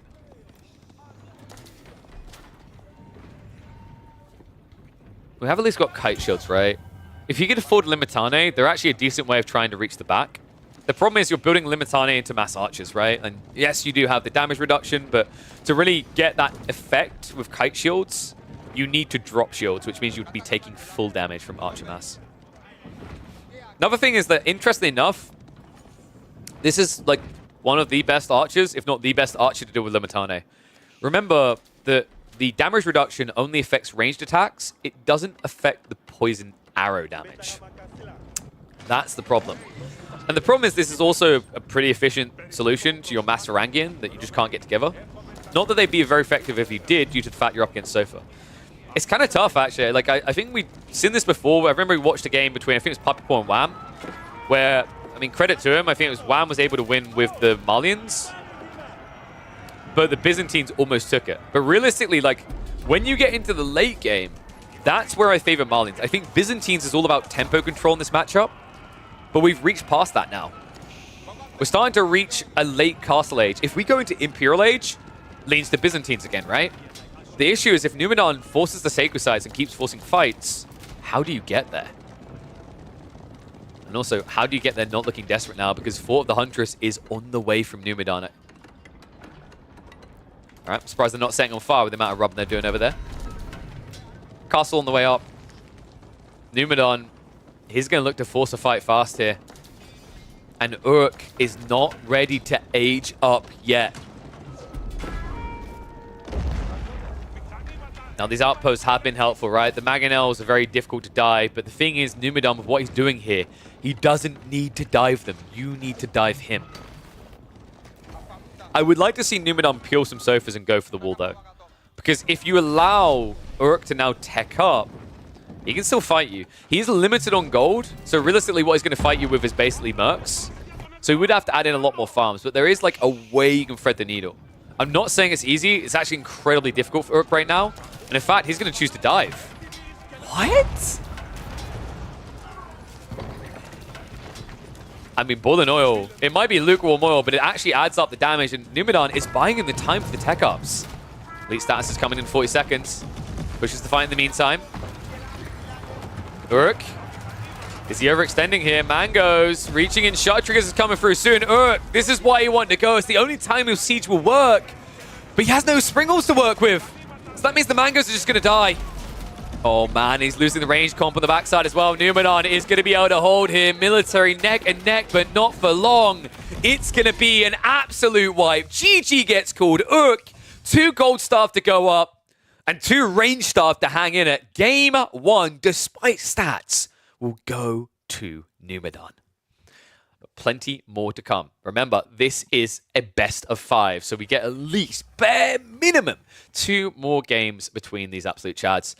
Interesting opening game there. I mean, Urk, I liked his idea of trying to be aggressive early on. I just think Numenor has found the new age solution for Malians. I think legitimately the mass sofa strat in Feudal is going to be the way to go in a lot of these aggro-based matchups. It just completely denies your opponent the ability to even be that aggressive. So, sick job there. Let's see what's going to happen in game number 2. We're heading to Cliffside. Oh. It's an English Delhi matchup. Now, I've said it before. I'll stand by it. There are quite a few maps that are making English basically like a second-tier pick, as in, like, they aren't first pick, but they are worth it on your second pick. They are a solid A tier right now. And most notably, the two maps that are leading pack best for them right now are Coastal Cliffs and Cliffside. Delhi may be strong, but we're about to head into Cliffside. If there is a map where the English can actually beat the Delhi, this is one of the two. So let's see if they can do it here. We'll move in, update the score. Game 1 went to Numidan. We now hop into our secondary, where it's going to be a showdown between the English and the Delhi. It's interesting as well, actually, right? Delhi, we've been seeing a few solutions coming out against them. The HRE is starting to lean back into maybe being a viable answer up against the Delhi threat. We've seen Japanese not be too terrible up against this Civ as well. The biggest one that I've been seeing has been the English due to the map rotation, though. Like, I've been seeing English Delhi come out quite a lot on Cliffside, and this is an incredibly powerful thing. Looks like we've actually got a crazily strong spawn for a Delhi player if he has map control, but this is another interesting thing about the English, right? Okay, you look at this right now. Be honest, there's no judgment here. If you look at this right now in chat, put yes or Y if you think that this spawn favors the Delhi. Because it's very understandable why you think it would, right? How many times have we seen like Lipany where it spawns two sacred sites close together and you're like, well, that's Delhi favored. This is not Delhi favored. This is English favored. Look where they spawned. Look where the English player is. It would only be Delhi favored if it spawned on the right side. The English player can literally sit Lombos and block two sacred sites. That's such an insanely powerful advantage. And all it takes is small walls to stop any raids. So this might be a very tricky game for Urk to navigate. If he does get the momentum on his side, he's going to be ahead. But that's a very big if here. All right, so Delhi probably going to be opening Ghazi pretty standard. I've seen a few players going Dome of Faith. I don't think I want to see Dome of Faith here. If you go for Dome of Faith, the whole idea is that you're meant to be able to lock in those sacred sites quicker. But with this spawn, you'll just be killing yourself. So we'll see which way it's going to go in just a second. Sheep Hall so far, only 8. 16 for Numidan. This guy is blitzing, and also he's found the scout rotation, which means he can cut him off. Well, he's going to yoink one right from next to the base. That actually was about to convert across the Urk side. So well played there. Numidan now can just head back. Pretty confident in the sheep haul he's got in the end, right? Because most of the map has already been navigated by both. And 16 sheep is more than enough to do what you need to do here. So, oh god, it is another Dome of Faith build. I'm not a fan of this, man. We've already seen one player fall victim to it today. The problem is on such a short map like Cliffside, I think this is possibly the worst map in rotation to do it on because of the outpost rule. If an English player gets just one outpost here, they already have the attack speed aura halfway across the map. And what I mean by that is halfway across the map that matters, right? Because they have half coverage between both players' bases, which is what you need. Compare that to like Dry Arabia. On Dry Arabia, you would have to run all the way across and drop like 5 outposts plus to reach the enemy base. That's a lot. But on a map like this, basically 2 outposts is all you need. You drop an outpost here, you drop an outpost here, and you've got the aura while hitting their TC. Lombo Spear's already in the way. And Urk hasn't even... What? Dude, he's queued up free scholars. He hasn't got any units right now. He needs to double pump archers, actually. Instead, he's going to be going for stables, but there's already spam in here, so Lombos are going to idle out the food. And Sheep Count... Where are they? Are they still with the... Yeah, they're still with the scout. Okay, he needs to get that home quickly. Numidan could just pull a villager right now. I think he's going to wait until he's got blacksmiths, but once he has blacksmiths, you just do it, right? Scout is also getting quite a lot of critical info. He knows about the stables play, so he adds in more spears. And he knows there's no blacksmith because he checked the north side already. Urk's build is a little bit off right now. Like, not having a blacksmith yet when you're in the English matchup is dangerous. If they get to 10 Lombos, they naturally move towards blacksmiths. Funnily enough, in this game, Numidan's going to do it even earlier than that. And he's able to do that because he doesn't need many more Lombos at the moment. He just needs additional spears. Moves in. Looking for those wood lines. And this is the scary part, right? Like, archery range now coming, but Urk does not have the attack speed. Remember, a big part of why the Delhi looks so dominant when fighting you in feudal engagements right now is the Tower of Victory buff. That doesn't exist. Numidan, probably the next 2 minutes will look to pull that villager. Once that happens, Network of Castles buff makes Lombos incredibly difficult to navigate. What's he looking for? Wait, is this Pro Scouts? No, he's not rushing Pro Scouts. He's just sitting here with Ghazi. Wrap around the back. Double Blacksmith, so Urk is going to catch up there. So that's not too bad. That's actually not too bad, right? Like, the worry that I had about his Blacksmith timings has kind of been circumnavigated here. He's found a way to resolve that. Double Blacksmith usually is the solution. What's interesting is Numidan is now just trying to burn it down to force a fight because he realizes Urk doesn't have an army.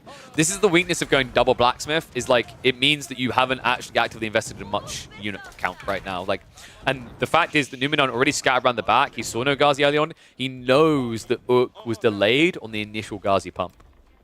All because he chose to pump those scholars instead. Dude, this is actually really smart by Numidan.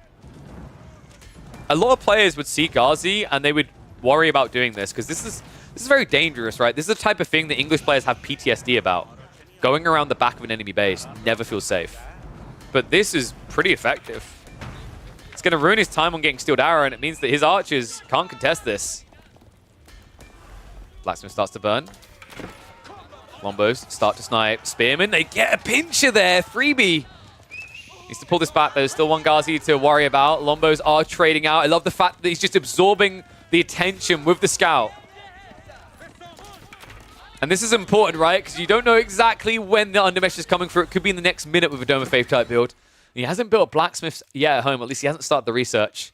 Lacking in the gold. But Steeled Arrow now being queued up. That was actually a great fight from Numidan. Ghazi are really awkward to deal with there. Love the fact that he's still keeping a few spears alive. Goes in for the stab now. And that Spearman is going to be going down. But it looks like another Ghazi is going to fall in return. So overall, Urk does get control of his base, but only temporarily. Spearmen are coming in again.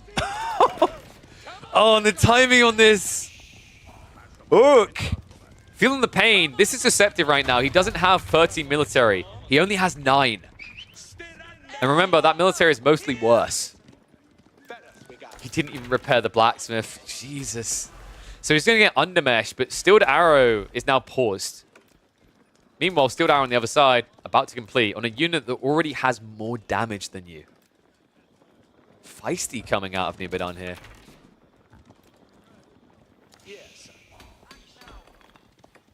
The question is, will he queue it? Okay, he does. That's not too bad then. Urk at least realizes what's happened. He cancelled the melee tech, and then he queues up the Steeled Arrow behind it. Range techs basically are just much more valuable than melee techs in the early game.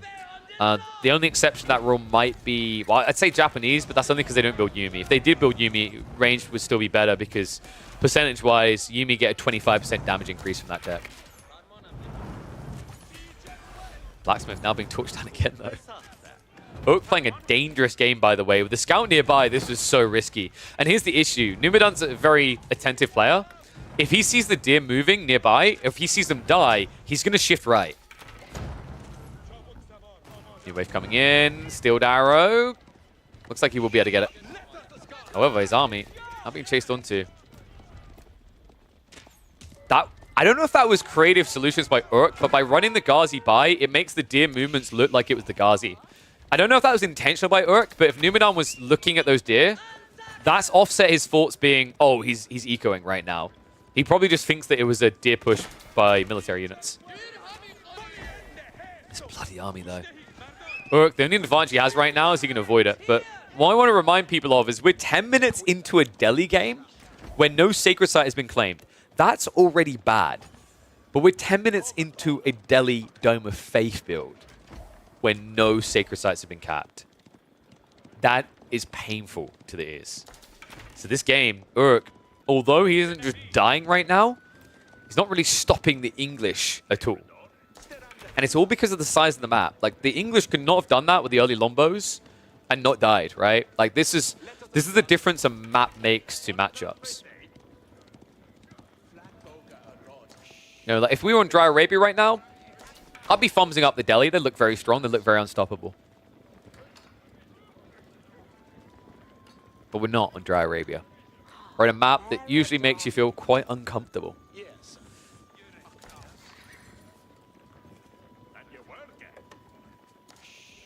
The interesting thing to me actually about Cliffside is it tends to weaken the value of cavalry-based civs as well.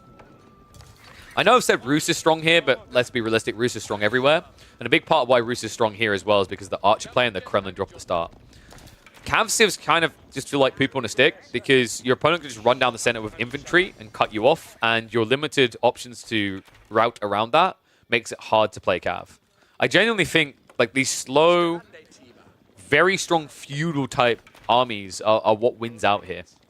I think Japanese can work quite well because actually Yumi can raid very early on, and also the Onobagisha spam. English just proving why they're incredibly strong as well. Even HRE, actually. I think HRE with a Burgrave, or just going full feudal, works really well on this map. So, wall not quite complete. That's unfortunate. Urk, it's going to break a lot quicker. Outpost crawl finally happening that we were waiting for. So, Numidan is going to rush it up with 5 villages. Very big edge here. Just guarantees that Urk cannot lock in these sites. This game is harsh, man. I mean, if this was a standard Sacred Site spawn, you send one far left, one far right, you guarantee a lock. But in a game like this, you move a Scholar out for a cap, he's going to get decapitated. So Numidan only going to go for the 1 outpost. I thought he'd peel 1 villager. Okay, he's got 2 more coming. There we go. That makes sense. So 2 villies for the more risky outpost. The whole idea is you just drop 1 here, your opponent comes in, and then it triggers the attack speed aura. And even if you don't get the outpost, what you get is the fight you're looking for. An ambitious wall by Numidan, though. Luckily, the villager is going to reveal it early. That's probably the best thing that could happen to him, because now he knows it's coming around the back. Well, it looks like he's going to peel off those spears to go defend. Enough Lombos here to deal with a few Ghazi that are in the area. That's a pretty smart read, actually. A lot of players would have panicked there and sent back the whole army. I think you could hang around with the Lombos. Instead, it looks like he is going to panic and send back the whole army. Villagers able to get away from this. Numidan needs to get these walls up. He's got them on the left side, still needs to complete the right. Once that happens, this doesn't threaten you anymore. You just go in. This is what I was talking about, why cavalry civs just kind of feel weird here. Looks like he's going to try to burn through the walls. Ooh, smart play, actually. He will have just enough time before the spearman would reach him. Stabbed a few times. Oh, wait, oh no. Ooh, what? All right, that's a little bit of panic. I think you're fine there if you just keep burning, right? Like, you're probably going to lose 1 or 2 Ghazi. But now the risk is you get cut off entirely. Look at the move from Numidan. Wow, I'm surprised. I actually thought he'd commit with the Lombos there to bait him in. That would have been a good trade. Instead, I think he's just content to follow this around with a few spears and move back down to deal with the sacred sites, which the Delhi are looking to cap. Credit to him, actually. Urk, that 1-2 pull, that did give him the breathing room to move out. 2 sacred sites now being locked in, and this is the thing that has been missing for 14 minutes in this game. Delhi finally have their critical objective. Numidan is about to ruin their day, though. Look at the resources. The difference that a sacred site or 2 makes, folks. King's Pass on the way. And Numidan, because of the power of the attack speed aura, which Delhi do not have here at all, diving this base, even with a 20 military advantage, becomes incredibly difficult. I wonder if Urk knows. Like, getting 2 sacred sites this way, no pressure coming your way, you should be very suspicious that there's a tech up happening. The problem is, what can you really do about it? Your Ghazi is split away from your archers. Your archers would have to dive through the primary TC to reach it.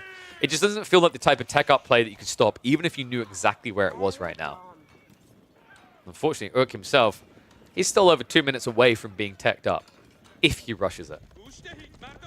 I've got a feeling instead he's going to have to rush a fight. The thing that makes Council Hall so scary here as well is, remember, you unlock your veterancy twice as quickly as you would with a standard archery range. It's one of the things that makes this play a little bit more comfortable for the English. And here we go, tech up complete. Urk. He realizes what's just happened. It's now or never. He has to go in. Villagers are going to be shifted off the farms. And Urk, I mean, where do you go? How do you go in here? Upgrade coming in 10 seconds. Men-at-Arms upgrade also not far behind that. Unfortunately, it looks like Urk, all he can do is posture while he looks to gather what he needs for Castle himself. Numidan is now ready to fight. Okay, so I don't like that Urk had to back away there. The problem right now is you've got 78 army that get no value out of Castle Age. You can't upgrade them quick enough. You've got 10 scholars, sure, but like the timing is not going to favor you here. Oh my god, especially with the push now coming in. Numidan making his move. Men-at-Arms, 15 of them ready to fight. Armor-clad on the way, and this is going to be the backbreaker. Not the Lombos, the unkillable Men-at-Arms. Urk only just got the gold he needed. That lag, that slowdown definitely hurt. House of Learning on the way. Now, with 9 scholars, realistically, you can get your tech unlocks at a reasonable pace, but the reality is he needs to play for relics as well. He needs extra eco because the King's Pass is online and Numidan is building the eco lead. Only pressuring. Urk just has to keep giving over ground here. With this many scholars banked, how quickly can you get the upgrade? It's going to take him a minute and a half. That's actually a long time. With the longbows this close to your back line, that's an incredibly long time. House of Learning is at least going to complete here. Numidan will not be able to deny the tech up, but he will look to force the fight. Urk, he hasn't even queued the tech ups yet. Wait, what? They're free. Okay, there we go. Wait, why did he... Oh my god, he cancelled it for crossbows instead. He's at least got Ghazi upgrades coming in a minute and a half. But Sacred Sites in the meantime are going to get decapped. And the army looks to fight. Oof, some freebies giving over. The other issue right now is Urk's economy is not very efficient. They're condensed in one area, panic running away each time. Numidan just needs to keep pushing around, and he's going to look to do exactly that. Villages once again idled. Sacred Sites are now being fully decapped. And the villagers, I don't know where the hell they think they're going. But it don't look pretty. And the other thing that doesn't look pretty is this, the burn down on the buildings. What a read by Numidan. Big army. Too bad you can't upgrade it. Forces the fight. Urk has to go in, but these Men-at-Arms, they've got the armor clad. 8 ranged armor. It's a tickling from the archers. Longbows picking apart on the backside. The pushing continues, and this looks like it's going to be a rout. Urk losing all of the Ghazi. All value that he had in this army is gone. And the Men-at-Arms, now done with the front line, can munch down in the back. Game 2 looks like it's going to be a firm GG and a 2-0 for Numidan. Oh man, this is the power of the English. Make no mistake about it. Elite Classic 2, the surprise pick of the tournament, the one that everyone's been sleeping on. No one wants to call it S tier, not even A tier. With this map rotation, it is going to be the English. Second game to Numidan. He is now on match point, and Urk can make no more mistakes. Woo-wee. So, game number 3. What we got left here? We've got French, Ayabids, Chinese, and Abbasis for Numidan. Urk has Order of the Dragon, Mongols, Zhuji, and Japanese. Urk's going to go Mongols. It's his most comfortable pick. It's a civ he's played a lot. I'm wondering if Numidan knows that. Even if he doesn't know that, I'd say Ayabids is a pretty comfortable pick against this. Let's have a look. What map do we have to go to? It's probably Dry Arabia, right? No, Rocky Canyon. This could be an Abo or Chinese then. No, we were right. Ayabids, Mongols. Yep. Makes a lot of sense. So, for those that don't know, Urk is a prolific Mongol spammer. The guy used to play team games and free-for-alls all the time. I don't think I've seen a pro-level player that's built more Magadai than he has. So this is full comfort for him. Rocky Canyon is a decent map for it. He had the selection, of course. But Numidan's read to go Ayabids is a very efficient one. We've seen Ayabids versus Mongols before. And Ayabids, it's so easy. It's full cruise mode, in my opinion. So I think Urk's going to have to go creative here. The issue you have is you end up going trade while your opponent's going Castle Age, and with that, they split the map, and then they come in with Lancers to shut you down. So we'll see if Urk has a creative solution to this. We move into what could be the final game of the qualifiers, the final opportunity here in qualifier number 2. Game 3, Urk with the Mongols, and Numidan with those cheeky, fast Castle Camel boys. So 2 times speed for the early game. We'll see if we get the Rax drop. Gold has spawned on the backside, berries are nearby. So realistically, if you can get around the back here, it could be big. The reason why I'm not expecting a Rax play necessarily, one thing that I think is a bit tough about this is if the military wing is the choice and the initial camel comes out, you lose your worker because a good player can just kite you and take that down. He's going to go for the Rax anyway. All right, we'll see if he can connect this quick enough. Scanning-wise, the timing needs to be optimal here. He has gone for the safe right side corner. After this, he needs to dart across to his opponent's side of the map and basically scout where he needs to go with the Spearman. The unfortunate reality is that area is not going to yield any sheep because Numidan was very creative with his scouting rotation. He done what you should do with berry sieves. He went wide instead of going short because he knew he didn't need the food at home. He has berries instead, after all. And actually, this is Growth Wing, right? No. Okay, that's interesting. Wait. This is Castle Growth Wing. Do you know how you can tell? Really little hot tip for people. How you can tell if a IBID player is going Castle Growth Wing, at least at high level play, is the fact that he's eating the sheep. Right? He's actually got wood being gathered as well, so I'm wondering if he's going to rush up an outpost to protect the gold. But like, if he doesn't move 8+ villagers out here ASAP, then what he's doing instead is he's basically eating all the sheep and then saving the berries so that he can get an extra 100 food on each of these when he reaches Castle Age. Very cool. I'm a big fan of this build, actually.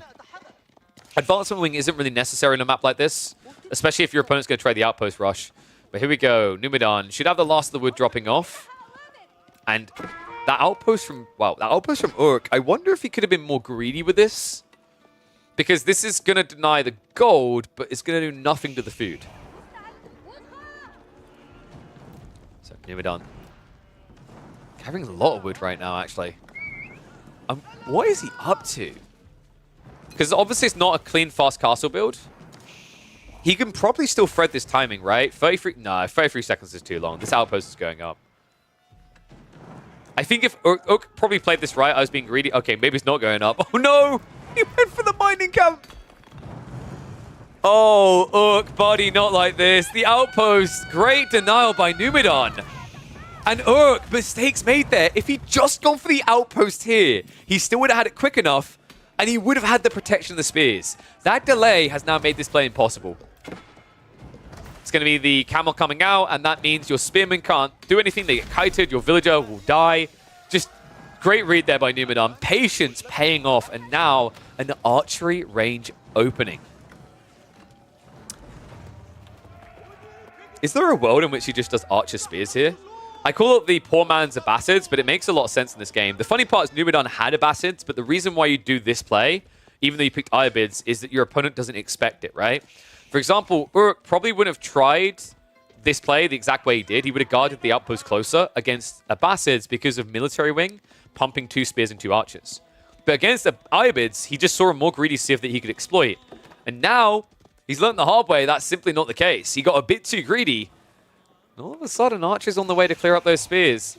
Meanwhile, Desert Raiders now moving in to try and harass the gold. Urk will look to rush up an outpost. Should have enough time to do so. The interesting thing, though, is just having 2 cav units. You've scouted where the trade post is, right? So what do? You can just walk this Desert Raider. If you can't find anything to kill, you just walk him to the corner and block the Silver Tree. Instead, though, he's going to get in early enough with the melee as well. This could easily be a villager going down. Urk actually micros away the wrong one. Can he quite? Yep, he can get it. So, freebie villager kill. Outpost is at least going to go up. But he doesn't even have enough time to kill the scout. So, this is virtually no damage done by the defenses. Remember, the scout does heal. Archers are now easily able to buffer away the spears. So, gold gathering commences again for Numidan. This should now just be Castle Age. I'm expecting an advancement wing play. You've already got archery range. I don't think you want to stick to that. You'll probably want to be going into a stables drop afterwards. It looks like he's now starting to exhaust the berries, so... Yeah, this is the interesting thing that I like about Numidan's build. By opening with 2 on berries, he kept the options open depending on what his opponent done. Like, if his opponent aggroed him, Advancement Wing becomes more viable, becomes more important. If his opponent plays Greed and doesn't touch him, that's where you can get away with going Growth Wing and getting the extra eco and the extra food. Pretty cool little iteration there.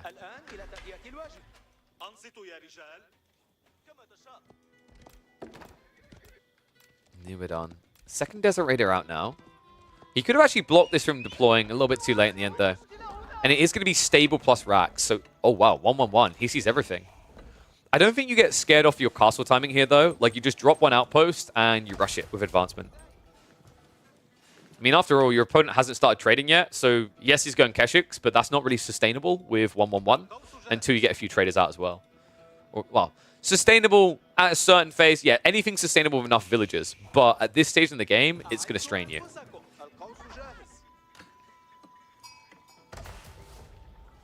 Confirmation should be coming in with this gold drop.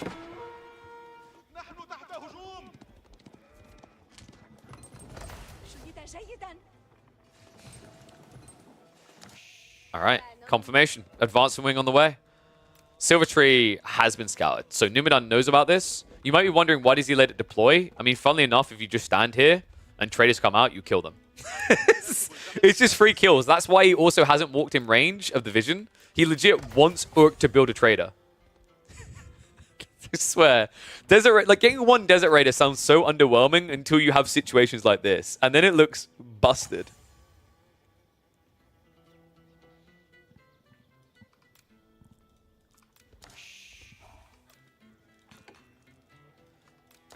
Other issue is, like, right now, Urk, because he's moving Archer Spears forward, his best reaction when he sees this is to send a Keshik, right? If you send a Keshik, the Desert Raider wins.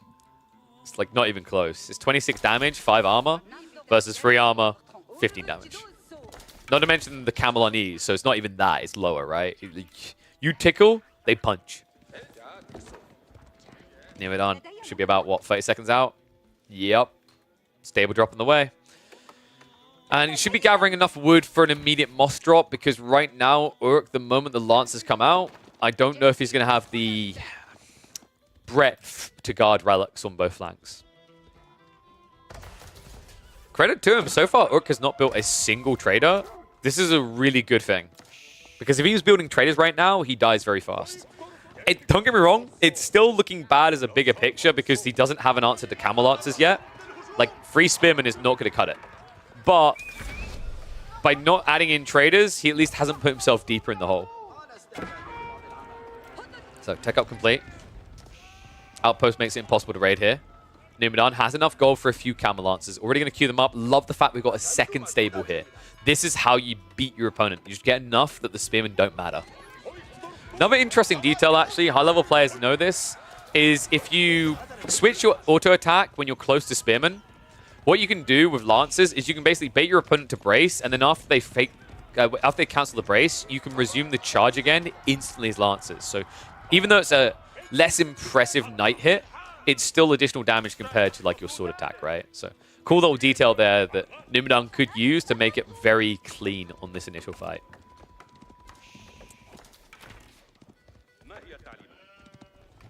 This is so actually annoying for Urk. I think he knows it as well. Like, this is a very bad position to be in. He just has to pull the trigger. And there it is, dude. Oh my god, this is so annoying. First trader comes out, and already first trader is going to end up going down to this. Numidan just needs to chase it very casually and then walk back afterwards. This is so painful. Now, of course, you get them cheaper with the Silver Tree, right? You don't pay the full normal 120, but it's still 96 resources down the drain. Lose 2 of those, that's a Keshik you could have had. And you're going to lose 2 of them. Yeah. Looks like, oh crap. I realize what just happened here. Keshiks are on the way, so 2 Keshiks plus a Horseman will beat this unless the Desert Raider gets upgraded. Still, now he knows he can move out, right? Numidan. This is where we should see the Moss drop coming in. Yep, already on the way. So this is the point where Urk gets attacked on the trade. He has to walk all the way back home, right? And that opens the map up for the Ibids.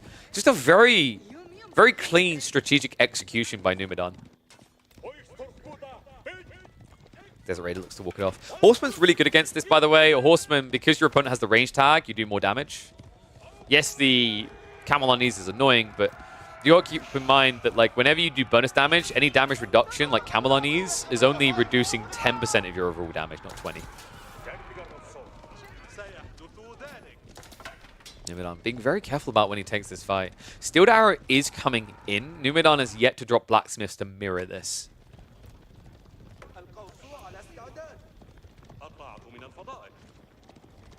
And yes, the Desert Raider does do damage, double damage to the Horseman, but what you have to remember is the cost efficiency.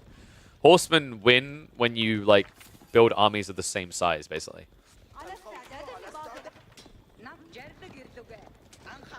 Of course, these units were for free. Because it's like what? The Desert Raiders have a lower attack speed, is the thing you have to remember as well. So they have basically the same health as Horsemen, but they have a quicker attack speed, and they have a lot more damage, right? Horsemen, I mean, these are a bad representation, right? They're meant to, he hasn't, I think he just misclicked it. It wasn't even intentional, but they're meant to have like 125 health, right? And with their bonus damage, if I remember correctly, it's like, I think you do, so it'd be 9 base, and then you do, I think, 12? But that still means a camel does more, and then also has melee armor. It's like one-on-one, Desert Raider will win, but it's never going to be a one-on-one. Nice little snipe there. Another trader goes down. And relics are now on their way to be grabbed. In fact, the greedy mother ducker. Wait, Numidan, don't make that mistake.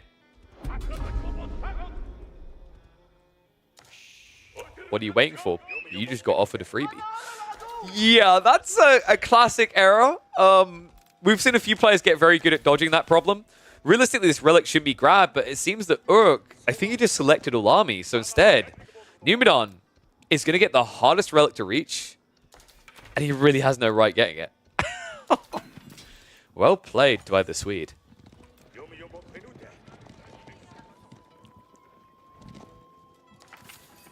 Torn free for equal cost, and yeah, that's what makes it interesting. Like, the reason Horsemen can win that is because you pull the injured Horseman back and then re-engage, and Desert Raiders can't chase you, right? That's what makes it very effective.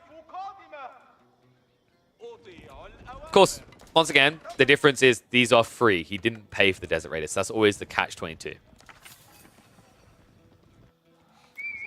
If you micro like a god, maybe you can win that fight with Desert Raiders, but it's so much harder than with Horsemen. And also, if you try to run away, then if you try to peel your injured troops back, Horsemen move quicker, right? So they hit you in the retreat.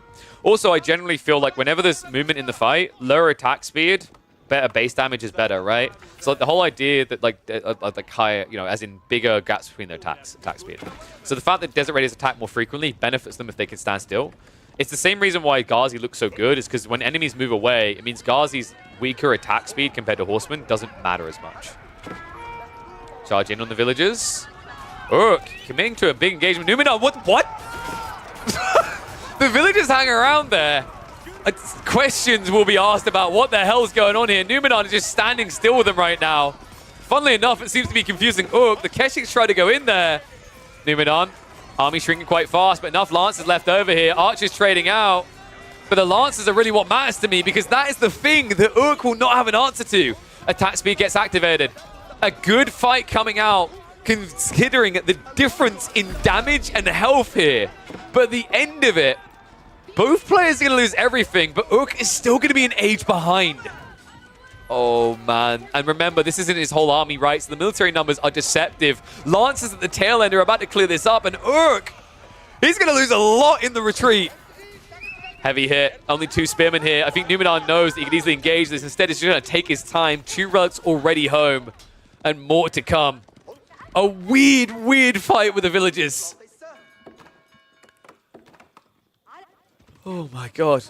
Now behind this, have we actually got much trade? It's only 4 right now. This is bad, folks. At this stage, the only upside for Urk is that there's not many traders that can be intercepted, right? So Lancers can't just freely go anywhere and find targets. The negative, however, is if they walk to the trade post, Urk's going to struggle to hold. Urk still is an age behind. That fight may have looked good, but you need to remember that he can't trade evenly. He needs to have better trades with this raw number advantage he had. He didn't trade better. And now we have a problematic phase. All those Keshiks going down, not many trades for a reboom. Even if you build more Keshiks, Lancers counter it. And Numidan, I wouldn't be surprised if we're going to get Mamluks soon. Sultan's Mamluks makes this very easy for the archers to mop up everything. We're also getting level 1 eco upgrades, which weren't there from Numidan. Kind of surprised it took him that long. Gulem's now also being added in, so this is the break factor, right? Urk needs to go Castle Age in the next minute. Otherwise, you're going to be facing off against 6 or 7 Gulems that just you don't have an answer to. I'd say even Keshiks don't feel that great against Golems. Lance is getting in on that trade we talked about. Another relic being yoinked. This is a 5 relic game. Oi, oi, oi. Ook, despite those eco kills he found, despite the trade building up, now a mile behind. All because of the eco kills on the other side, or because those 5 relics that will be nicely deposited in Numidan's base. The fact that he also does have the extra gathering speed, it all just adds up. Lance is being chased at least. So this is always the annoying thing at this stage, is like, realistically, the cost of this army was double the Camel Lancers, but now you have to keep chasing them. The Horsemen will very slowly whittle away at this, but with 4 melee armor, and the fact that you're getting your damage reduct, you don't feel great about this. The only upside is that Numidan definitely microed going underneath the outpost. I don't think that was necessary.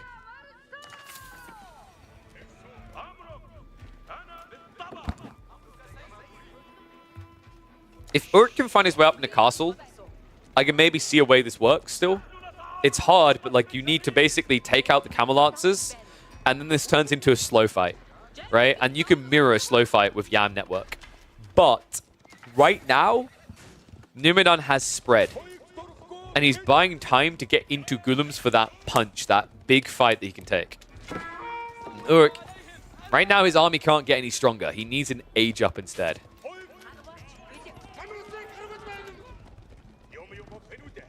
Lancers. Keshik's looking to intercept them. Backstab come through, but the Golems, they do body block it, so Archers will move past this. Lancers have to pull back, but the Keshiks, the backstab, taking a lot of damage here. Archers now moving in to deal with the spears.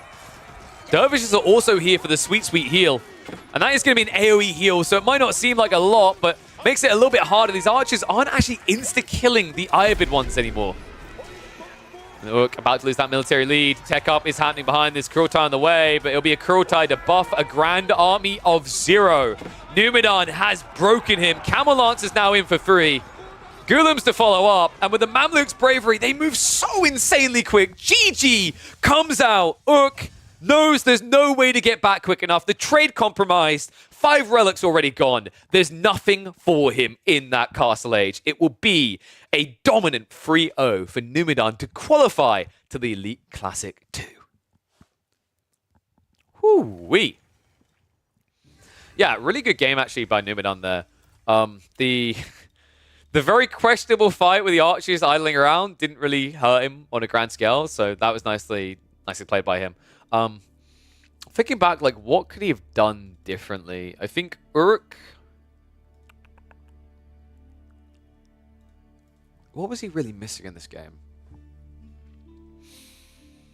I actually quite like... I think it was the outpost. The outpost at the beginning put him behind because he got no real value out of it. He pulled villagers. He idled enemy villages. That was it. Which just isn't good enough, I think, in that situation. He needed a little bit more. Yeah, kind of a tough one. I think that detail was the single biggest oopsie in that game. Outside that, it was just really good plays by Numidan. I think the position of those camels, especially, to block any potential trade was phenomenal. And to be fair to Urk, he made the right choice, whether intentional or not, in not building into the trade rather too early. That actually saved his game, got him a little bit deeper. All right, so we have got more series to do. Who can we cast?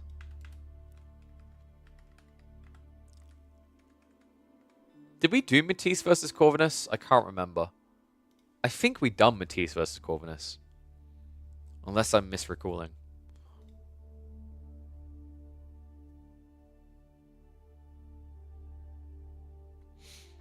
There's Matisse versus Corvinus. There is... Let me have a quick look.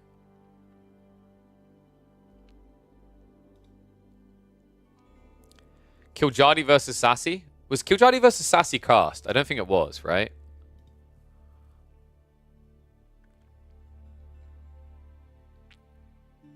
I don't believe it was. Maybe Kiljadi versus Sass. Actually, do you guys want more tournament series or do you want pub games? Because exhausted a lot of the series now. There's a few left. But I think we've covered, like...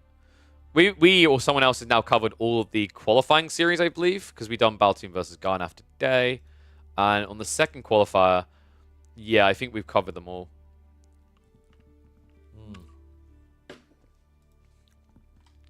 More tournament? Alright. Love tourney games, they feel more tryhard. Yeah, agreed. It's sucky we kind of know the outcomes already if we want to. I wish there was more like midweek tournaments. I actually wanted to do a bunch of show matches, but I don't know, man. I'm just gonna be bluntly public about it. I've been waiting for a response from Microsoft for 3+ months now. Feels pretty bad, man. Especially with everything else going on at the moment. It's kind of a bummer.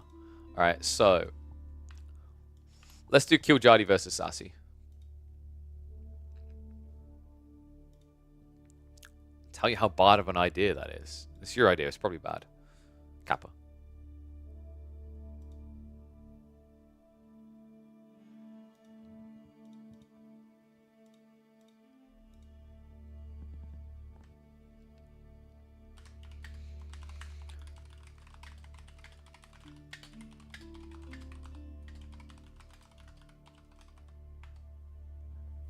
All right, there's your response. It's a curious idea, Cal. I'll tell you that much. All right, so let's get Killjadi's profile up so you can watch the Killjadi versus Sassy games. Hell yeah, Faplop. Give me the money. That's what I need. I need a few sugar daddies so that streaming can be affordable. Let me have a look. Killjadi.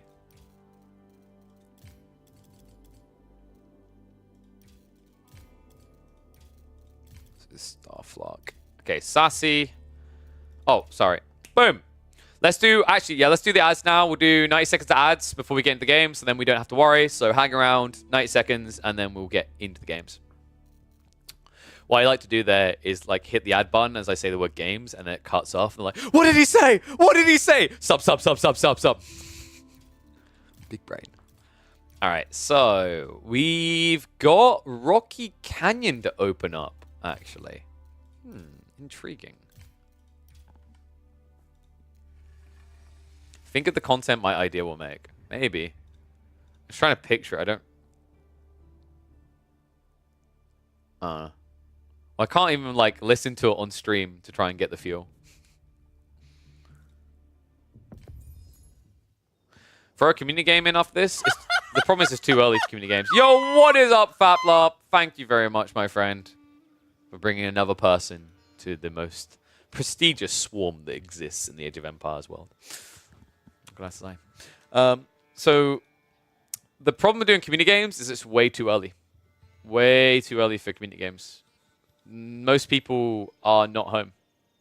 Are you sure? Well, Gully Deckle is skiving off of school is what I'm hearing there. Your stream is booming? I don't think there's enough people, man. Like, look. We can test this quickly now. I can literally just put up a poll. How many people would play community games? Me? Nah. Boom. Watch this. All right, actually, you know what? We'll hit... I don't think I can hit another ad right now while we wait for this poll so we get into game. I don't think I can. Nah, it's been too soon. All right. I'll set up the game while that gets sorted. I need to reset the in-game score, right? Yes. And go custom mode. Yeah, this is what I mean. If people weren't working. Like, you literally have one person saying that they can play community games. It's one of those tough things. That's why I said eventually I want to be able to like shift the streams a little bit later in the day, but I can't do that right now because you got to take advantage of the slot you have until you're big enough to make that shift. You don't even own the game. It's probably a good thing. It'll suck the life out of you. Just all gone.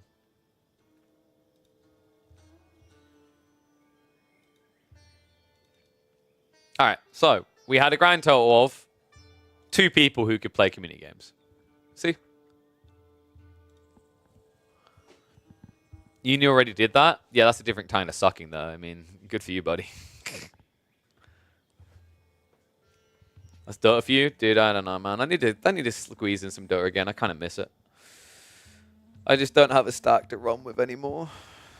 They will replace me because I stopped playing for a little bit because I was burning myself out.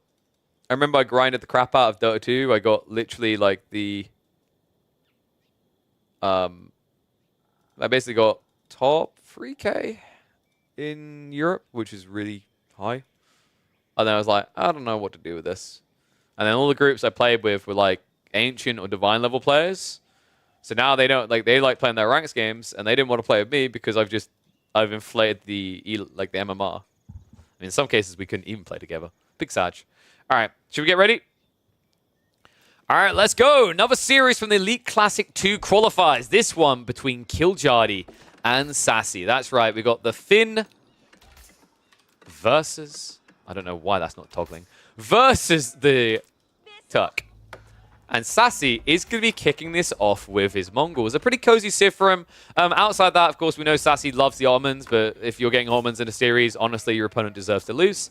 Other side of it, Killjadi opening the Delhi pretty bloody strong here. On a map like Rocky Canyon, it's quite feasible to aim towards a win condition around Sacred Sites. A little bit tricky with the closest Sacred Site to your opponent. But in fairness, it might have some value in this type of game, considering that Sassy has got to trade in that direction, right? So you get double value over parking this area. Like, for example, if Killjadi sneaks out here and he gets a little wall set up around this, he can then wall around the trade post, and then the Mongols' strongest play on this map is removed. So we'll see if that's the kind of strategy he's leaning into. Opening should be Ghazi versus Keshik, and that's going to be enabled by the fact that Sassy's likely going to be going for Silvertree. I don't think we're going to see any Rax opener here. Rax opener with Outpost Rush attempt is terrible against the Delhi. The number one reason why it just doesn't hit is because the Delhi will just pull a Scholar that they get for free out of the mosque, and then they'll attack you with villages. You'll idle their eco a little, but arguably compared to the idle for you in return, it's not worth it, because you spend 150 wood on the Rax, and then you have to spend the 80 resources per unit, right? Every other one. It's just overall a losing trade. So glad to see he's just looking to rush an age up instead. We'll hit a little 2x speed just at the beginning of this. Scout rotation, quite wide from Sassy. There's something nice that you can do with the Mongols. Looks like he didn't beat him to the punchline, right? No, instead, Killjadi snuck past him. Yeah, when you're talking about like the tier of scouting, I always put the berry civs as top tier, and then just under that is like China and Mongols. I put China slightly above Mongols, actually. Mongols can contest your rally point with your scout quicker. But what a Chinese player can do, which is even better than the Mongol Khan, is they can see you before you see them. It's such a huge edge. And then, of course, Berry Civs are top tier because they don't have to come home, right? When you're playing Mongols, at some point, you're going to be like, oh no, I'm running out of food. Bring sheep home. When you're playing Delhi, what is running out of food and how do I do that in the first 5 minutes? It's not possible. So TV on the way. Silvertree on the other side. Nice cut-off attempt here by Sassy. I like that he's doing this. Like, he can't now beat his opponent to the punchline on that, but what he can do is rotate ahead on this final quarter of the map. Looks like the sheep spread is a bit merciless, though, so it might be difficult to see everything he's looking for. Love the use of the Falcon to guarantee he sees that, though. So opening comps, we're probably looking at Ghazi and Keshik, as we mentioned straight away, and then Archers as a follow-up on both sides seems very likely. I think if Mongols want to feel good here, it has to be a 1-1-1 build. What sucks about that is if you shift harder away from cavalry, it favors the Delhi, because what you're allowing the Delhi player to do is get more of his army buffed up with the TOV. So Stables will be the logical opener. Keshik will beat Ghazi, especially in small numbers. But after that, I think what matters most is if this is going to be like a double blacksmith from Killjadi to try and make his archer transition stronger. Wouldn't surprise me. He's already got 10 out on the wood. He's got enough to drop the Stables, which is usually the highest priority here. One thing that always does feel bad is when you drop a stable like this, but you want to go double pump production. If I see someone drop a full stable like this, either they weren't paying enough attention, or it's because they only want to have one stable worth of production, and their archery range will get dropped here, so they have the extra mosque production. Instead, it looks like actually he just wanted to have the 4 stables. Okay. I get wanting the Fort Stables, but it kind of feels rough, like you lose that extra research speed, right? So Sanctity got lagged a bit more, I'd say. One interesting thing there, by the way, and correct me if I'm wrong, I'm sure we've got some Delhi spammers in the chat. Because you can do it with Rams, I assume you can do it with the Temples as well. I haven't tested it. But you can ungarrison Scholars one at a time if you put them on a control group, right? So if you want to min-max like a god, these Scholars, you can put them on different control groups so you don't have to ungarrison all. I guess the negative of that is like you wouldn't be rallying them in the first place. Wait, can you really not do that? But you can do it with Rams. Yeah, but like, dude, like I don't know if Cal even plays Delhi, man. I've only seen him play Malians. I'll wait for Gully Deckle, a guy like half his age, to give his opinion. I trust that guy more. Like I said, I don't think it would matter because obviously you can garrison by default. So I don't think it would make a difference. But it's like an interesting thought with like garrisoning buildings. So I think you could, maybe I'm wrong, but I think you can do it with TCs. I know you can do it with Rams. Like, I've seen people do it with Rams, and it's absolutely disgusting. Like, there's stuff that people are doing with Rams right now where they can control group archers and spears into the Ram, and then ungarrison only the thing that they're, like, need to counter their opponent is really strong at the moment.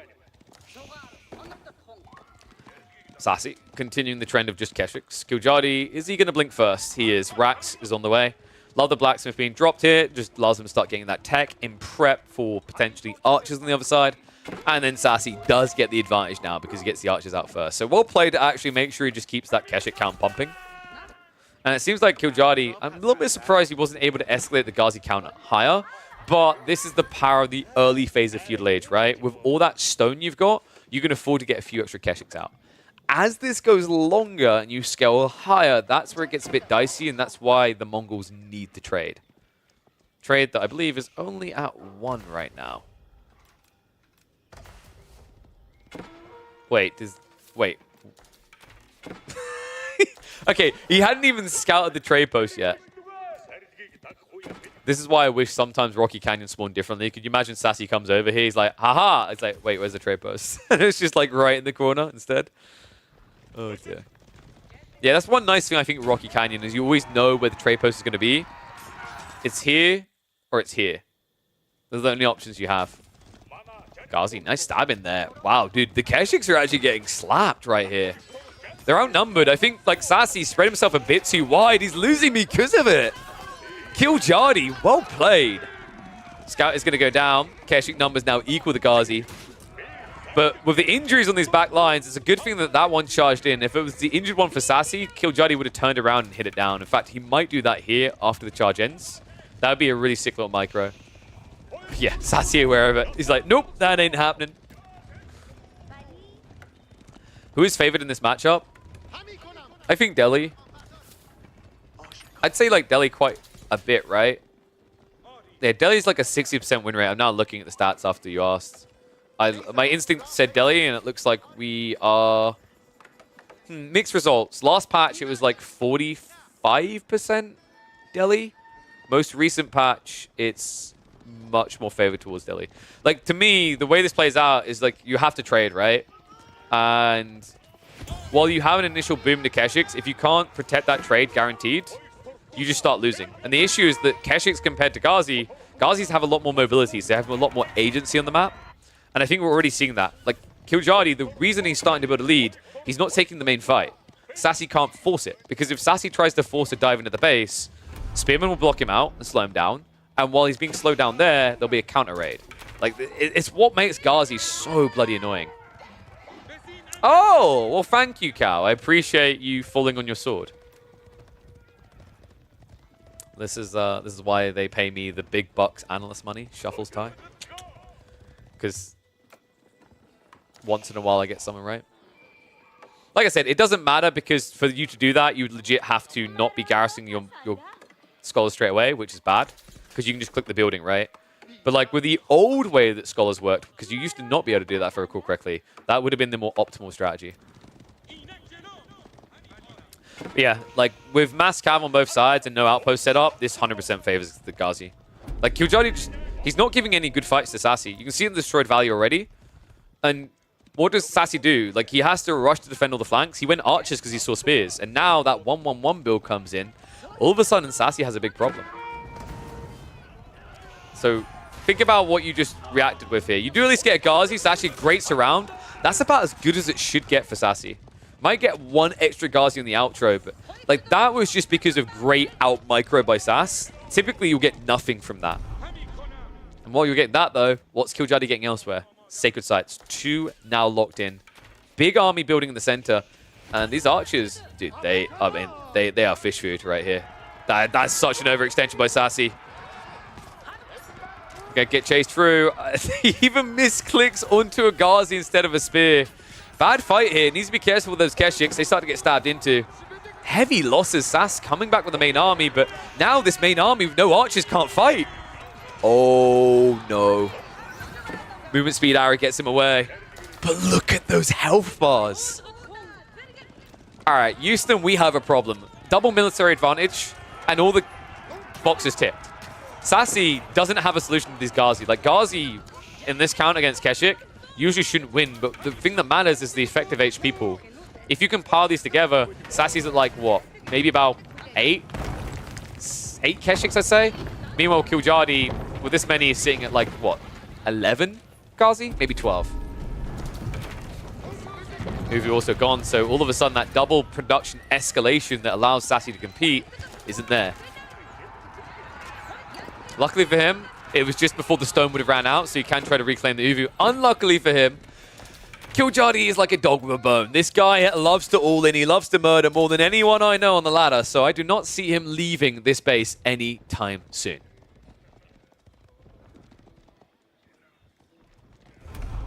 Third Sacred Site now locked in.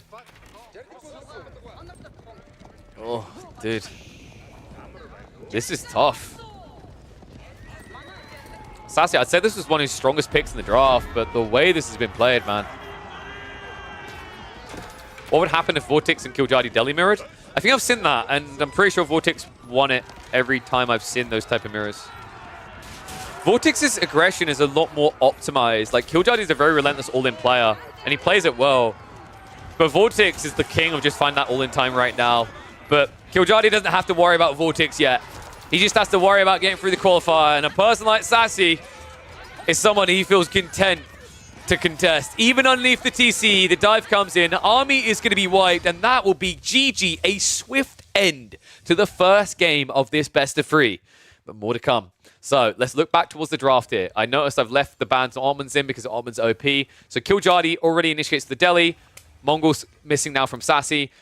Sassy cannot play the English in the next map. If he does, Malian seems the most predictable choice.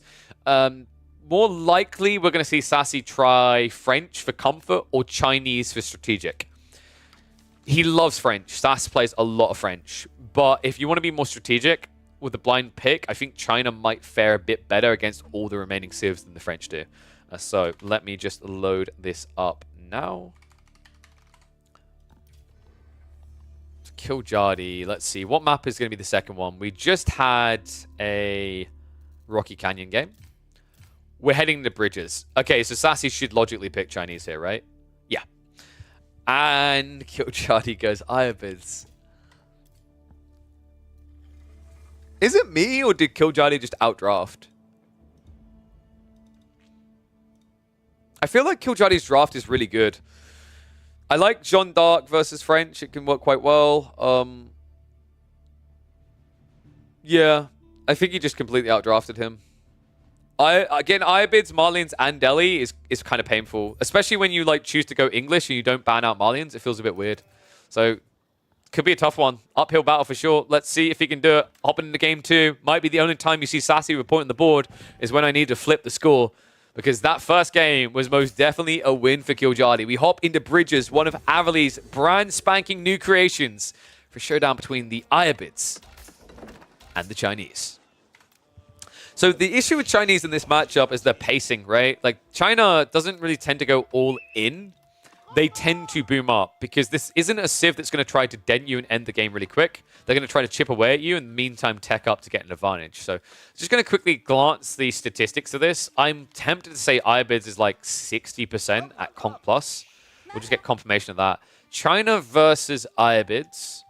Actually, 51.4% for China. If we check the previous patch, though, that's maybe a little bit fairer because there's a lot more games there. Obviously, Ayabids a bit stronger. China still has a better win rate, 52.9%. In fairness, though, like China hasn't really been played much in pub games from what I've been seeing. Like, it's very underrepresented at the moment. For a while, remember the expansion came out, everyone was like, oh, it's usually just a better China. Then you move deeper in, and all of a sudden people like are more fixated on solving Order of the Dragon and Byzantines than playing Chinese that fundamentally didn't feel like it changed. So hit the 2 times here. Scout rotation.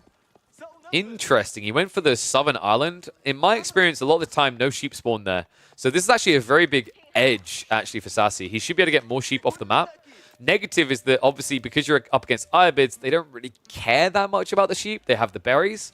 On top of that, Kiljardi, I don't know, man. He must have kissed Marino's mother, and the luck must have rubbed off on something, because this is... he's inherited the luck of Marine Lord. Let's just put it like that. Berries and deer in the back corner. This is about as cushy as it gets. Meanwhile, Sassy, what did he get? He got 4 deer, 4 berries, and only berries behind. Like, very content game, especially if your opponent's trying to go all in. I don't expect Sassy to do that, but if he wanted to, his ability to shut down eco would be heavily limited here. So that's going to be Growth Wing. Understandable, you don't want to be building into the Desert Raider. For a start, the Chuganu potential could kill you. Another thing, you can never dive near this TC because any misstep, 25 damage to the face. Compare that to like another TC where if you just step in and step out quick enough, you just take 6 damage. Or rather 8. It's kind of trivial in comparison, right? So I'm going to keep on the 2 times here because I think we're just going to have a 2 TC versus a fast castle. You can already see by the way that he's set up his economy. He has some flex if need be, but that should just be for outposts typically. No. Okay, you know what? I'm glad. I thought this was just going to be greed versus greed, but it's not. Sassy's going to be the one being greedy. Barbican is his target. Meanwhile, Kiljardi drops the stables in the archery range. He's playing discount Abbasids. Okay, we have got a game.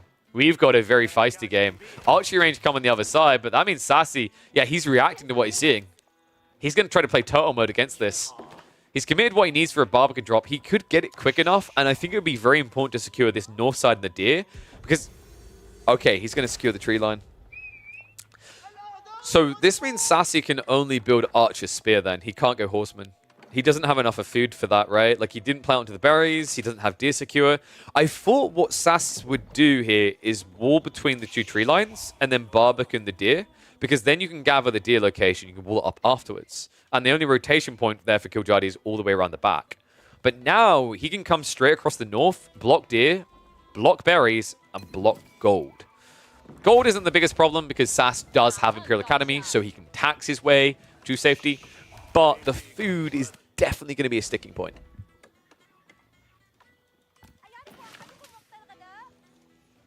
You would have thought Kiljardi would castle.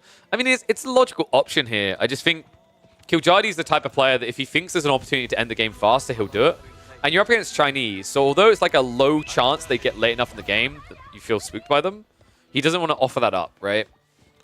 Because on a map like this, especially with the way that they can cut the map, with the bridges, if you take them out, they can have safe haven on their eco on the north side with like 2 or 3 TCs. So I think it's more Kiljardi just assessing the risk and realizing that, especially with the way the map's being played and spawned, it's to his benefit to be more aggressive than defensive. I like it. I think it's a smart choice. Sass now getting the spears in Chuganu. He needs to get enough gold to get a blacksmith and get Steeled Arrow. He can't really fight before that. The problem is actually if Kiljardi just went north, he could find that critical timing instead. He's going to rotate to the south side. Yeah, this is all because of the scout not being here, right? Like, yeah, the scout was a little bit late on checking in. So he sees the deer now. And because he sees no one gathering on deer, he's rotating far around the south, which is just unnecessary. But the reason why Kiljardi's doing it, we know it's unnecessary. He doesn't. He thinks there's stone being gathered right now. He thinks this is going to be a congested 2 TC build. We can see it's actually all in 1 TC. Kiljardi blocks that archer range from going down. Yeah, you just can't dive here, man. It's condensed double hand cannon slit. It's the one way you'd lose this game right now. Kiljardi's actually going for it now, by the way. Food and gold is stockpiling, so the way he's optimized this, by the time he gets his gold, he should have enough for the food advancement wing, as in the food you require for advancement. And that's why he's pumping extra horsemen, because he has that runway with the way he's macroed. Sass. The issue in this game now is, like, Sassy didn't go for the TC, and that's why Killjadi's doing this. When Killjadi wrapped in and saw the production, saw what was happening, he read it right. Sass can't go back for a second TC now. But Killjadi can go for an age up, and I think this might be Logistics Wing. Okay, it's actually sick of his Logistics Wing. Master Smiths kind of works as well. Because if you get Master Smiths, and then you get your Blacksmith down, get Undermesh, Chiganu don't do anything. But Logistics is just a given, right? It just gives you that strict timing to get your hands on the relics. In a game where, because Sass is only playing one TC song, his eco lead is practically non-existent. Dude, this is about to get harsh. I know it doesn't look like... So if someone came from Michael Bay levels of explosions, I'd be like, oh, this feels a little bit underwhelming. But like from a strategic level, understanding what Killjadi is doing is very important. He's forcing reactions out of Sass to get bigger advantages down the line. Had this been a fast castle build, he would be there already, yes. But in return, Sass would have had a Barbican potential food. He would have had a second TC. He would have had a shot of surviving the storm. But now, adding in 9 Chuganu, 8 Spearmen, probably a Blacksmith as well. Obviously, we can see there's not one, but he's probably anticipating one. It means that Sass doesn't have the bandwidth anymore. And Killjadi, even with his choice to go for a full Castle Age cost instead of advancement, is going to be ahead. Halfway done. Spearman arrives, he's going to back up. Archers are being pumped behind this. A pretty standard choice for Ibids. They like to play archers a lot more than I say Bastards do at the moment with these type of, like, you know, greedy builds. And behind the Sass, man, dude. His food income's what? Yeah, it's going to be like 4, maybe 500 food. Even if he tries to rush a tech up, by the time he gets there, probably looking at a 5 relic game. I love the fact that Killjadi doesn't engage the army. It's the one way he could lose his advantage right now. He sends it around the back in case Sass is either A, teching up, or B, going for a TC. More stables being added in. Doesn't have Golden Age 2, right? He's not going to have it in time, so he won't get the quicker research unlock. That would have been a big deal, just getting the veterancy on Horsemen and Archers. I don't think he really wants to play a long-term Horseman here, though. It should just be Camel Lancers. Yeah. Immediately queues them up. Archer upgrade on the way. 50 seconds away, and Horsemen are rotating around the back. So no stone being gathered. At this point, Killjadi probably has a smile on his face. If he can survive the first assault, he's a mile ahead. Considering that it looks so small, he'll have time to survive it. Archer upgrade coming through in just over 30 seconds. And you can't really burn enough here if you're Sassy.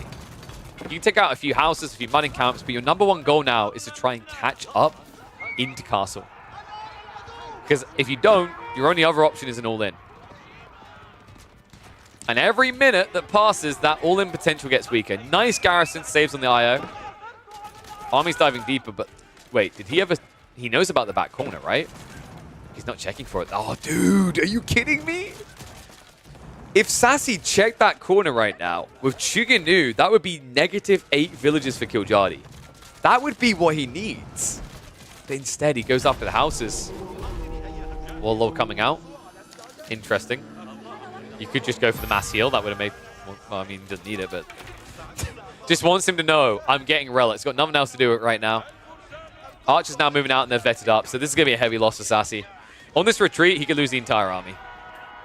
In fact, the Horsemen have rallied home. He is going to lose the entire army. Archers, the Spearmen get baited in range. They're going to be taken out. And that means all Chuganu down in a game where Sassy's all in.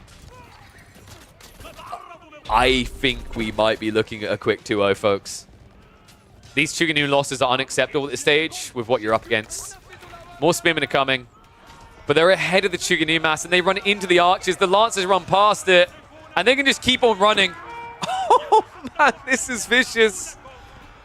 Sassy, that tree line may have just griefed him. He'll get a soft reset, but with the Dervishes bringing more relics home as the minutes go on, with the fact that Blacksmith should be dropped behind this soon, The fact that military numbers are even in a game where you're up against lancers and upgraded archers, you need to basically put like an extra 1,000 army value on this. What do I think of Killjadi prioritizing tier 1 eco upgrades before wheelbarrow? Makes a lot of sense when you're playing condensed. If you have a certain number of people on gold, a certain number of people on food not moving, wheelbarrow is kind of worthless. To quote my good friend Mister, if you're walking, you're not working. If you're working, you're not walking. Nice peel back there. Spearman numbers are going down. Cav count looking just big enough. And I think this is the point where Sassy is stuck in a death spiral. Chuganu being Chuganu means they are actually going to deal with Camel Lancers a little bit better than they probably should. But ultimately, it's just too many losses at this stage. Killjadi, even without Undermesh or Steeled Arrow, is winning this fight. Sassy. Probably realizing the writing's on the wall here. He's basically built his walls. But now this is going to fast turn into a 5-relic game, right? Dervishes, I think they've moved out for the Sacred Sites as a priority. A little bit of a miss micro maybe by Killjadi there, because I think he should have had more relics back quicker. But he wanted to play it safe, right? He didn't want to lose the Dervishes because they are quite expensive, 60 food and 120 gold. That's the interesting thing about the Advancement Wing versus Logistics. Logistics gives you an immediate burst into these guys, and GG gets cooled.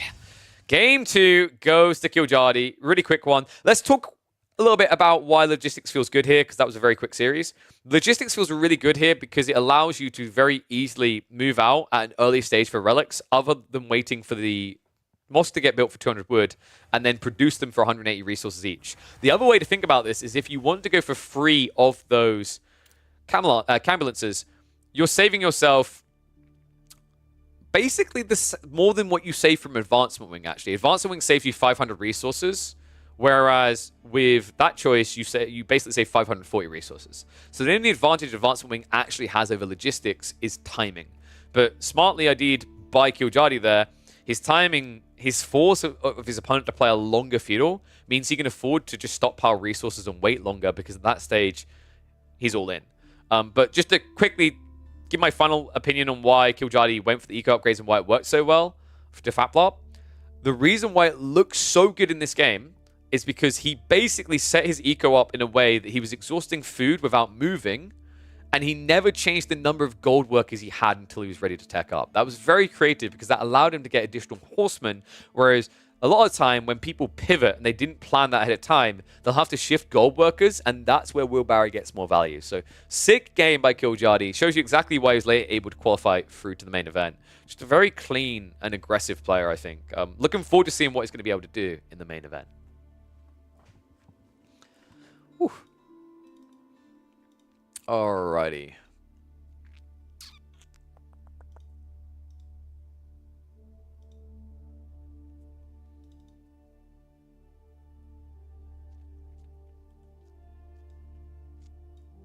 Tiger's cooking up stuff? Or stuff's being cooked? Do we cast some live games now? I'm wondering. Who the hell is I Can't Be Happy? I don't know. I don't think it's one of the pros. Louis been playing some games, so we could do some Louis games, maybe. He's queuing now. Maybe we can catch a live one. That would be cool. Let me check quickly. Because I'm thinking who we'd have left if we cast another series. We've exhausted quite a lot of them now.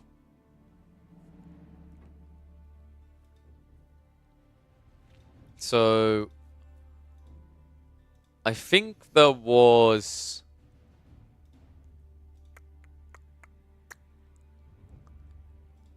We done Cat... Did we do Cat versus Lash? I don't think we did do Cat versus Lash, did we? Sup, Tick Dickler? Thank you very much, my friend. Glad you enjoy the content. Welcome, welcome.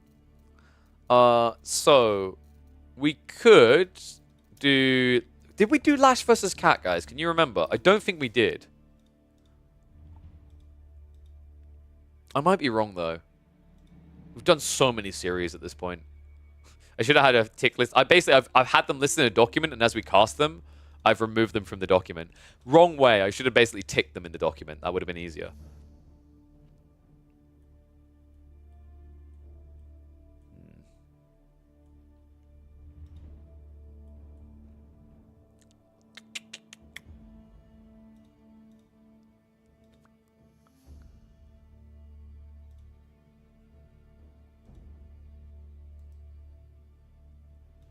Cat versus Sanich could be hype just for the fact it's 3D clan murdering internally. Let me check quickly on the ladder, because I know that Louis was searching.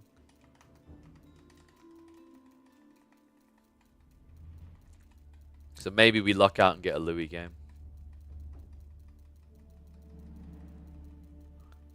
Doesn't look like we get a Louis game.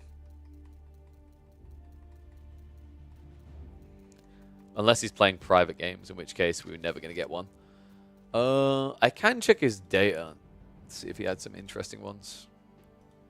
Because I think the problem is we just cast so many tournament games from the qualifiers that it's hard to remember which ones weren't cast anymore. So he had some games versus El Sensei, but I think El Sensei's data is private, if I remember correctly. It's not. Y'all want a Vortex versus Louis game? Eyebrows, eyebrows. Maybe we get a Vortex versus Louis game to finish off.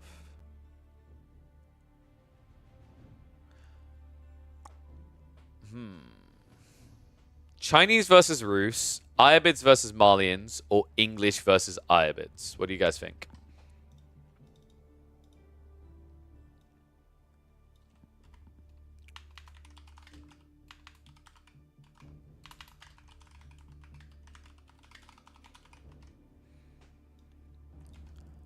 Okay, Louis MD. Wait, is Beastie and Vortex up against each other? They're not showing on the thingy. You sure about that?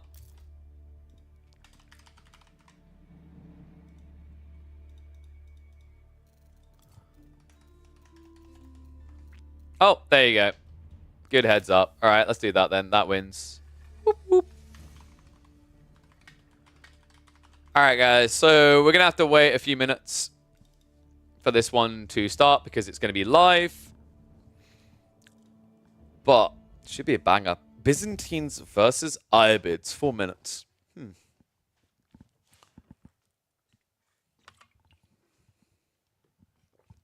Louis waiting for someone to practice. Yeah, makes sense.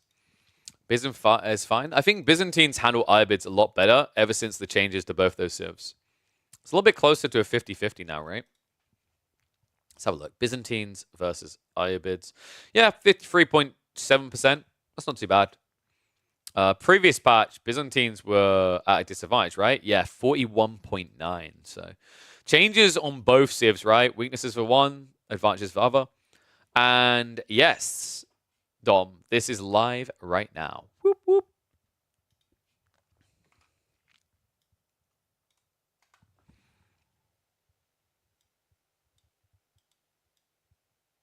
So let me update the YouTube title so it doesn't just bait people to think there's more Elite Classics. So we're done with Elite Classics games for this week. The cool thing is actually with the format they're running, there'll probably be more games for us to cast next week in the weekdays. Whoop, whoop. For all tournament games were on the weekends. Yes, they were played on the weekend, but we were doing a bunch of recap games. So basically, with this format, with the qualifier and also the way the group stage is going to work, there's going to be a lot of series that probably won't be cast. So what do? We cast them here. We make content. Had some pretty epic ones as well that just went uncached.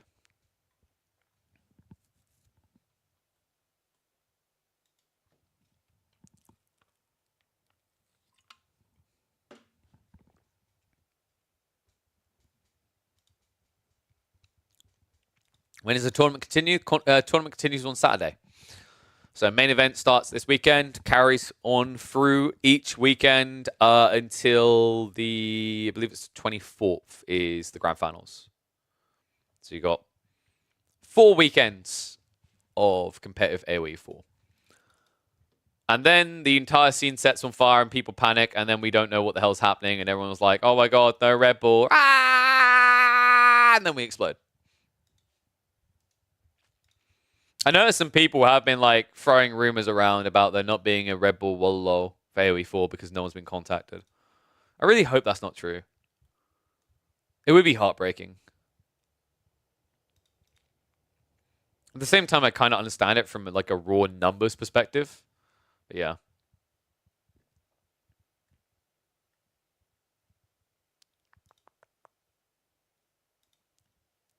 We'll see.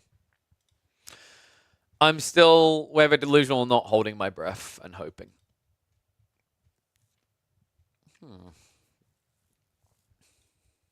AoE2 players were cast with contact from what I hear. But where do you hear that from? I'm curious, like, because here's the thing, when people from what I hear, and I was like, okay, but like, if that's the case, then surely a player would have said something. Like, I've heard rumors, but I've not seen anything. I'm just hearing a trust me, bro. But I'm not hearing of an example where a Tato has confirmed it, or a Viper has confirmed it, right? According to my sources, which you cannot name, winky winky. And the thing is, like, we won't get clear confirmation for a while, either way, because the reality is anyone who has been contacted will have signed an NDA. So technically, they can't confirm that they told Timmy that they've been invited. So yeah, a bit of a weird one.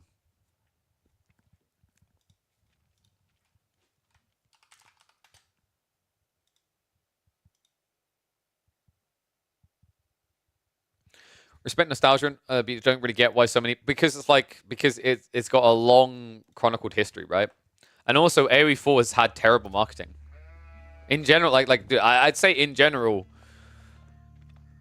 Age of Empires marketing is questionable. I will say that much.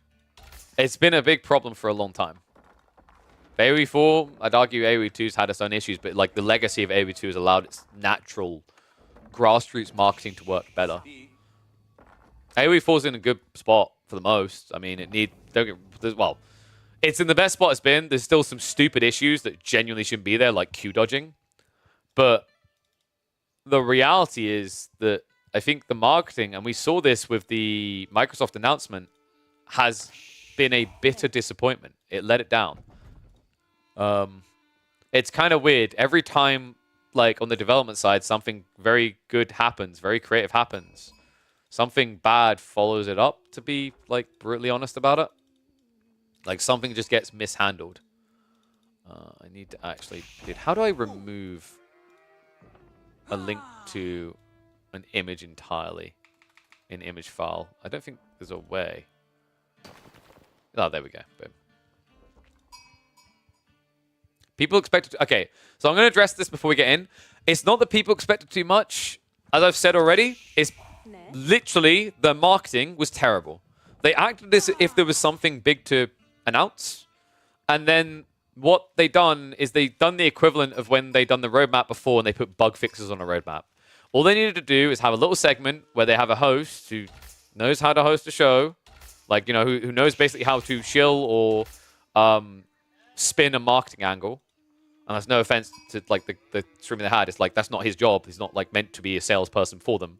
But they needed someone, like, from the studio at least, that just went and said, guys, we just released the biggest expansion in the history of AoE 4, it's history of Age of Empires. It done better than any expansion before it.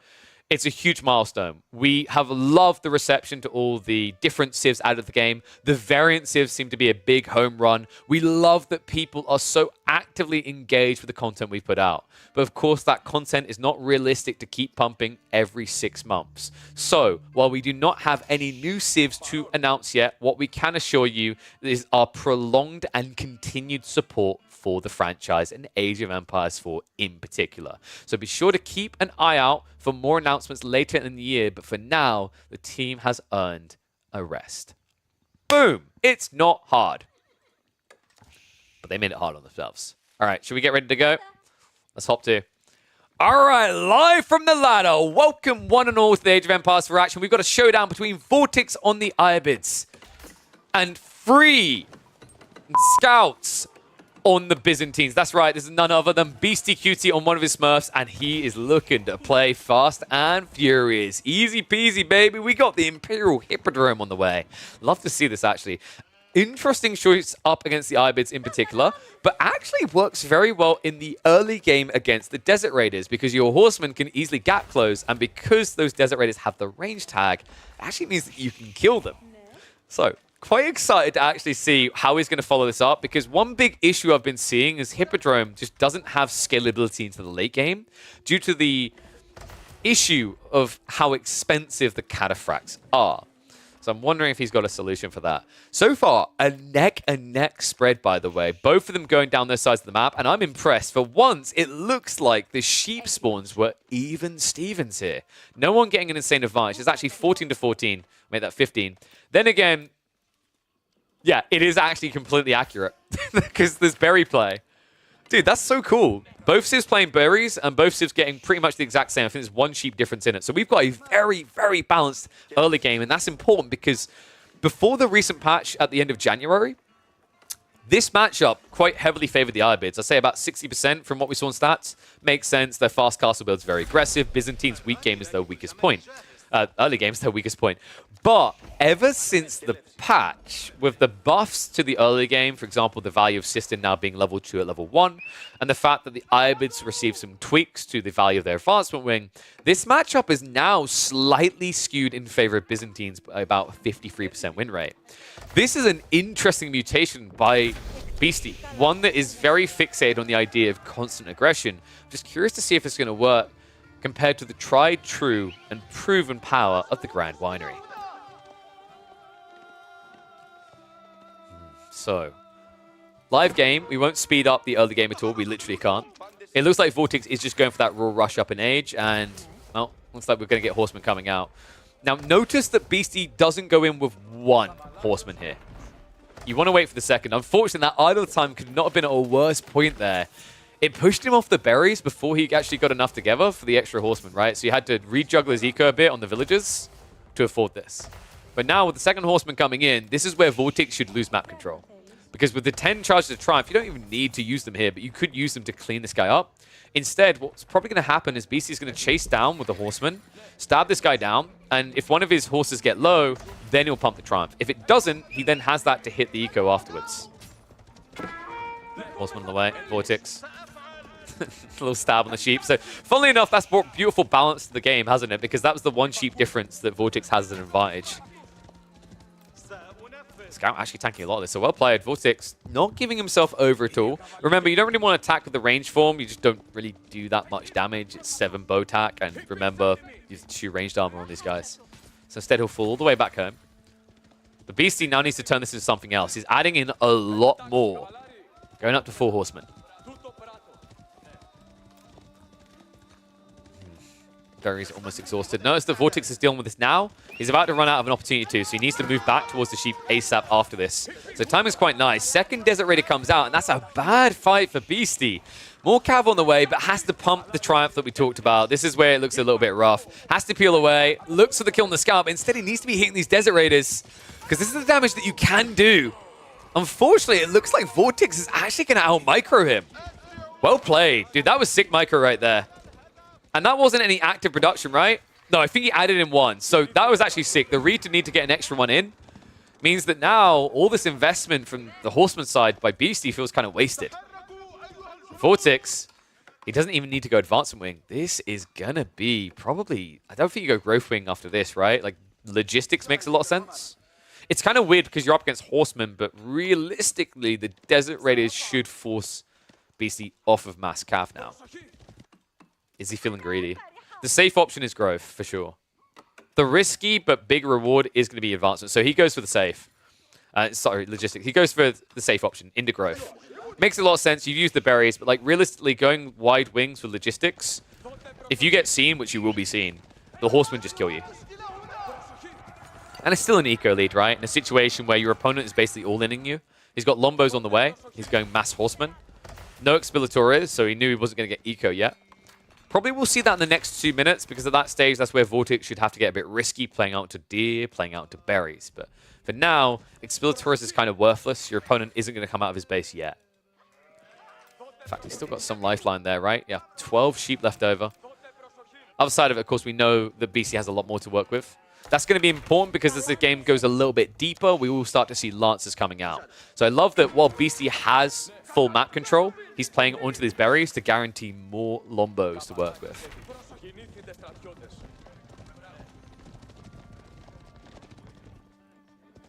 I think he's going to try to all-in or feudal. He knows the tech up's coming out, but the reality is that tech up doesn't really provide value yet for Vortex. My question is whether this is going to be a Kara Siphon play.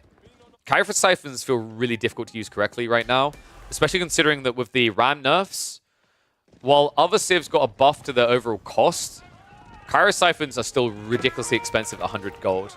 And they're also more squishy than standard Rams. Moving in with the Triumph, though. He's just going to look to burn it down. With the fire armor? This is very difficult. Triumph has already ran out. And with the fire armor, these outposts are insanely tanky. Desert Raid is at least going to be taken out, though.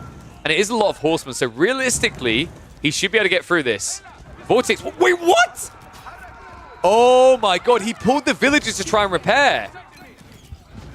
That's going to be 5 villagers going down. Vortex tries for the repair, not able to do so. Lombo's now trying to snipe him down. No textiles either.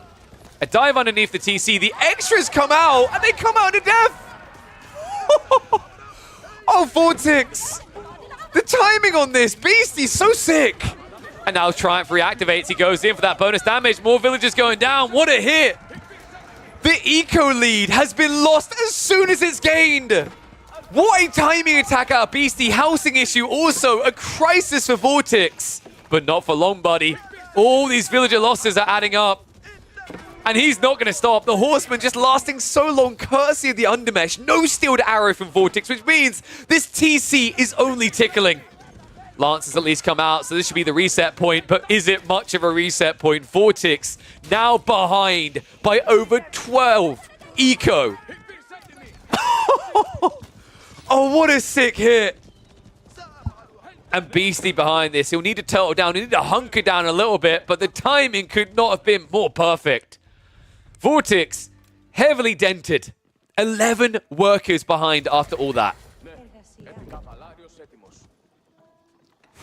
Wow, and now you just mac her up, right? Go Castle Age. Lance is going to be on the way, but realistically, it's just double racks drop, and then you spam out the Limitane, which is exactly what we're seeing here. Just a great read by Beastie. And keep in mind, like out here, this is a little bit risky, but if he gets close to home, Akratoy could reduce the losses. He's going to have to pull back now. Beastie has got the wheelbarrows, so it means the Lancer should only be able to get probably 1 kill out of this, maybe 2 if he's lucky. What a sick play by Beastie. You know, I want to give him so much credit for this because I think a lot of people give him a bad rap as a turtly player who looks for the late game. He's proven to you exactly why that's not the case. Like, Vortex is one of the most aggressive players. This dude has no chill. Yet he's the one who has to chill. He's the one who got attacked. He's the one who tried to be greedy here. I remember like interviewing Alex before, and he was talking about this reputation, and he said from his perspective, it's different. His perspective is not that he's greedy. His perspective is that if you give him an inch, he'll look to take the inch, right? He won't look a gift horse in the mouth, but if you give him an opening, an opportunity to take that inch on the aggression, he'll take it a mile. Now the double down, Limitane on the way, and Vortex. Ah, dude, you need the Golems. I legit think Golems was the only way this was going to work. Beastie, he's actually subtly macroing up towards Castle Age while still fielding an army that can beat this back. And it's critical that Vortex gets these relics to recover his eco, but he's not going to get an opportunity to do so. As soon as he starts pumping dervishes, new armies in his base. Lance is going for the backstab. Does get hit. Still, this hurts. He hasn't got Undermesh. I can't believe this. Vortex still hasn't queued it up. Horseman once again going in. And that is going to be the Triumph once more. Villagers in trouble. What? Where are they going? Archers dive in. They're going to just hit all this down. Vortex now even further behind. No trades going on either. There's no dive into the enemy base. Instead, Vortex is rallying every troop he's got back here. But the losses are mounting up. Still no textiles. Vortex has lost 27 workers throughout this game. Make it 28. And now, Beastie with over almost a 20 eco lead. This should just be Castle Age and a salute. Limitane also just getting good trades. A terrible fight for Vortex. The only upside, there was no charge, there was no brace, but still he gets pinched. Oh, Beastie is completely outplaying him. GG! What an amazing aggressive build by Beastie. You know, I question it. I said, we haven't seen much Hippodrome. It hasn't been looking good. But even against the Camel extravaganza that is the Ibids, the Horseman Hippodrome comes in clutch.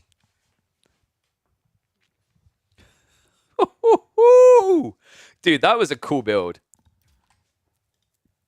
Very quick game, but definitely a very cool build. We might have time for one more. I wonder if they'll queue into each other again. Triumph is so powerful. It's very hard to thread, though, because if the game goes outside of Feudal, Triumph feels really, really bad. So, are they playing again? I had a feeling they were going to play again. All right, we can probably cast one more game. I've got one more game before I probably got to prep for my meetings. Depends if it's a fast game or a proper game.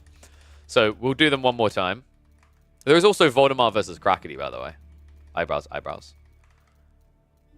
But let's go for these two. Whew.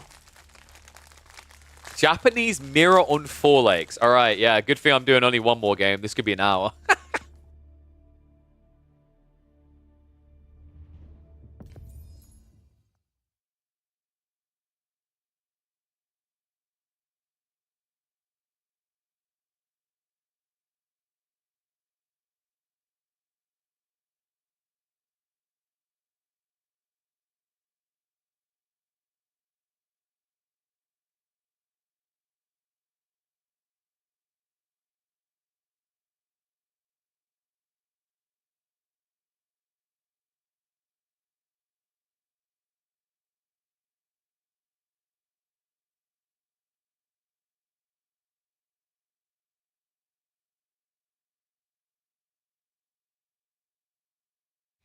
All right, we'll make this the last game of the stream.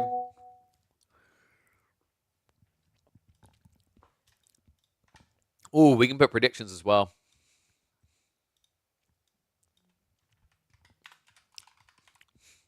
This feels like a coin flip, man. 2 minutes for predictions.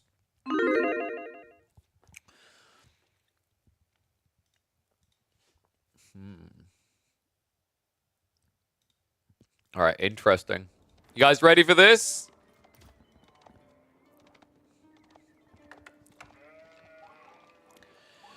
You know, usually we cringe a bit at mirrors, but for these two, I'll do it every day of the week, baby. One and all, welcome back to the Age of Empires 4 action. Live from the ladder, we've got a showdown on 4 Lakes, a Japanese mirror between Beastie and Vortex. Two of the most talented players we have in Age of Empires 4. Hot off the back of a clash they just had on land map, we now switch it up. This could be a quick one, this could be a long one, but either way, I'm almost certain it's going to be a fun one. Doc drops coming out from both players to open this game up. Looking at the spawns, actually, a very exposed spawn for Beastie. Wow. Retracted wood lines, which is, you know, great. You'll be able to get your fishing boats going. But gold on the ford, berries on the ford, extra golds on the ford. Like, this is... Dude. This is a very strong spawn for Vortex. He got a safe gold behind the tree lines. He can wall that off with palisades if need be. He can condense it to all attention on the right side very easily. Meanwhile, Beastie, like, how do you wall yourself in here? It's such a difficult map to do that on. Damn, this is... I give, like, Vortex a pretty strong advantage off of the spawns here. What's the upside for Beastie? I mean, stone safe, so if you need to turn this into a Shogunate defense, that's very easy peasy to do, but that's still a big disadvantage. One upside is he can actually short wall this, and then he can safely use the docks over here. But if this is Shinobi play, a small wall doesn't do anything here, right? So that's kind of problematic.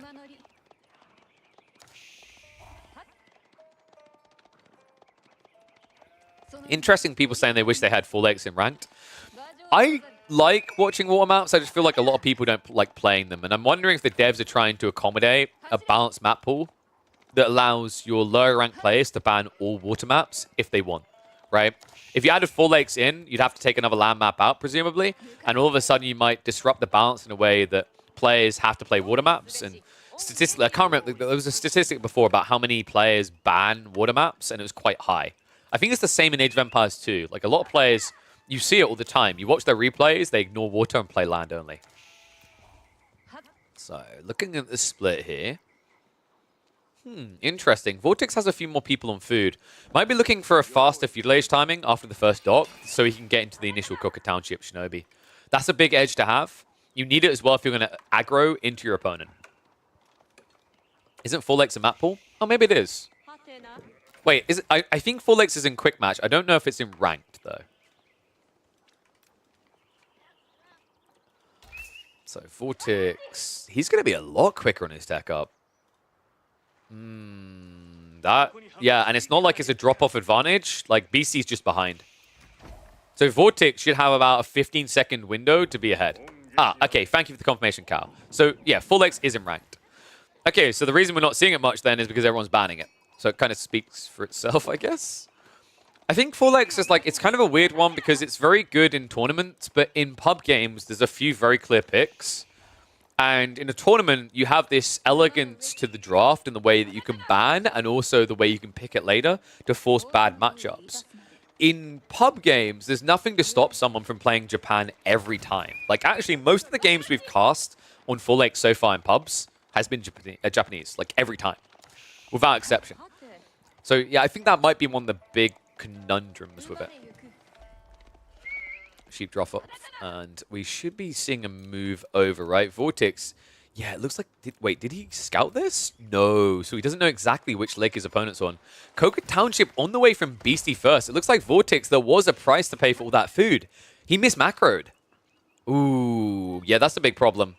More villages now being pulled on the Coca Township to make up for this because you can't be behind. So that's kind of wild. I wonder why he had so much food. We have our answer. He sacrificed the forge timing to get extra boats out. And now it looks like there's going to be a sneaky dock move. Vortex on the way, but I think this has to be too late, right? This is going to be abnormally close. Right? Like, I think it's one strike's difference. Can he get it? No, I don't think so. I don't think he's going to be able to stop Beastie here. The Scout's adding a decent amount of damage at this stage, but it looks like he is going to get the tap of the hammer. And no body blocks are effective enough. The Scout will at least be able to chase this villager down and finish him off. But now, Beastie with a very big advantage here. Oof. And this means Vortex has to go faster. You just saw that. 11 villages now in the Coca Township. He needs a defense strategy ASAP. The problem here is Coca Township just got nerfed. So you will not be able to stop this first junk. Look at the timing. 25 seconds, you start now. Other side of this, 23 seconds for the free Shinobi to come out. Oh, dude. I actually think we might have a quick game. Vortex, he only went one pond, right? Now, Beastie's got his own eco safe at home and he's about to idle yours out. And you've got 9 fishing boats here. You could arguably just prioritize heal the archer ship that comes out, but that still means you're not gathering food. And that means your opponent can scale more Shinobi while you idle out. There you go, Beastie. Gonna start harassing this. Goes to the villager. Love that from Beastie. Gets the kill as well. Shinobi is on the way, so we'll look to disrupt this. Spiral Ship is a good play by Vortex, but it means he doesn't have mobility to chase this right now. It does, however, mean he can camp the dock. Shinobi on the way now from Vortex. From Beastie, rather, because it's in the blue. He's actually going to die for the kill. Oh, that's sick. No, come on! He can't get a hit. He actually can't get a hit. Well played. Vortex uses the Stealth Forest. Archer ship goes down, and that means that Vortex will keep his pond. Okay, that was sick. The reason why Beastie was looking for that hit is if he gets a shot in and does like 5 or 6 damage, that's enough for his Shinobi to win a duel in a one-on-one. And it's already hard enough to win this fight because of Defender's advantage, but sick read there. Sabo's going to come out to stop the demo ship from ever arriving, and it should last long enough that that demo ship won't get out in time. And now, with Vortex making that recovery, the question is whether he's going to try to double down on aggro, because right now this is turning into a little bit of Shinobi warfare. It looks like Vortex is going to say no, though. He stops at 3. He's macroing up. Beastie's going to need a hell of a lot more damage for this to be worthwhile. He's already up against a Sprinkled ship, so disrupting your opponent's fishing is very difficult. And the timing over here looks like it might be pitch perfect if it wasn't for the fact that there are more Shinobi to help defend. Wait, what happened there? Wait, did you guys just see that? What? Guy, am I imagining that? Someone clip that. I swear I just watched that Shinobi hit and do no damage. He just hit and done no damage, right? I heard the clink, so he didn't cancel. That was weird. That's really weird. What? Okay, I'll have to check that back later. I swear I just watched him hit the Shinobi and do no damage. These Shinobi, however, are doing a lot of damage back and forth. Looks like it's going to be a trade out. One that Beastie wins there. Shunshin attempts. They are available for Beastie, but the distance might be too long. Wolf may have slowed that down. I think that might have been the moment to go for a Shinshin, but not going to do it. Other side of this, Beastie mounting the pressure. Vortex on his way up in age, but keep in mind, actually, Mounted Samurai, unless you got a lot of food, they don't necessarily beat Mass Shinobi. Mass Shinobi have insane damage output, and they attack so fast. So it looks like he's going to deny the second dock. He has his own going now. Beastie's still going. All right, this game just got very interesting, and it is going to be stable. So he's legit going to try to counter him with Mounted Samurai. Now, the good news for Vortex fans, he does have 1 pond worth of food. So he can afford the initial Mounted Samurai. The bad news is he only has 1 pond, and it's about to be free for Beastie. And remember, if he scales Shinobi and eventually techs up, the really bad news is that Shinobis auto-upgrade with age. They get more damage, they get more health. And also, because they're a low attack speed unit, as in they attack quite regularly, they're even more effective at dealing with this. And, oh, wait, Beastie, what? Okay, that felt unnecessary. This Shinshin dive may have just cost him a lot of his boys. Mount Samurai is going to go for the charge. Yeah, that felt a little bit gluttonous coming from Beastie. I think like if he just techs up behind this, his position's still pretty good, but he got paranoid about the Mount Samurai. Tried to deny the gold. Mount Samurai now on the way. Needs to re-rally his troops here. First relic has also now been grabbed by Vortex. It's on the way home. And the Shinobi cannot intercept. Funnily enough, he's not even being attacked by these Mounted Samurai, but he's paranoid about them doing it. Now it's idle time on the other side. Beastie, oh my god, dude, he needs spears. Yeah, he doesn't have gold for a tech up. And the Mounted Samurai, like, these numbers are not good enough to beat them. Finally, more ninjas do arrive. This is looking rough. The issue right now for Beastie is not food, it's gold. He needs to rush under that gold to get up. And it looks like the dock actually does get denied, so well played by Vortex. A weird start to this game, but credit to him, man. Like the Shinobi play, he survived it. Now with 6 of these Mounted Samurai with the deflective armor, these charge-ins can actually kill the Shinobi quite quickly, because this is a game where you don't have that extra 16 health yet. You don't have that extra melee damage adding in +5. And now, you don't have a 3 versus 1 pond advantage. It is going to turn into a 2-on-2. And although Vortex is weaker right now, on Eco, remember he has relics coming, so he'll be stronger. Mount Samurai moving in. Shinobi not wanting to tank this. In fact, the awkward part right now for Beastie is the spears at the backside. He has to use the Shinobi as a damage absorber, which doesn't feel great considering the difference in attack speed. And it looks like it's not going to work here. Beastie, he's got what he needs for a tech up, but the problem is now with this many Mounted Samurai, you have to be very careful about where you place it. I like this approach. Only 6 to start with, pulls the woodworkers, keeps the food and gold active. Vortex, meanwhile, has taken what he needs out of the map, right? 3rd relic on the way home. Could easily turn this into a 4 relic game, if not more. And the Mount Samurai, although they might not be able to stop the tech up, they could stop any additional wood. The question is whether Beastie's going to keep adding lots of spears in. I think you have to here, right? You don't want to mass Unabagisha into Mount Samurai. That's how you lose. But playing Castle Age Spears is probably like one of the most depressing things you can ever watch a Japanese player do. It's the unit they least want to build. Alongside Yuumi, right? Like, I can't think of 2 units that Japanese players will try to dodge building more. All up on the way. Beastie's not going to get this quick enough, though. Instead, Mount Samurai could just pick him on the retreat. Funnily enough, he actually turns to go further in. Wait, what? What? Oh my god, he didn't see, right? He didn't want to play near to the dock, and he thought the wall was already up down here.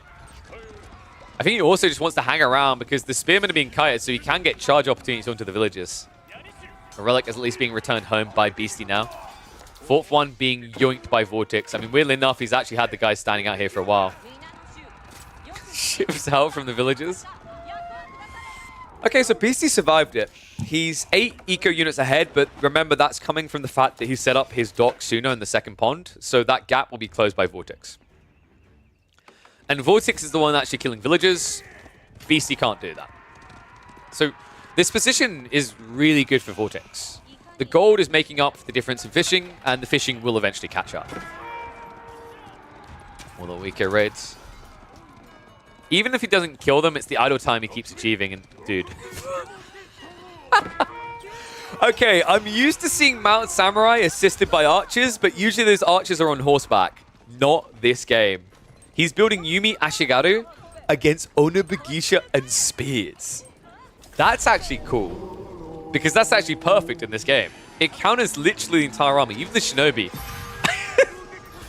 Okay, if there's a Castle Age game where Yumi gonna look good, this has to be the one, right? If they are capable of it, this has to be the one. Because he literally counters everything that Beastie's building with this unit. In theory, on paper. And also, I'm pretty sure, yeah, he has the Daimyo, so he can get into the Yumi Bannerman. Okay, dude, we have a game. We have a very interesting game here.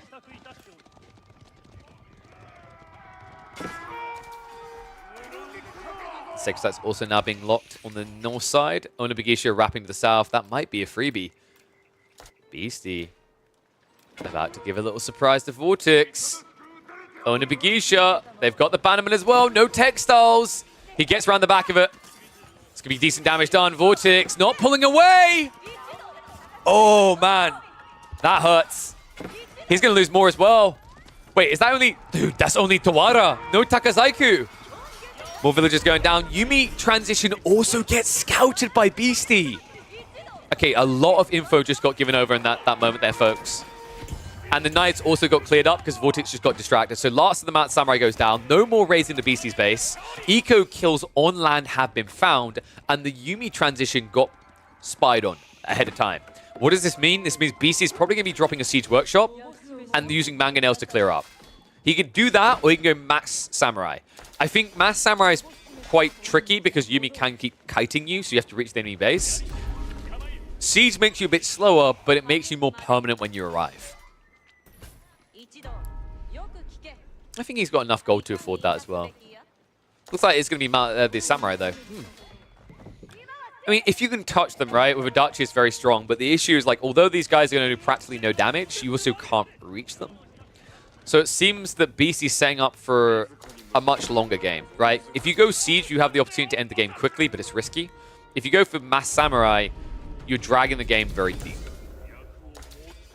Although dragging the game very deep can be dangerous, considering we're in a game where both players don't have farm setups, and they won't have farm setups easily, right? For a start, the way they've built around their base, at least Vortex is a bit better for that. But in general, the biggest issue here is that you don't have the Kura Storehouse to naturally get you into that. Raid coming in the meantime. Beastie. We'll have to consider backing away here. I like how Vortex literally tries to get Takazaiku on the most dangerous farmhouse in his economy. It's like his attention is drawn to that screen. He's like, oh yeah, this.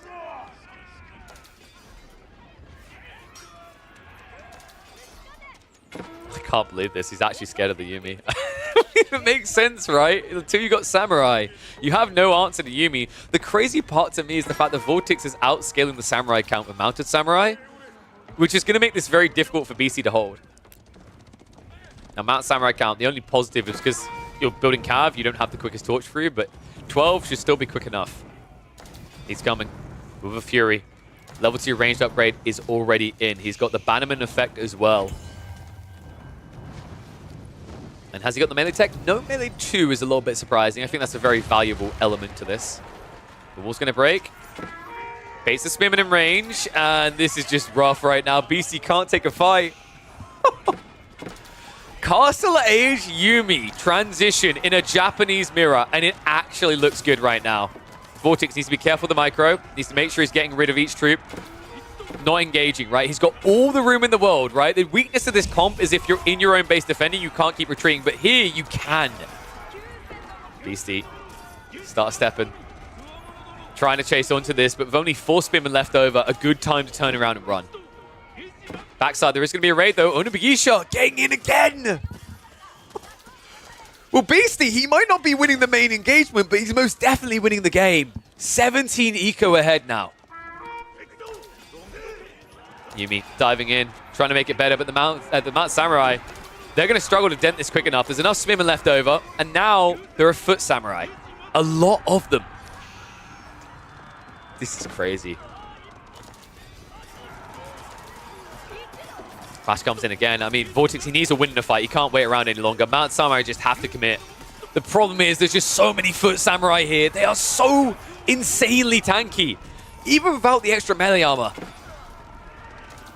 Vortex needs to keep the Yuumi alive. Right now, the Mounted Samurai are like a buffer. They're just a frontline, a tank for him, a damage absorber. Even though you're up against Samurai, on foot rather, the Yuumi, the fact is you can just keep kiting your opponent. So right now, what Vortex is trying to do is outlast Beastie. He's hoping that Beastie's going to run out of food. And then you have an issue because you don't have farms. And here's the transition I was expecting earlier. We have got Siege Workshops being built. Mangonels are going to be on the way. And they've also got the Urashira inside, so they come out aggressively fast.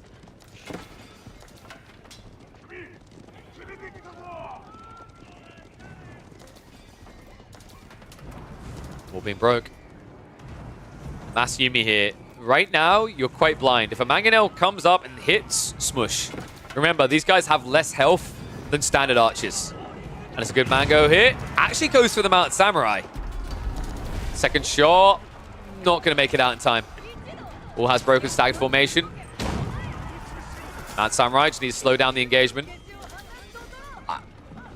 I think the issue as well is like Vortex doesn't have enough food to keep spamming melee units, right? So like he's locked into Yuumi. This is a problem right now.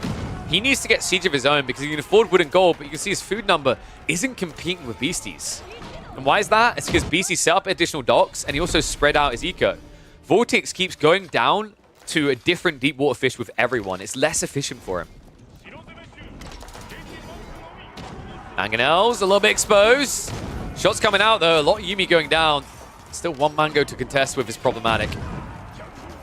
He just can't get beyond the choke point. Reminder that Vortex also has the 4 relics. But yet, still, Beastie's able to hold this. It's that raid earlier on. The 2 raids. The one on the right side buries, the one on the left side as well. Just such a big deal. And you can see the desperation, right? Vortex wants to play out on the berries. Beastie knows it. He's splitting off small groups of Onibagisha to hunt these exposed food sources.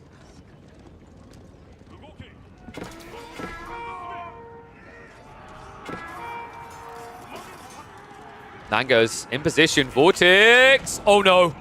Ooh. Uh-oh. Okay, this is the turning point. That's what he needed. Critical Mass of Yuumi is too low now. Onibagisha and Samurai count getting high. And more idle time now for Vortex. This game is quickly becoming uncomfortable. Now, it looks like he did find some eco raids on the other side, so Beastie did lose out. I imagine that was on the gold on the north side by the looks of it. He must have missed that one. So it has evened up the game a bit, but Beastie is still ahead by 10. And now the military advantage is what matters here. Vortex finally going in for Springords. He will have them by the time he's ready to defend, but it means his ability to play pocket eco is about to be removed. Yeah, this is why Onibagisha is so frustrating to deal with. It's crazy, right? Like, imagine if Vortex was able to use these archers the same way that Onibagisha got used. He could have shut down. The problem is, Beastie protected himself against that. He insulated himself with the walls at a very early point in this game, which meant when the Yuumi came, it was too late. And now the Yuumi are going to stop. I love the fact that he just targets these down. Another advantage of having melee here is your ability to torch everything. Vortex now trailing by more. Another eco hit here rather, as it looks like, oh my god! It was the gold! Oh no! He has no active gold income. He's got 4 relics. He's got the Urashiras. That's not too bad. But the problem is, he needs a lot of gold right now. Mount Samurai, anti-siege, needs it all. Protection. Mangoes do get sniped. Oh, that was sick. He got them both at the same time. Beastie spreads the line here. Mount Samurai going to hold for a moment. But the issue is you don't have much behind this. Vortex is going to struggle to hold on to it long term. And the issue is the Yuumi are attacking the Samurai. Start step back, but I'm afraid that's just going to let the Onibagisha in. Yuumi count not looking great. Samurai count still looking shiny and glorious. And I think Vortex is beginning to break. Oh, it's so tough. I mean, the Mounted Samurai count now down to 2, and the finite amount of food you're able to rely on on these pawns. It's just not going to be enough. GG gets called. Yuumi, for a second, looked like they might. But they had nothing against the might of the Mangonels. Beastie, cool game here. Cool hold on. Really weird early game with the Shinobi plays into the fast castle transition, into the Yuumi, and then the solution finally being in that catapult. I think what mattered more is Beastie just showing and flexing his ability to defend in an attacker versus defender situation after opening as the offensive party himself. Those walls are what saved him in this game. If it wasn't for that, Yuumi would have raided in. It would have been GG. But that initial Mount Samurai raid gave him the heads up to get the defenses and get him through the uncomfortable phase in the game. Sick play. Let me know what you think of these two. I think Japanese mirrors always, once in a while, is okay to watch, especially between two high-level players. Very interesting as well. It used to be about Onimusha, it used to be about Mount Samurai, but it just keeps changing, and I love to see that. These kind of catch you off guard permutations that show you that these civs are still being figured out.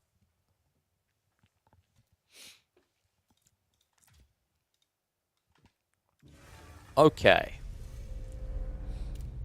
So, I believe my food... Ooh, I don't know why I said like that. It's going to be ready soon. So what I'll do is I'll catch up with chat quickly. Oh, look at all the YouTubers today. We've got like 30 people tuning in there. Hello, hello.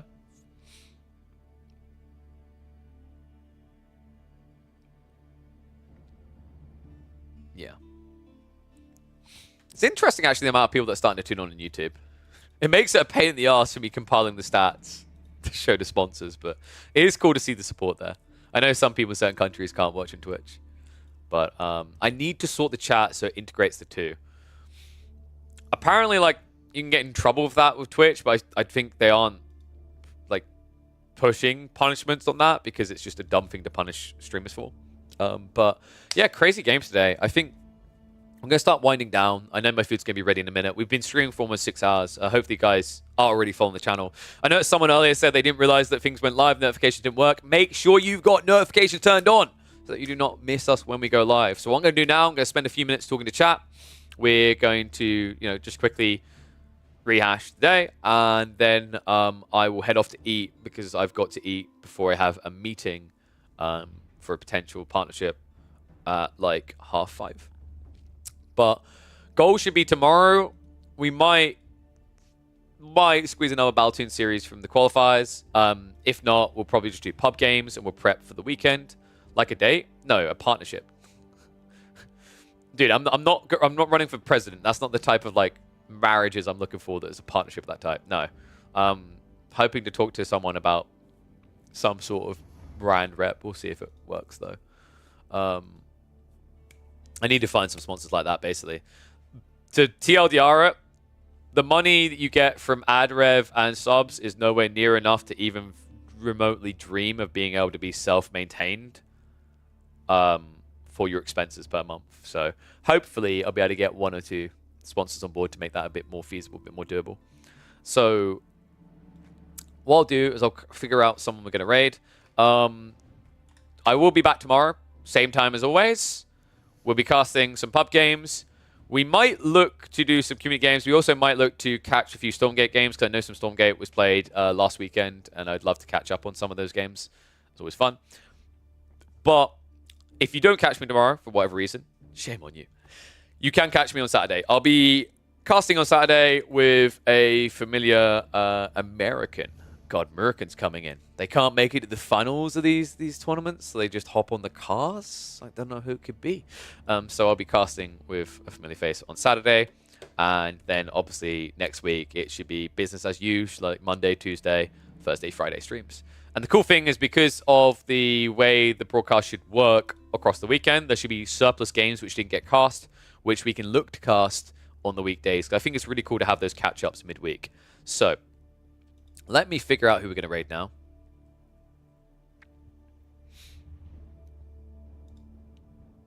Oh, thank you very much, Mark of the Beats. Yeah, be sure to subscribe on the YouTube side. Be sure to be following the Twitch side if you're not. So, you people watching on YouTube, go across now. You people watching on Twitch, go across now. Exclamation mark YouTube should get you where you're going. I think I have my Twitch in the description. And hey, what is up, Faplar? Thank you very much, my friend. Appreciate you, buddy. Dude, so many, 30 gifted subs. You're an absolute Chad. I appreciate you. So Pigeon, what rank are you? I don't have a rank. I don't play 1v1s. It's like it's not worth the stress and the beatdown on yourself. Try and like I've got nothing to prove is the way I say it. You learn a lot more watching these players play, to be honest.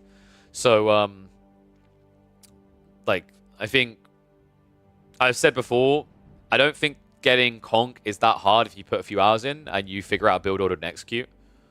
So like if I want to put the hours in, I'm pretty confident I could reach conk.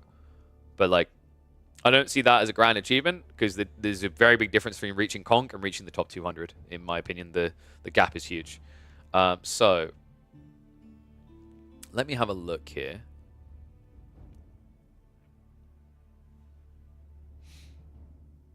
There's a Lash versus Sassy show match later today with Warman, but that's not for a few hours, and she's not on. What I will say is you guys should definitely check that out on Warman's stream when it's time. But for now, let's see, who shall we raid? I will raid...